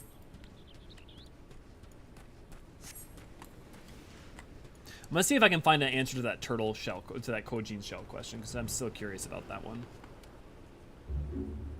But it's also weird with their helmets, right? Like, because they're like their helmets are supposedly a part of their actual carapace, but like don't articulate. Like, how do they grow on top of them? It's very strange. Next stop, Othard and Doma. We're coming, you giddy. You have spoken with the Confederates up above, then. Excellent. If you're ready to depart, we may do so at any time. Island hopping. How to get out of the Ethereal Sea? See Y'shtola. Well, I mean, to be fair, like, that's not... Y'shtola never pulled herself out of the Ethereal Sea. Pretty much the only examples we've seen of people... So, of the examples that we know of with flow, the ones that I can think about are Y'shtola, Minfilia, Thancred. So, right? Neon Crumph. Vol / Kryl, right?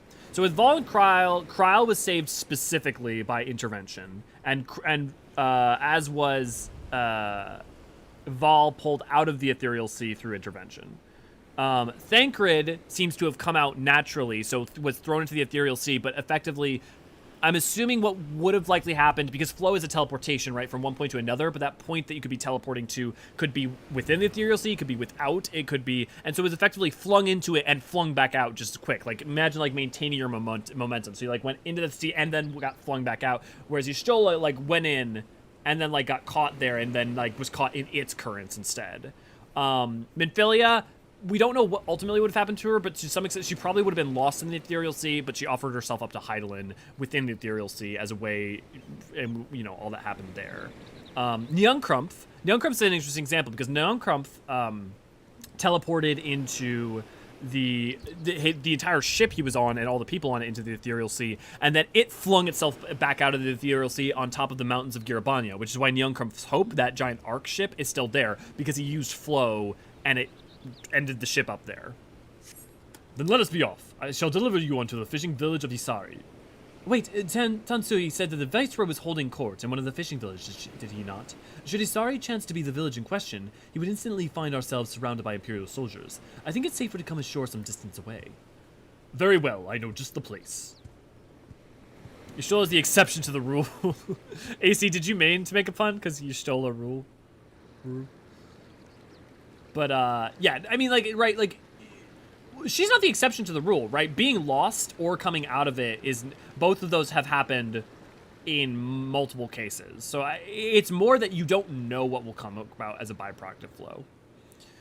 Oh, I meant how to get out on the ritual power needed to pluck someone out of the Ethereal Sea. Yeah, let me, yes. But it's to be fair though, it's like, it's dependent though, right? Because the two ways that happened, both in Heavensward and elsewhere, are both very different methodologies. Yeah. In a pinch, use flow. Warning, may cause ethereal impotence, blindness, nudity, approval of personality.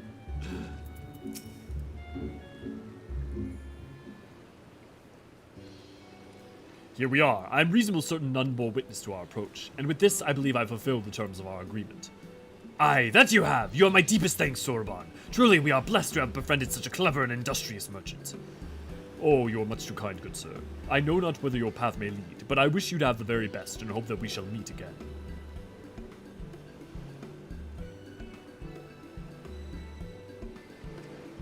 How are you doing, Brian?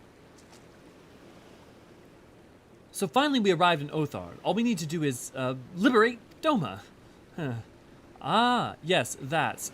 Look, daunting though it is, we do have one thing in our favor. The elements of surprise. Unlike in Girabania, the Imperials don't know we're here. Admittedly, these may be our only advantage, considering how few of us there are. But, well, I expect the Doman Liberation Front will even up the odds. But before all that, we need to see if this fishing village Tansui was talking about.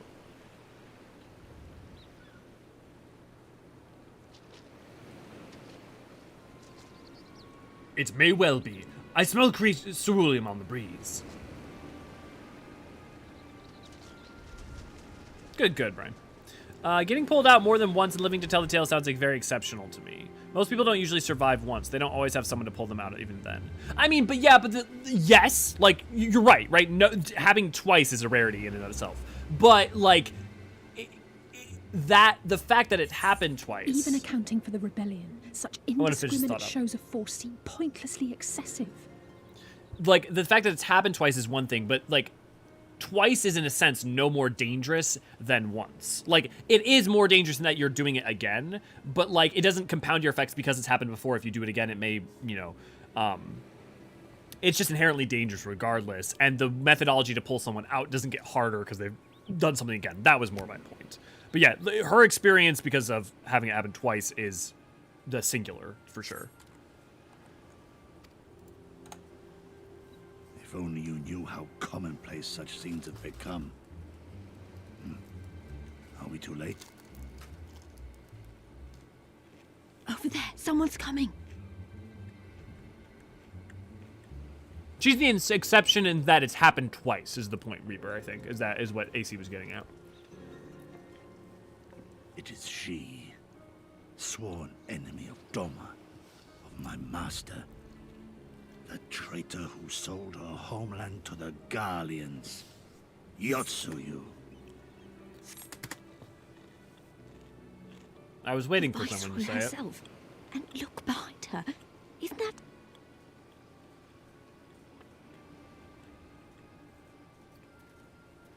Yeah, because the safety net wasn't an option. She made a choice in a moment of where you don't have time to think. Squalor everywhere I look. How very Doma. What I wouldn't do for a drink. Just give me a second. Her volume is very low.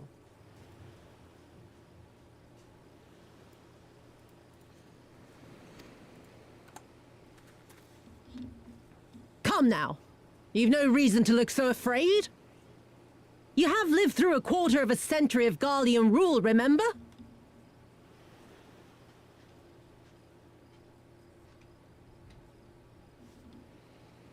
Oh, it's still up. 'Tis better to bend with the wind than stand tall and be broken. Therein lies hope. Therein lies freedom. I come before you today seeking affirmation. A heartfelt declaration. You are free to answer me as you see fit, yet even the least among you should know the correct response. Should.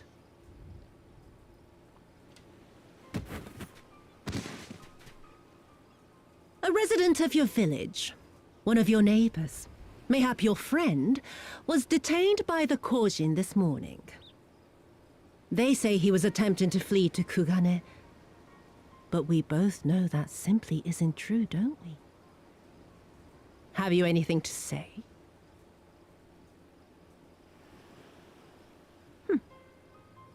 Bit slow, this one. Is there anyone more sensible among you? Have any of you anything to say? To swear? My lady, I swear to serve the Empire, to do whatever is asked of me, and never disobey. I don't think that's a flaw, Reaper. I think emphatically Endwalker argues that's a strength. Well said, that man. She doesn't think it's going to be fun. She trusts in her It wouldn't do friends. to simply take you at your word.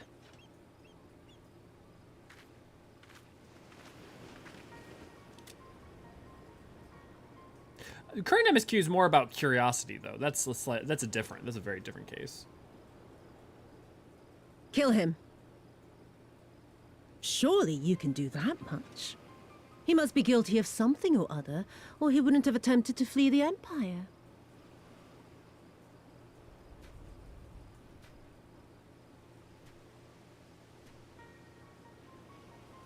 I have a family. Kami, forgive me. Kami, forgive me.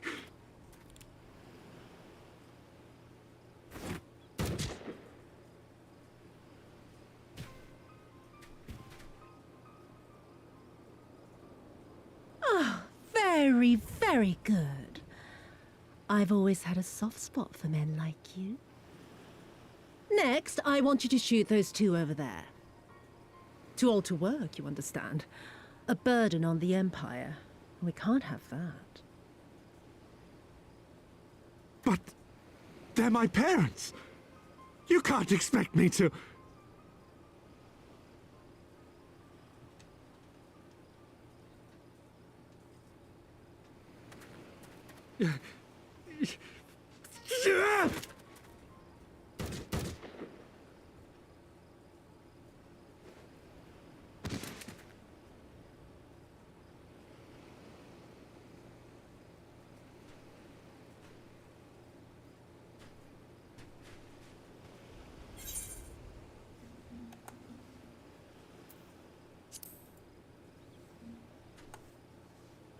He's right. They would simply take the villagers hostage. We must consider the wider picture. If we act recklessly, we risk alerting the Garleans to our presence here, making it that much harder for us to work with the local rebels. To say nothing of the reprisals ordinary civilians would be made to suffer.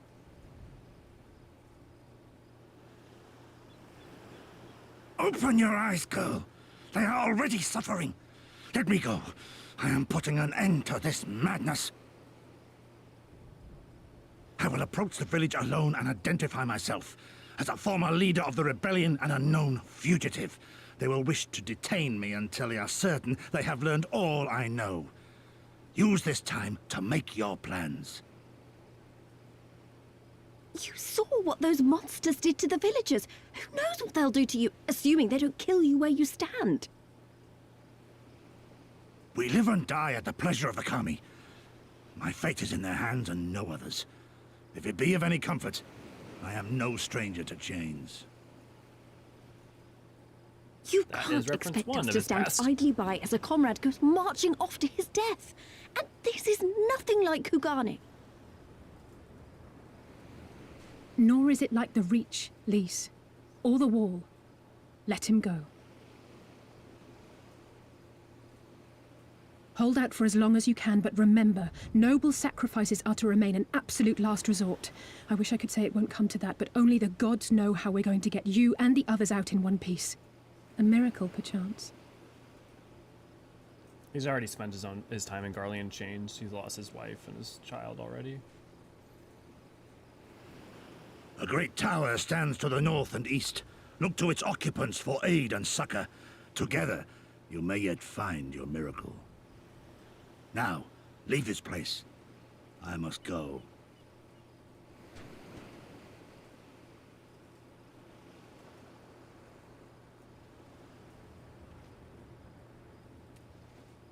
Oh. Another idiot like all the rest. I'm beginning to think it may be something fundamental. Something intrinsic. Something quintessentially Doman to ignore the simple truth. You can't do a damn thing if you're dead. Enough, Yotsuyu!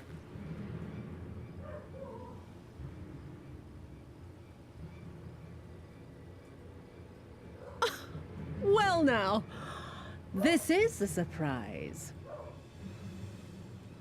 Hear me, Yotsuyu! Cease this farce, here and now, and I shall surrender myself to you. Refuse, and all shall answer to my blade.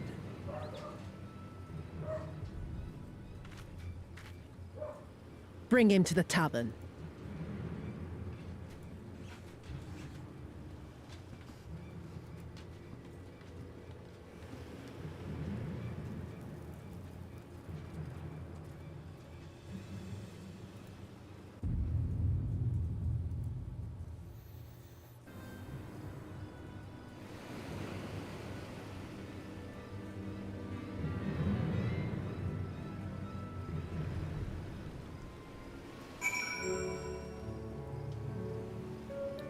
The three antagonists of Stormblood, right? Ultimately, all of their stories come down to the ways in which they're monstrous and the ways in which they're pitiable, or but also the ways in which, you know, they were forged, not born. And all with 3 very different endings. I hate it as much as you, maybe even more. Every fiber of my being was crying out to intervene, but what's done is done. Gosetsu's gamble has gifted us time we need to find a solution. He bade us seek aid at the distant tower, yes? For want of a better idea, I say we do just that, while taking care to avoid the Imperials. How canon is it that we can resist torture? It depends on what you mean. I mean, we can shrug off injuries better than most, but never had to test the theory. Only in certain scenarios are we shown to possess. I mean, like, willpower, like, it also really depends on what you mean, right? Like, also the other thing is, like, your endurance is something, but it doesn't matter how much endurance you have. If you're in a position where you're bound and can be, like, you know, worked on at will. So, I mean, I would think we have high amounts of fortitude. But, like, there's a reason also the only times that they show us being tortured, like, the only ways in which they would show us being tortured are more, like, psychological or using other people as weapons against us to make us do the things that they want, right? I mean, more often than not, the thing that a party is going to do because of our sheer amount of strength or magical capabilities and is to use other things, the things and people we care about against us more so than anything else. I guess the thing is also that when you say canon, it's like, well, I mean, just look at the text. If the text doesn't say anything, you can only speculate based on what. It's like canonicity there, unless there's something specifically textual, is always gray.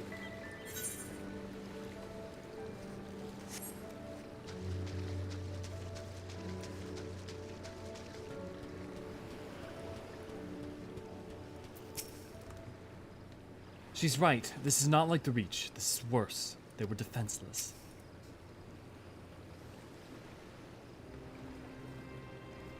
We seem to have evaded the patrols so far. What is that tower anyways? I've never seen anything like it.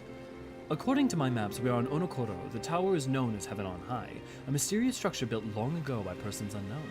Oh gods, listen to me. I'm starting to sound like Alfino. The next thing you know, I'll be saying things like, as you are doubtless already aware. Over there, do you see it?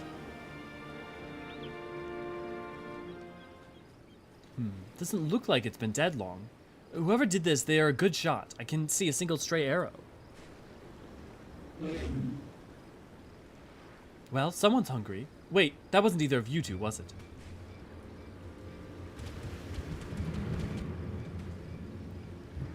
Calm down. We have nothing to do with... Wait, what am I doing? They can't possibly understand us. Probably not, no. Time to run, Lise. We've saved our strength for any that give chase. You too, Elio.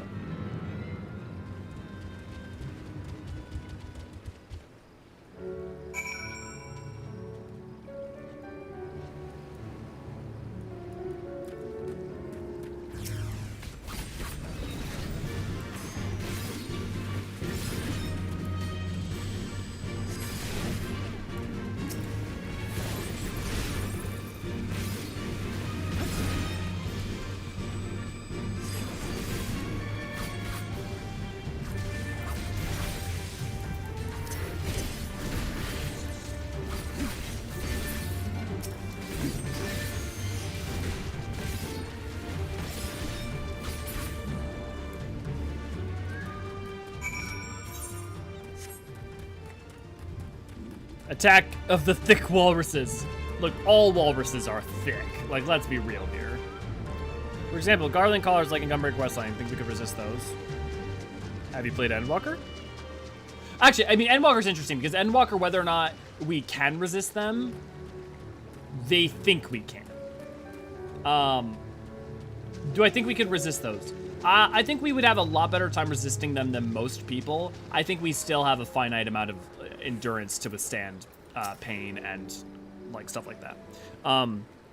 The text kind of alludes towards the idea that they wouldn't work particularly well on us, but it also really harkens that the people who don't think they would work well on us have a very skewed perception of our actual capabilities. So, and like both of those things are textually true. So, comparatively thick, implying that there are any not walruses. Whew, that went better than expected. Just imagine if they'd taken us by surprise. What a fine ending that would have been to our story. Anyways, I think it's safe to assume that the people are at the tower. know how to defend themselves. You'd have to, sharing an island with these things. Now all we need to do is convince them to help us. I mean, heavy boxes make Warrior of Light drop them after 2 minutes. It's a relative situation. Well, but that's also mechanics, right? So it's not, you know, like, mechanical stuff like that gets really wonky as to whether or not you would compare that to what the text is saying. Because there are times where those things just actively disagree with each other. But yeah, no, I do agree that your point, though, Reaper, about it being comparative, it's a relative situation, is broadly true. I think, though, when you look to the evidence of relativity, we are highly more endurant than other people, but we are not limitlessly so. Super Fate?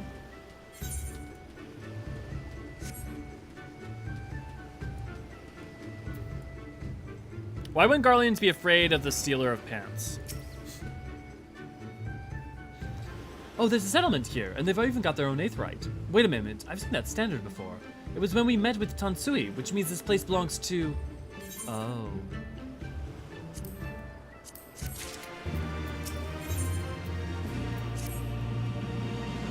It would seem we have found Confederate settlements, mayhap even their headquarters, judging by the size of the place. So Gusetsu bade us seek out the Confederacy for aid and succor, the selfsame Confederacy that refused to openly oppose the Empire. Well, nothing ventured, nothing gained, I suppose. At the very least, they're unlikely to ask us for the tithe.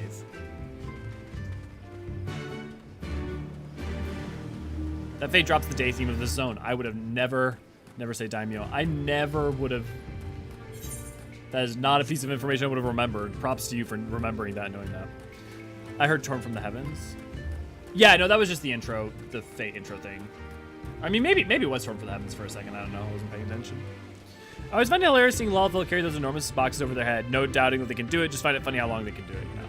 But that's why, like, again, like, mechanically, like, Lalafells are within the lore supposed to be weaker. Like, they are physically weaker than, like, a Roganin. So when, like, you have one that's fighting as a warrior, how's a warrior, you know, Lalafell as good as a Roganin? It's like, oh, well, you can argue dexterity or all sorts of stuff, or being a small target.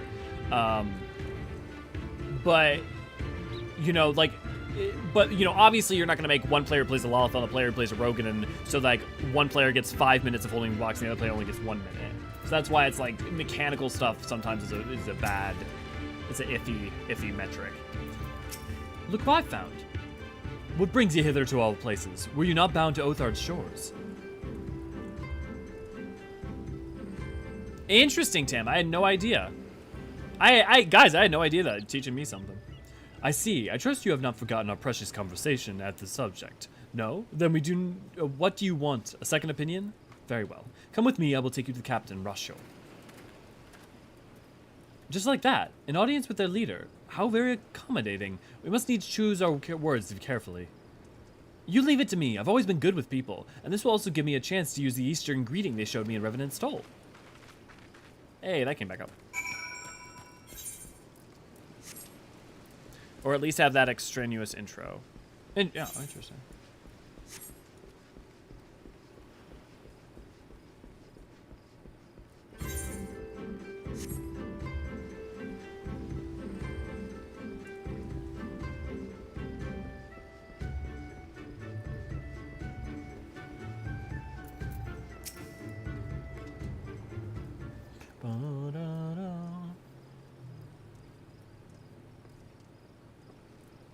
Greetings, you must be Basho, leader of the Confederacy, and so on. I realize this is a bit sudden, but the thing is, we have a little favor to ask. Oh gods, I've probably broken half a dozen rules of Far Eastern etiquette already. Well, I'm sorry about that, but you have to understand that we're in a hurry, so I'm just gonna stop talking now.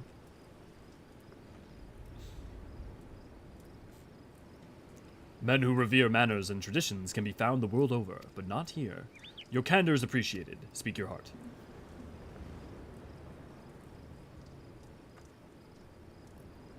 Yo, so like shit be going down, bro. Brah. Gosetsu, a former leader of the rebellion. I know of him. Why he bade the petition for us to aid and succor. However, I know not. At the risk of repeating myself, to join the Confederacy is to renounce all other ties. We are beholden to none, allied with none. When Doma was invaded by the Empire 25 years ago, we did not rush to her defense. Knowing this, do you honestly expect us to help you drive the Imperial forces out of Isari? The Garleans have long maintained a presence in this region, and we would be fools to break the peace, fragile as it is. Besides, you're capable warriors, yes? With guile and preparation, you surely could resolve the matters yourself. It is imperative that our presence here remains secret for as long as possible. For us to openly engage the Imperials at this time would endanger everything we have come here to achieve. You have told us why you cannot fight, not why we should fight in your stead. If you would speak to me of lives saved, I would speak to you of slaughter. How many will die when all pretense is lost and the Garleans declare war on the Confederacy? Hate is a luxury we cannot afford. You are free to come and go as you please, but you will receive no further aid. Thank you for your hospitality. If you would excuse us.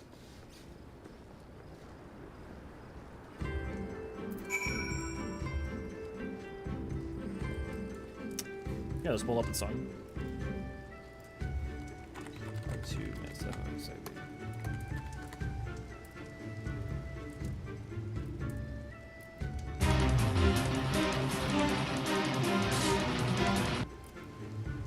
That's hard to miss, so if that's the one you mean. Hey, Elio, I know that didn't go well, but I'm not prepared to give up on them yet. Gosetsu told us to come here for a reason. He must have believed we convinced them to help us. We just have to work out how.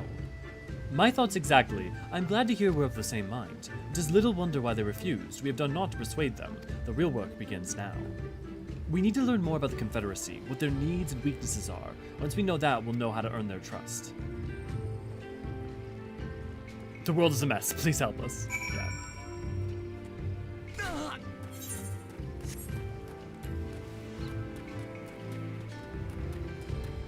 Honestly, you could just make that like what the Warrior of Light says each time, Brian. The world is a mess. Can you help us out? And like most of the time that'll fit.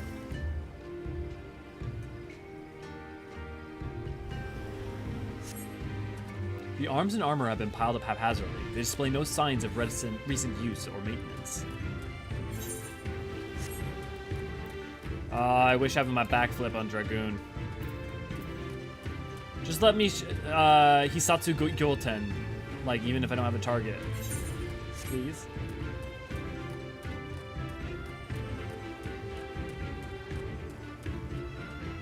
Bankai. Guys, look! One of the most powerful soul, what is it, fucking? Death Gods. Shinigami. Soul Reaper, that's what they're called.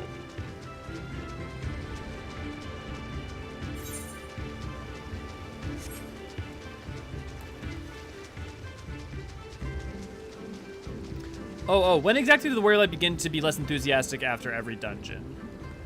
It's contextual. I would say it depends on the context of the dungeon. So a lot of them in Endwalker, for instance, are sorrowful, and so they're just not like... But I wouldn't say that they are preemptively... So I wouldn't even be surprised. Let's say this next expansion is actually pretty happy-go-lucky, generally. Let's just say.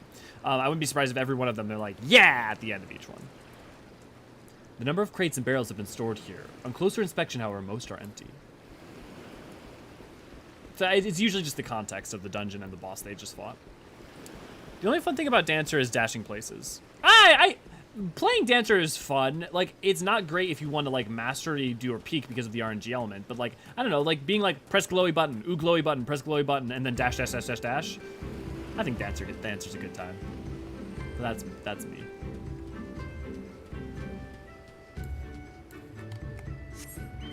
I don't know why it wasn't just on.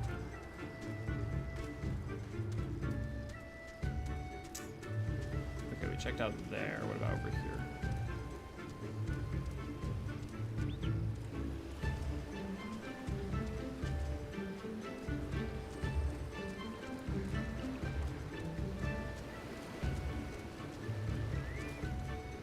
Any object out here or something? Oh, you know, I bet it's on like the ship. Yeah.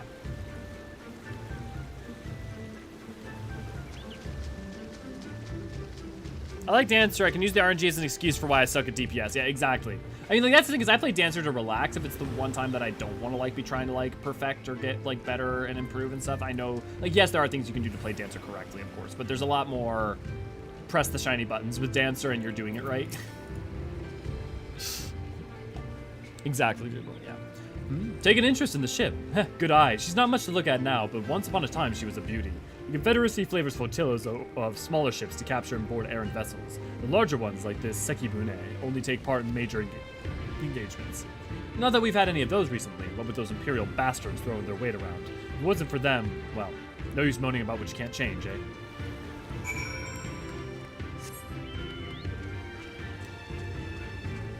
We are on Confederate Consternation. I just want to see. Stormblood, MSQ.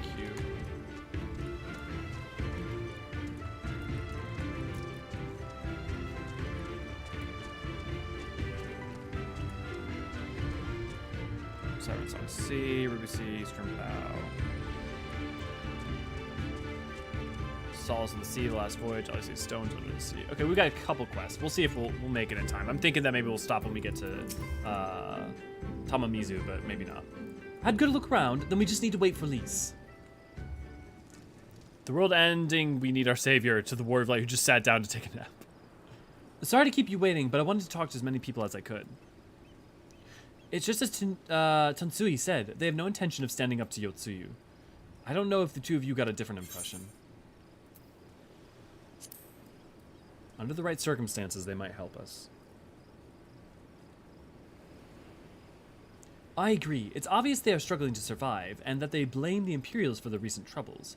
Even if we do nothing, it is inevitable that they will come into conflict with the Empire sooner or later, and deep down, they all know it. The only thing holding them back at the moment is the belief that they lack the strength to survive the coming war. So we need to prove to them that we're not all talk, that we can be valuable allies in the fight. And what better way to demonstrate our worth than by seeking out people with mundane problems and offering them our expert assistance?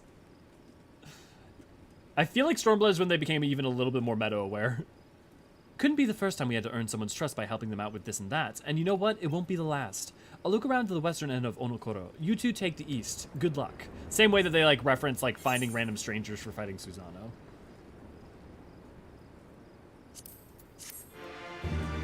Sorry, y'all. I just didn't get enough feathers. Stare at class bar with full feathers unused. Sorry, guys. I fell asleep in the middle of my rotation. Easy mistake. We all fall asleep in the middle of our rotation sometime. Plot relevant gloves.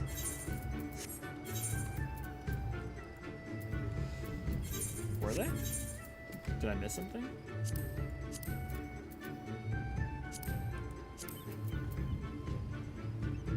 Gyaku leather, Gyuki leather, half glove of striking, ghost bark, vambrace of striking. No, I don't. Okay. Oh no, from the Hildy quest. Oh, okay. I almost fell asleep in the dungeon run yesterday.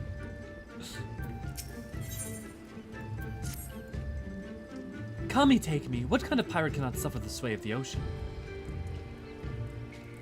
A new recruit from the far-flung shores. Listen well, I have a task for you. Go first to Aokumo. Blow and receive of him the medicine for men of the earth. Wait, Aokumo.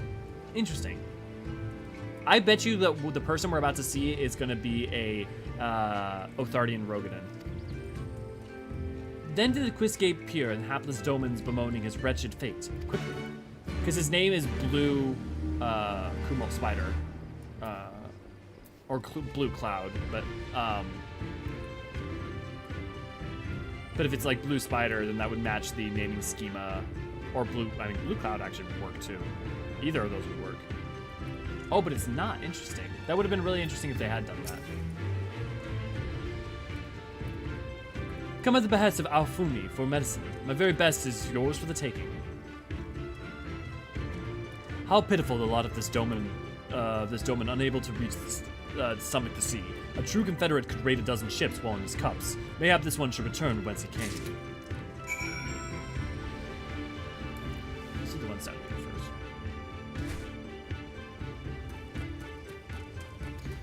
first. If they weren't important, you wouldn't have been able to pick them up. Yeah, no, Hildy obviously is meta-aware. Like Hildy has always been. But I mean, like, Stormblood in terms of, like, the actual straight-on MSQ narrative. You strike me as a strong and capable individual. I have a job for you, Westerner, if you are courageous as well. On the beach far to the west lies the carcass of Gyuki, feathered with arrows. I would have you go and retrieve those which may still be of use. While you're about it, I should be glad if you were to butcher its tail for meat. Very good meat in Gyuki tails, you know. But I did say you wouldn't need to be a courageous sort, and I meant it. The beast was young. Do not be surprised if an angry mother mourns its child. Let's go east first and see if we can grab that outfit. Kind of looks like they're trying to do a Venti from Genshin.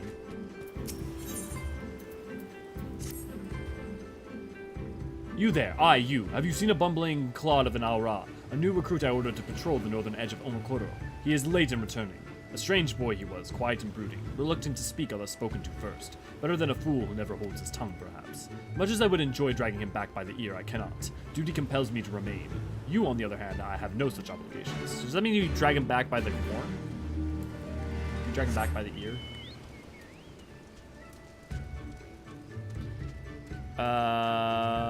Theoretically, could Dancer use castanets as weapons for flamenco-style dancing? They couldn't throw them, though. I mean, they can throw chakrams. I mean, they're using... The chakrams are, like, ethereally manipulated to be brought back to you. So, like, with castanets... I mean, could they use them? Maybe, but the whole style is built around chakrams and the way that the chakrams are infused with aether and stuff. I don't know. Maybe? But... I mean, that's like saying, couldn't a paladin use an axe? You know, it's like, I mean, yes, but then it's not really a paladin.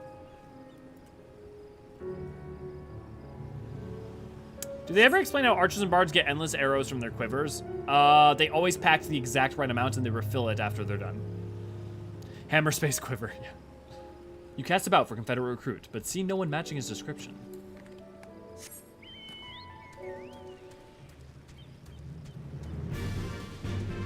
Yeah, my suggestion is just assume that they packed quite a decent amount and that you always use the right amount.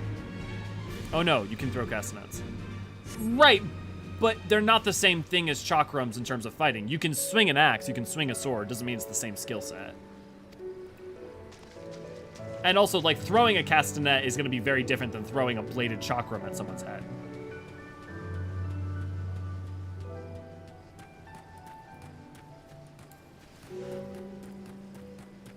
Bard know a dupe glitch. Every bard learns the dupe glitch, and then when they switch back jobs, they forget the glitch.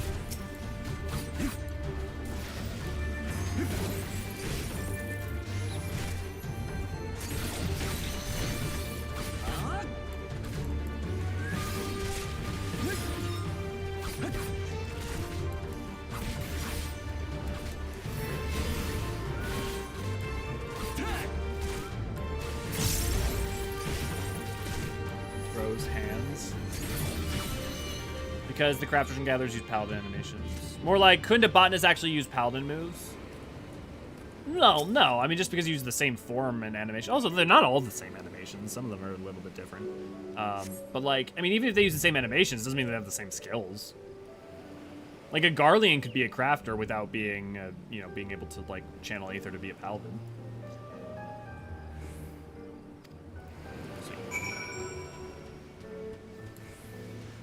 Oh, hey, it's the Tree of 1,000 Years thing. It's up, I think it's up there, actually.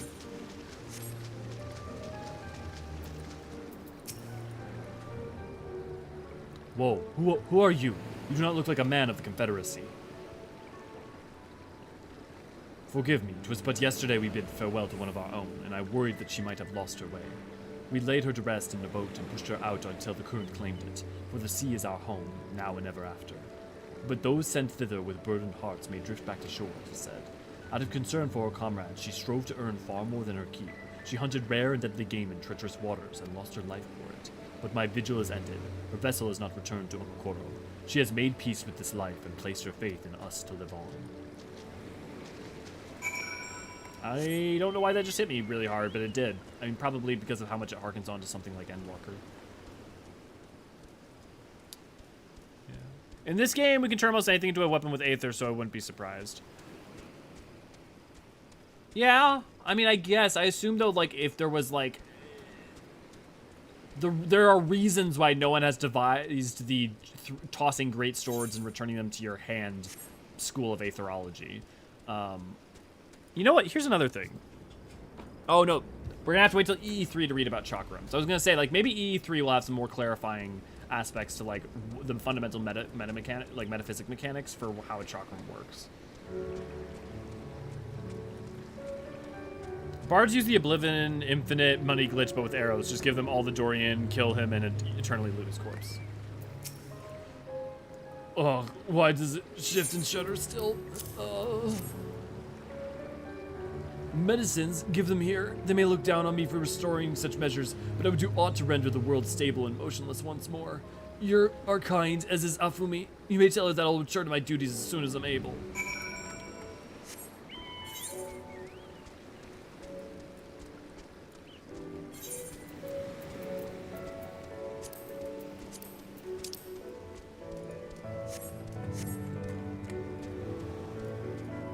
There's a reason nobody is throwing great swords. Yeah, cowardice.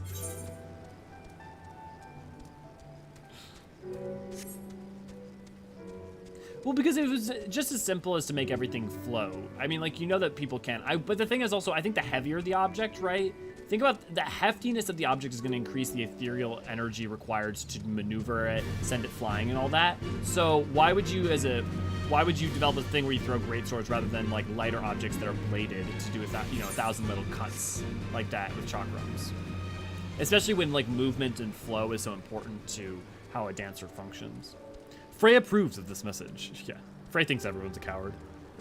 Isn't throwing etheric greatswords of dark energy considering the technically no, that's only taking the pommel off the greatsword and tossing it at their head. But yes, AC, it is definitely a form of ending them rightly.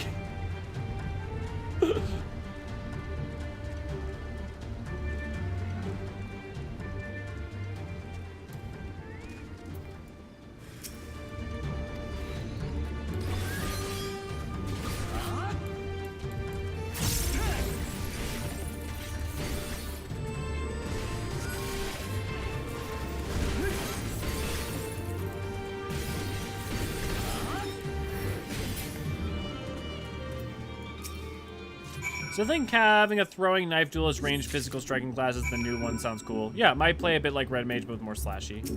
Yeah, I think like a version of that makes sense.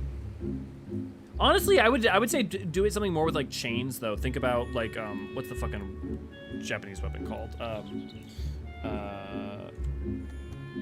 Weapons like kunai and chain.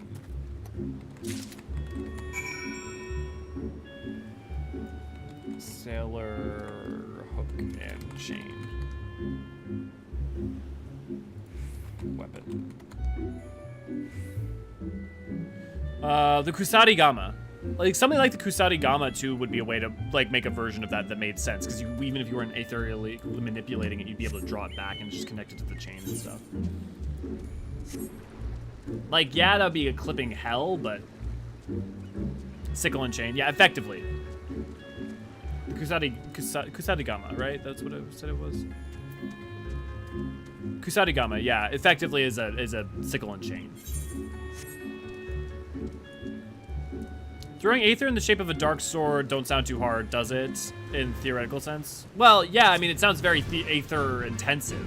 So you're going to be spending a lot of energy just to create a weapon in that form just to toss it, rather than, you know, using something more like subtle and like just like blasting someone straight up. Because like to confine Aether to give it a physical form so that it has density to like hit a thing with, I feel like that's a really expensive way to do instead of doing like a number of other ways of it. But I mean, I guess it could be a thing. I mean, like you create a clone of yourself as a Dark Knight, right? So it is a strategy to some extent already.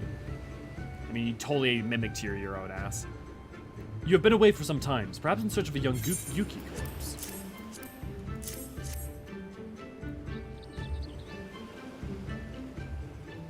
I see. I did not misjudge you. Thank you for your help. Would that I could have traded my own, tended to my own kill, but such is life.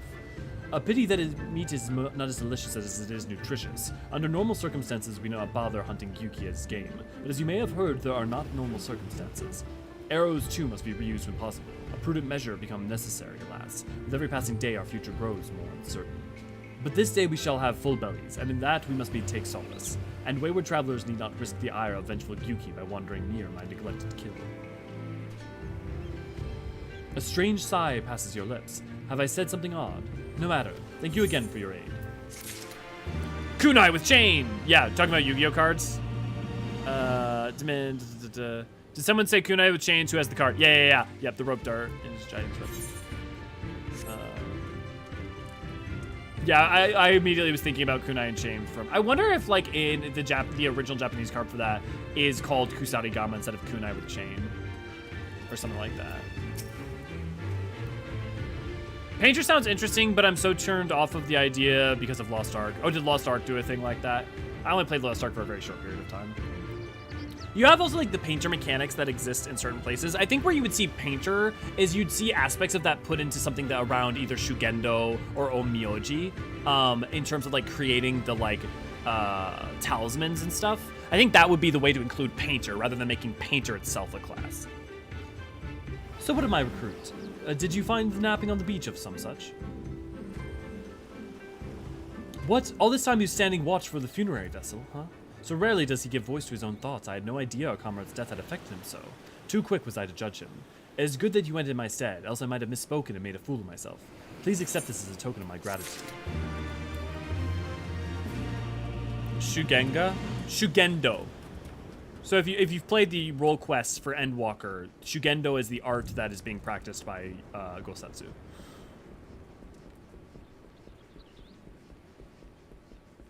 And it's tied into some like Hingen and Domen lore as well. Same with Omyoji. Imagine Aether-filled ink creating casting spells with potential to cast runes. I feel like at that point, just do something more akin to like Rune Fencer or Rune Mage or like that idea, rather than Painter. I mean, like, I don't know how you make that different enough from Red Mage currently. I think you can, but like you gotta make it different from Red Mage and Paladin. And so it's DPS probably, or maybe, I mean, you could do that with a tank. You know, like there are ways you could do it. Is Cure magic unspected? Cure is unaspected in a sense. It may, I think technically it would be umbrally attuned. I think there's some nods towards that it is aspected umbrally, though it is not elementally aspected. But a lot of conjuring magics do have aspecting to them and are rooted in the balancing of life. I also wouldn't wonder if there would be times in which specific types of cure could be like tuned and tilted towards an aspecting for better use. But that is idle speculation with no founding in the text. I think the only thing that you can argue pretty fairly is that cure is likely umbrally aspected, as it staunches and stops and blocks wounds from being worse. The Doman was raised in the mountains of his homeland. The first time he saw the sea was after he fled his homeland and came to us. He tosses and turns in his sleep, and when he takes to the water, it is not long before he can no longer stand. But he'll grow accustomed to this life. He is hardly the first, after all. The captain too was once of Doma, though he cast all aside 25 years ago, when the Imperials took his land and the lives of his parents and brothers. Perhaps you too will renounce your ties and join us someday. I mistook you for a recruit before, but I know your tale now. Sansui unfolded all. Think on my offer, Westerner. You may find small joys in the land, but the sea holds salvation. Oh yeah, Shugenja is a term for practitioner of Shugenja. Ah, okay. I'm sure a painter artist in 14 would be super cool, though. Yeah, at the very least, I think you can make an aspect of painter or artist interwoven into some of the other ideas at the least, you know? I think there's a lot of ways you can make something like that work. Realm class, yeah. When I first played Stardust Conjurer, I thought it was water. I mean, that's fair. You know, a lot of times water is associated with healing and a lot of different stuff. I mean, even if just like Avatar, right?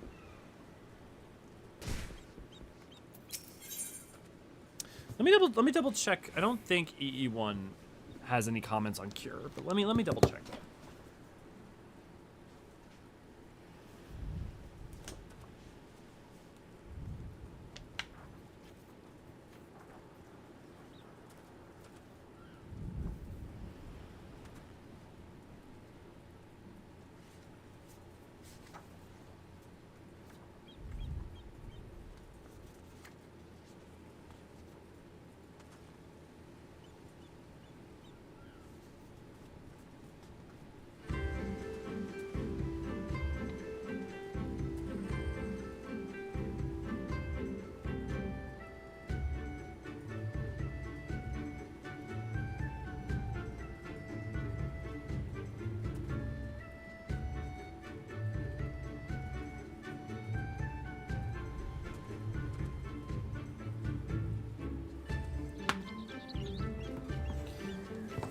So, What's interesting is all the language around every healing spell, for the most part, is associated with light. Now, light does not inherently mean umbral. Typically, it does. Effectively, it does, though, to an extent, mean umbral. So I would say, yeah, umbral aspecting, and really more specifically, light aspecting, and then with that comes umbral aspecting. Is the way is what you would look at it as. You've been busy, haven't you? And now you are here to ask if I need help with anything. Now that you mention it. Lately we've had trouble with ravenous sharks that have been leaping out of the waters and making off with our fish. Damnedest thing, I know, but you wouldn't doubt it if you saw it. We've got to call the thieving bastards regularly. So what happens, I sent 3 of my mates out there before you come along. Still, the more the merrier. If you can kill 2 or so, that ought to be enough. Take a few of those rotting fish as bait. I'll not be needing them. Oh, and maybe see if you can't find the other group. They'll be away, they've been away longer than I like. You know what I genuinely think so far? I think there are ways in which it improves as I go along, and I think the world building did so much for me the first time around. I think the biggest issue is actually not the pacing. I think the pacing would be fine. I think the pacing would be a lot fine if they were really spent more energy giving you really good moments with the Scions. I think if there were more cutscenes with you talking to Alice and getting closer to her, and you talking to Lisa and getting close to her, and like having like really wonderful character interaction moments, I think Stormblood would be a massive improvement. Because like while I think there's a lot of stop and stow problems, I don't think those problems aren't there. I think the thing I'm feeling I'm missing the most when I think onto like Endwalker and Shadowbringers right now is not even the pacing, it's those. And part of that's like more voice acting moments, but part of that's also like written moments. And you know what happens when you get towards Hien and Step and stuff? You start getting a lot more of those moments, not only with those characters, but with characters like Osetsu, like characters like Hien, and then I think that's why, especially starting in the Step, I have so much fun. Why like a lot of my fond memories for Stormblood come from places like that. I do think that's the key.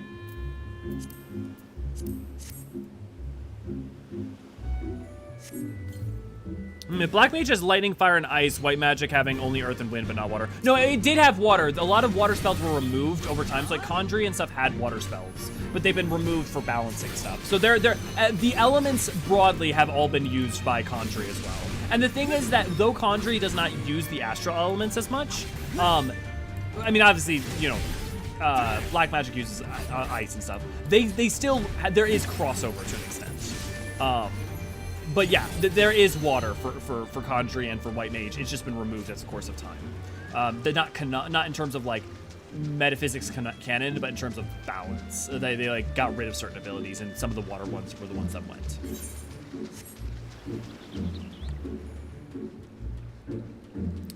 Isn't it rather interesting that Black Mage, White Mage, and Scholar, they all have the elemental elements except water? They did have water, they've just removed. My head again is the 7.0 trailer job is Wool switching between Black and White Mage to channel different elements. Well, but I would doubt that because that's like promoting an idea. The reason that they're doing it in Shadowbringers is because they're wanting to promote the, it's this like the road so far, now onto this road, this new thing. But like switching back and forth between those elements aren't really, I mean, also it's like you're doing a completely different role in that. You're not like turning into White Mage.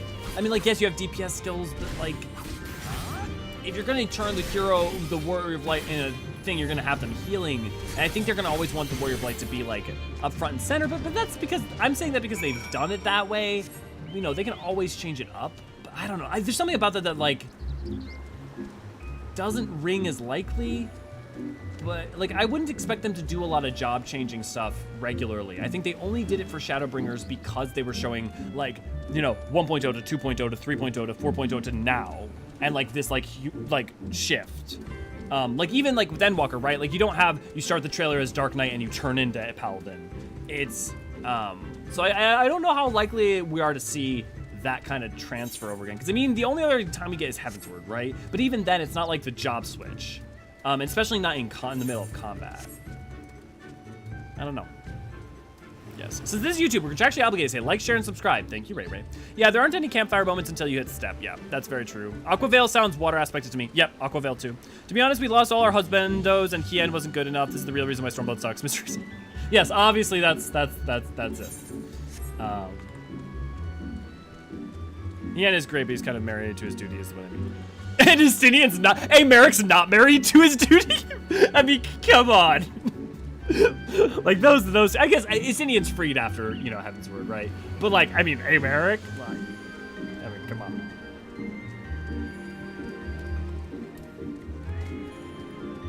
That move, that dude making lusty eyes at his duty, if you know what I mean. Americ invited you to dinner at least. Hey, he had invited you to a meal and to talk to him during 4.x.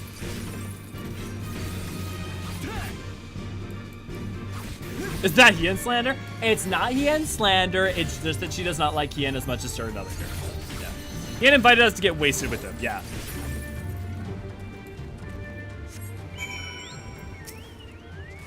He definitely did invite us to go drinking with him. That's for sure. Oh, Kami be praised. I didn't know what I've done if they hadn't come along. My partners and I got separated when we fled. You haven't seen them, have you? Damn, before the Kojin started chasing us, their leader asked us if we were Domin. You're the Yotsuyu catchers. They're Yotsuyu catchers. I know it. First is sorry, and now this. I've got to tell Rasho and the others. Oh, it's 7:01. We gotta wrap up. So I'm gonna finish up this quest, and then...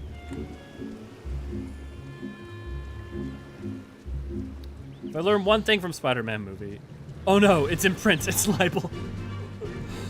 Sorry, you had a good point, Reaper. You had a problem with Stormblood in comparison to Heaven's Word and Shadowbringers that the focus is on the wider conflict and politics, but yeah, it's lacking comrades sharing the fire moments. No, because I disagree deeply, because that is a strength of Stormblood, not a weakness.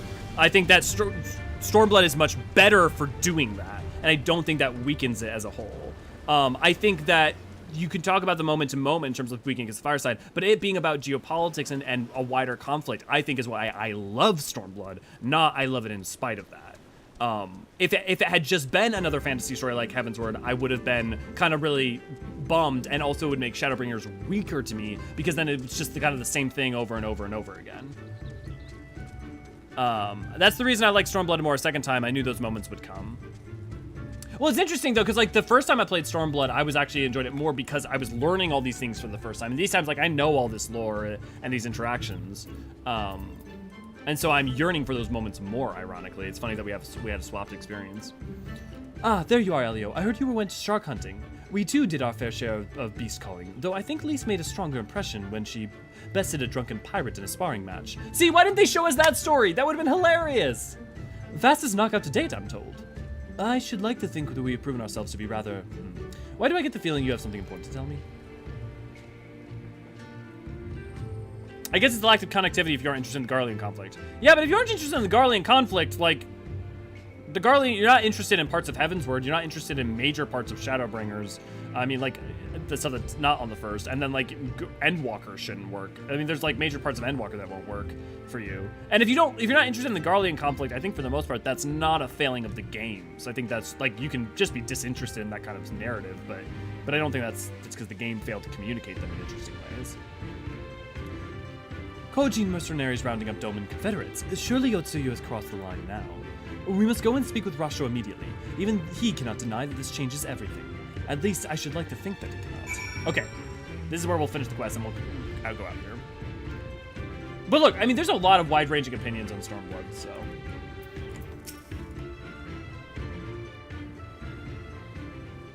Nice, Tam. Koshak, good to see you, glad to have you. I'm late, but we're just wrapping up, Koshak. We're just about to do the outro. Sorry, bud. Our most compassionate acquaintances return. For your deeds, we owe you many thanks. There's always the VOD, too. But something tells me our thanks are not sufficient. The strange thing is, I was certain you understood our position. And yet here you are with that same look in your eyes, and those same words upon your lips, I'll wager. See, I had done a lot of that beforehand. I was 100%ing from the get-go, Reaper, so, like, a lot of that stuff was already... I speak only the truth. The Confederacy will not be spared Yotsuyu's wrath. You have always known this, that one day you would have no choice but to stand up to the Empire. I say to you that day is today, and come once more to ask that you join us in the fight. How convenient that recent events should lend such credence to your claims. Tell me, do death and destruction always follow in your wake?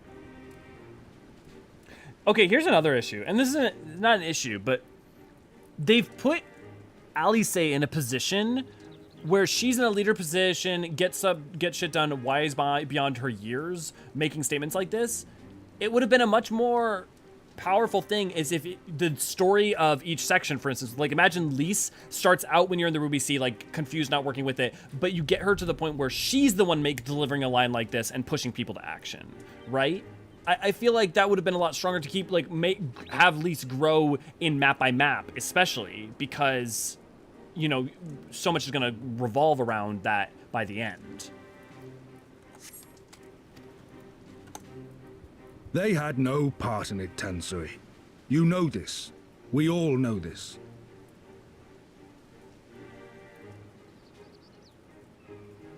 They came and took our Doman brothers. They will torture them for her sport. Murder them for her satisfaction. So we attack and get butchered for our trouble, or do naught and let them have their pound of flesh.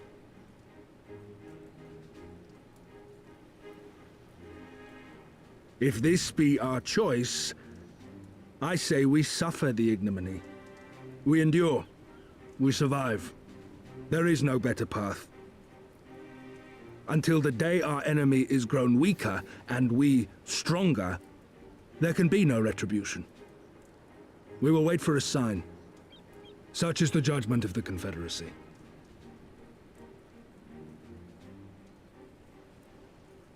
So that's it then. You're just going to abandon them to her. They'd die for you, you know, for the Confederacy. They would die for you, but you wouldn't even think to risk your lives for theirs.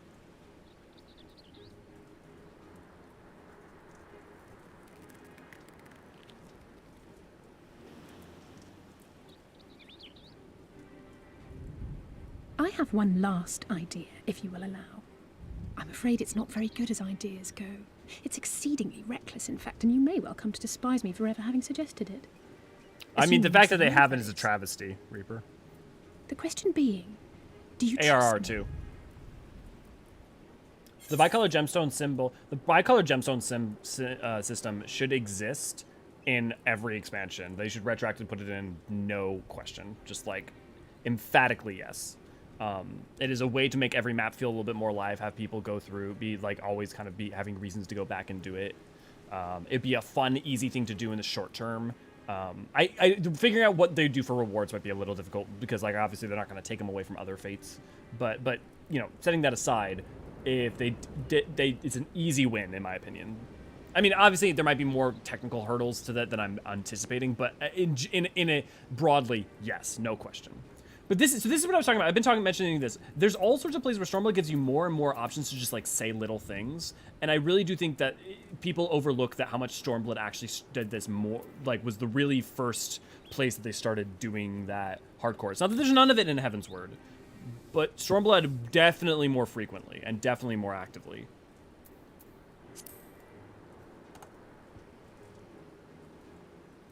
We can't stand by and let innocent people suffer, here or anywhere else. I'll do whatever it takes. Then let us roll the dice.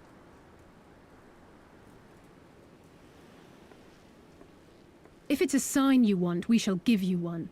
One rousing enough to make you drive every Garlean out of Isari without a second thought. You are wary of invoking the ire of the Imperial forces stationed in Doma, correct? Know then that once we have rescued our comrade and freed Isari, we mean to liberate the nation as a whole. You will doubtless require assurances that we are capable of achieving this, and that is only fair. Accordingly, we shall demonstrate our seriousness by depriving the Garleans of a key ally, the Kojin. What, the three of you, just like that?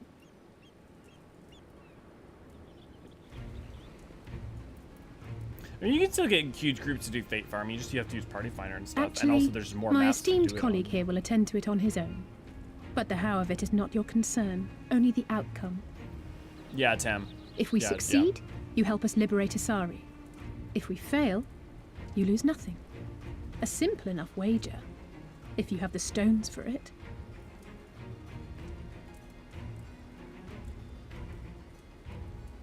The little miss does make it hard to refuse, does she not?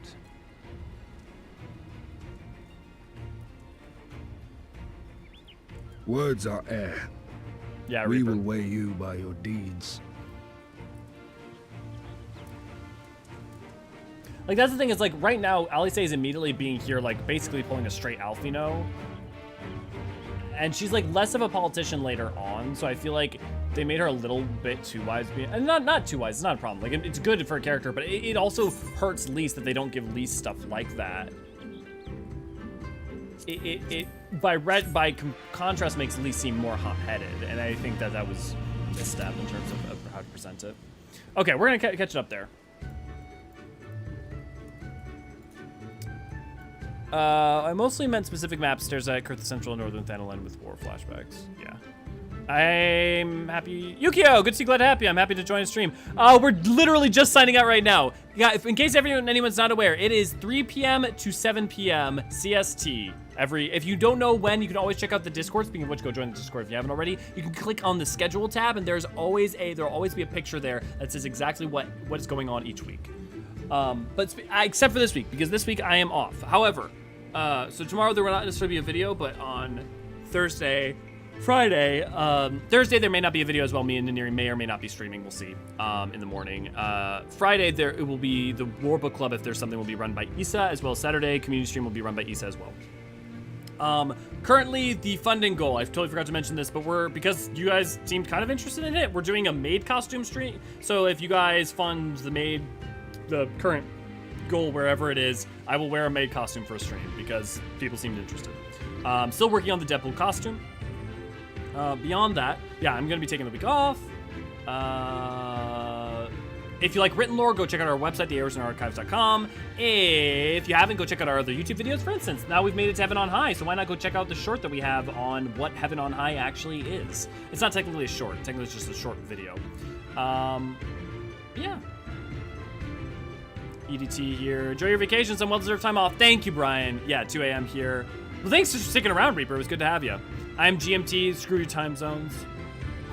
Nursing a hangover. At least I got to see a stream. Well, Yukio, there's always the VOD too, so you can always go back and watch it there. Also, oh man, it's so awesome. So they finally made it on YouTube so that it's split up to have videos, streams, and shorts as 3 separate things. So I can just, from now on, all videos are all streams are always going to be listed, so you won't ever have to worry about anything beyond listed. But yeah, this has been lovely, guys. Thanks for being understanding about me taking some time off. I haven't had a vacation really, other than getting sick since we started the channel. So I'm just gonna take some time for me. We'll see. Hopefully, I'll feel better. I'm gonna go play some video games. Definitely go check out the Discord if you haven't already. And you can if anybody wants to ask a question for me there or wants to reach for me while I'm on vacation, you can still totally at me. There's always, like, you guys are so chatting all sorts of stuff that I'm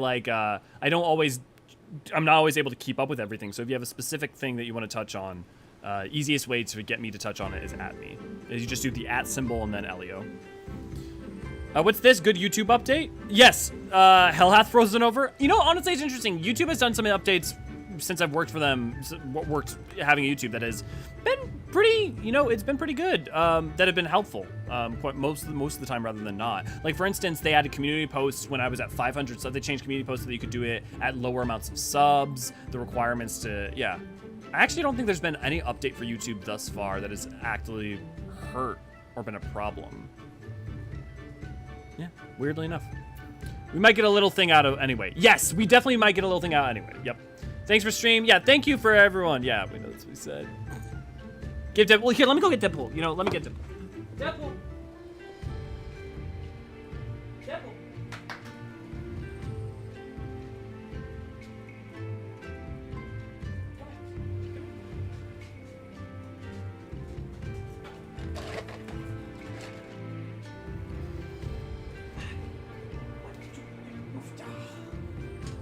It's the boy.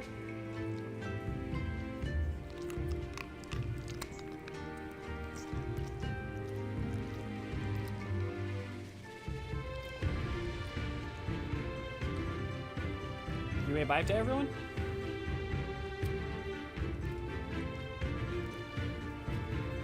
Good job.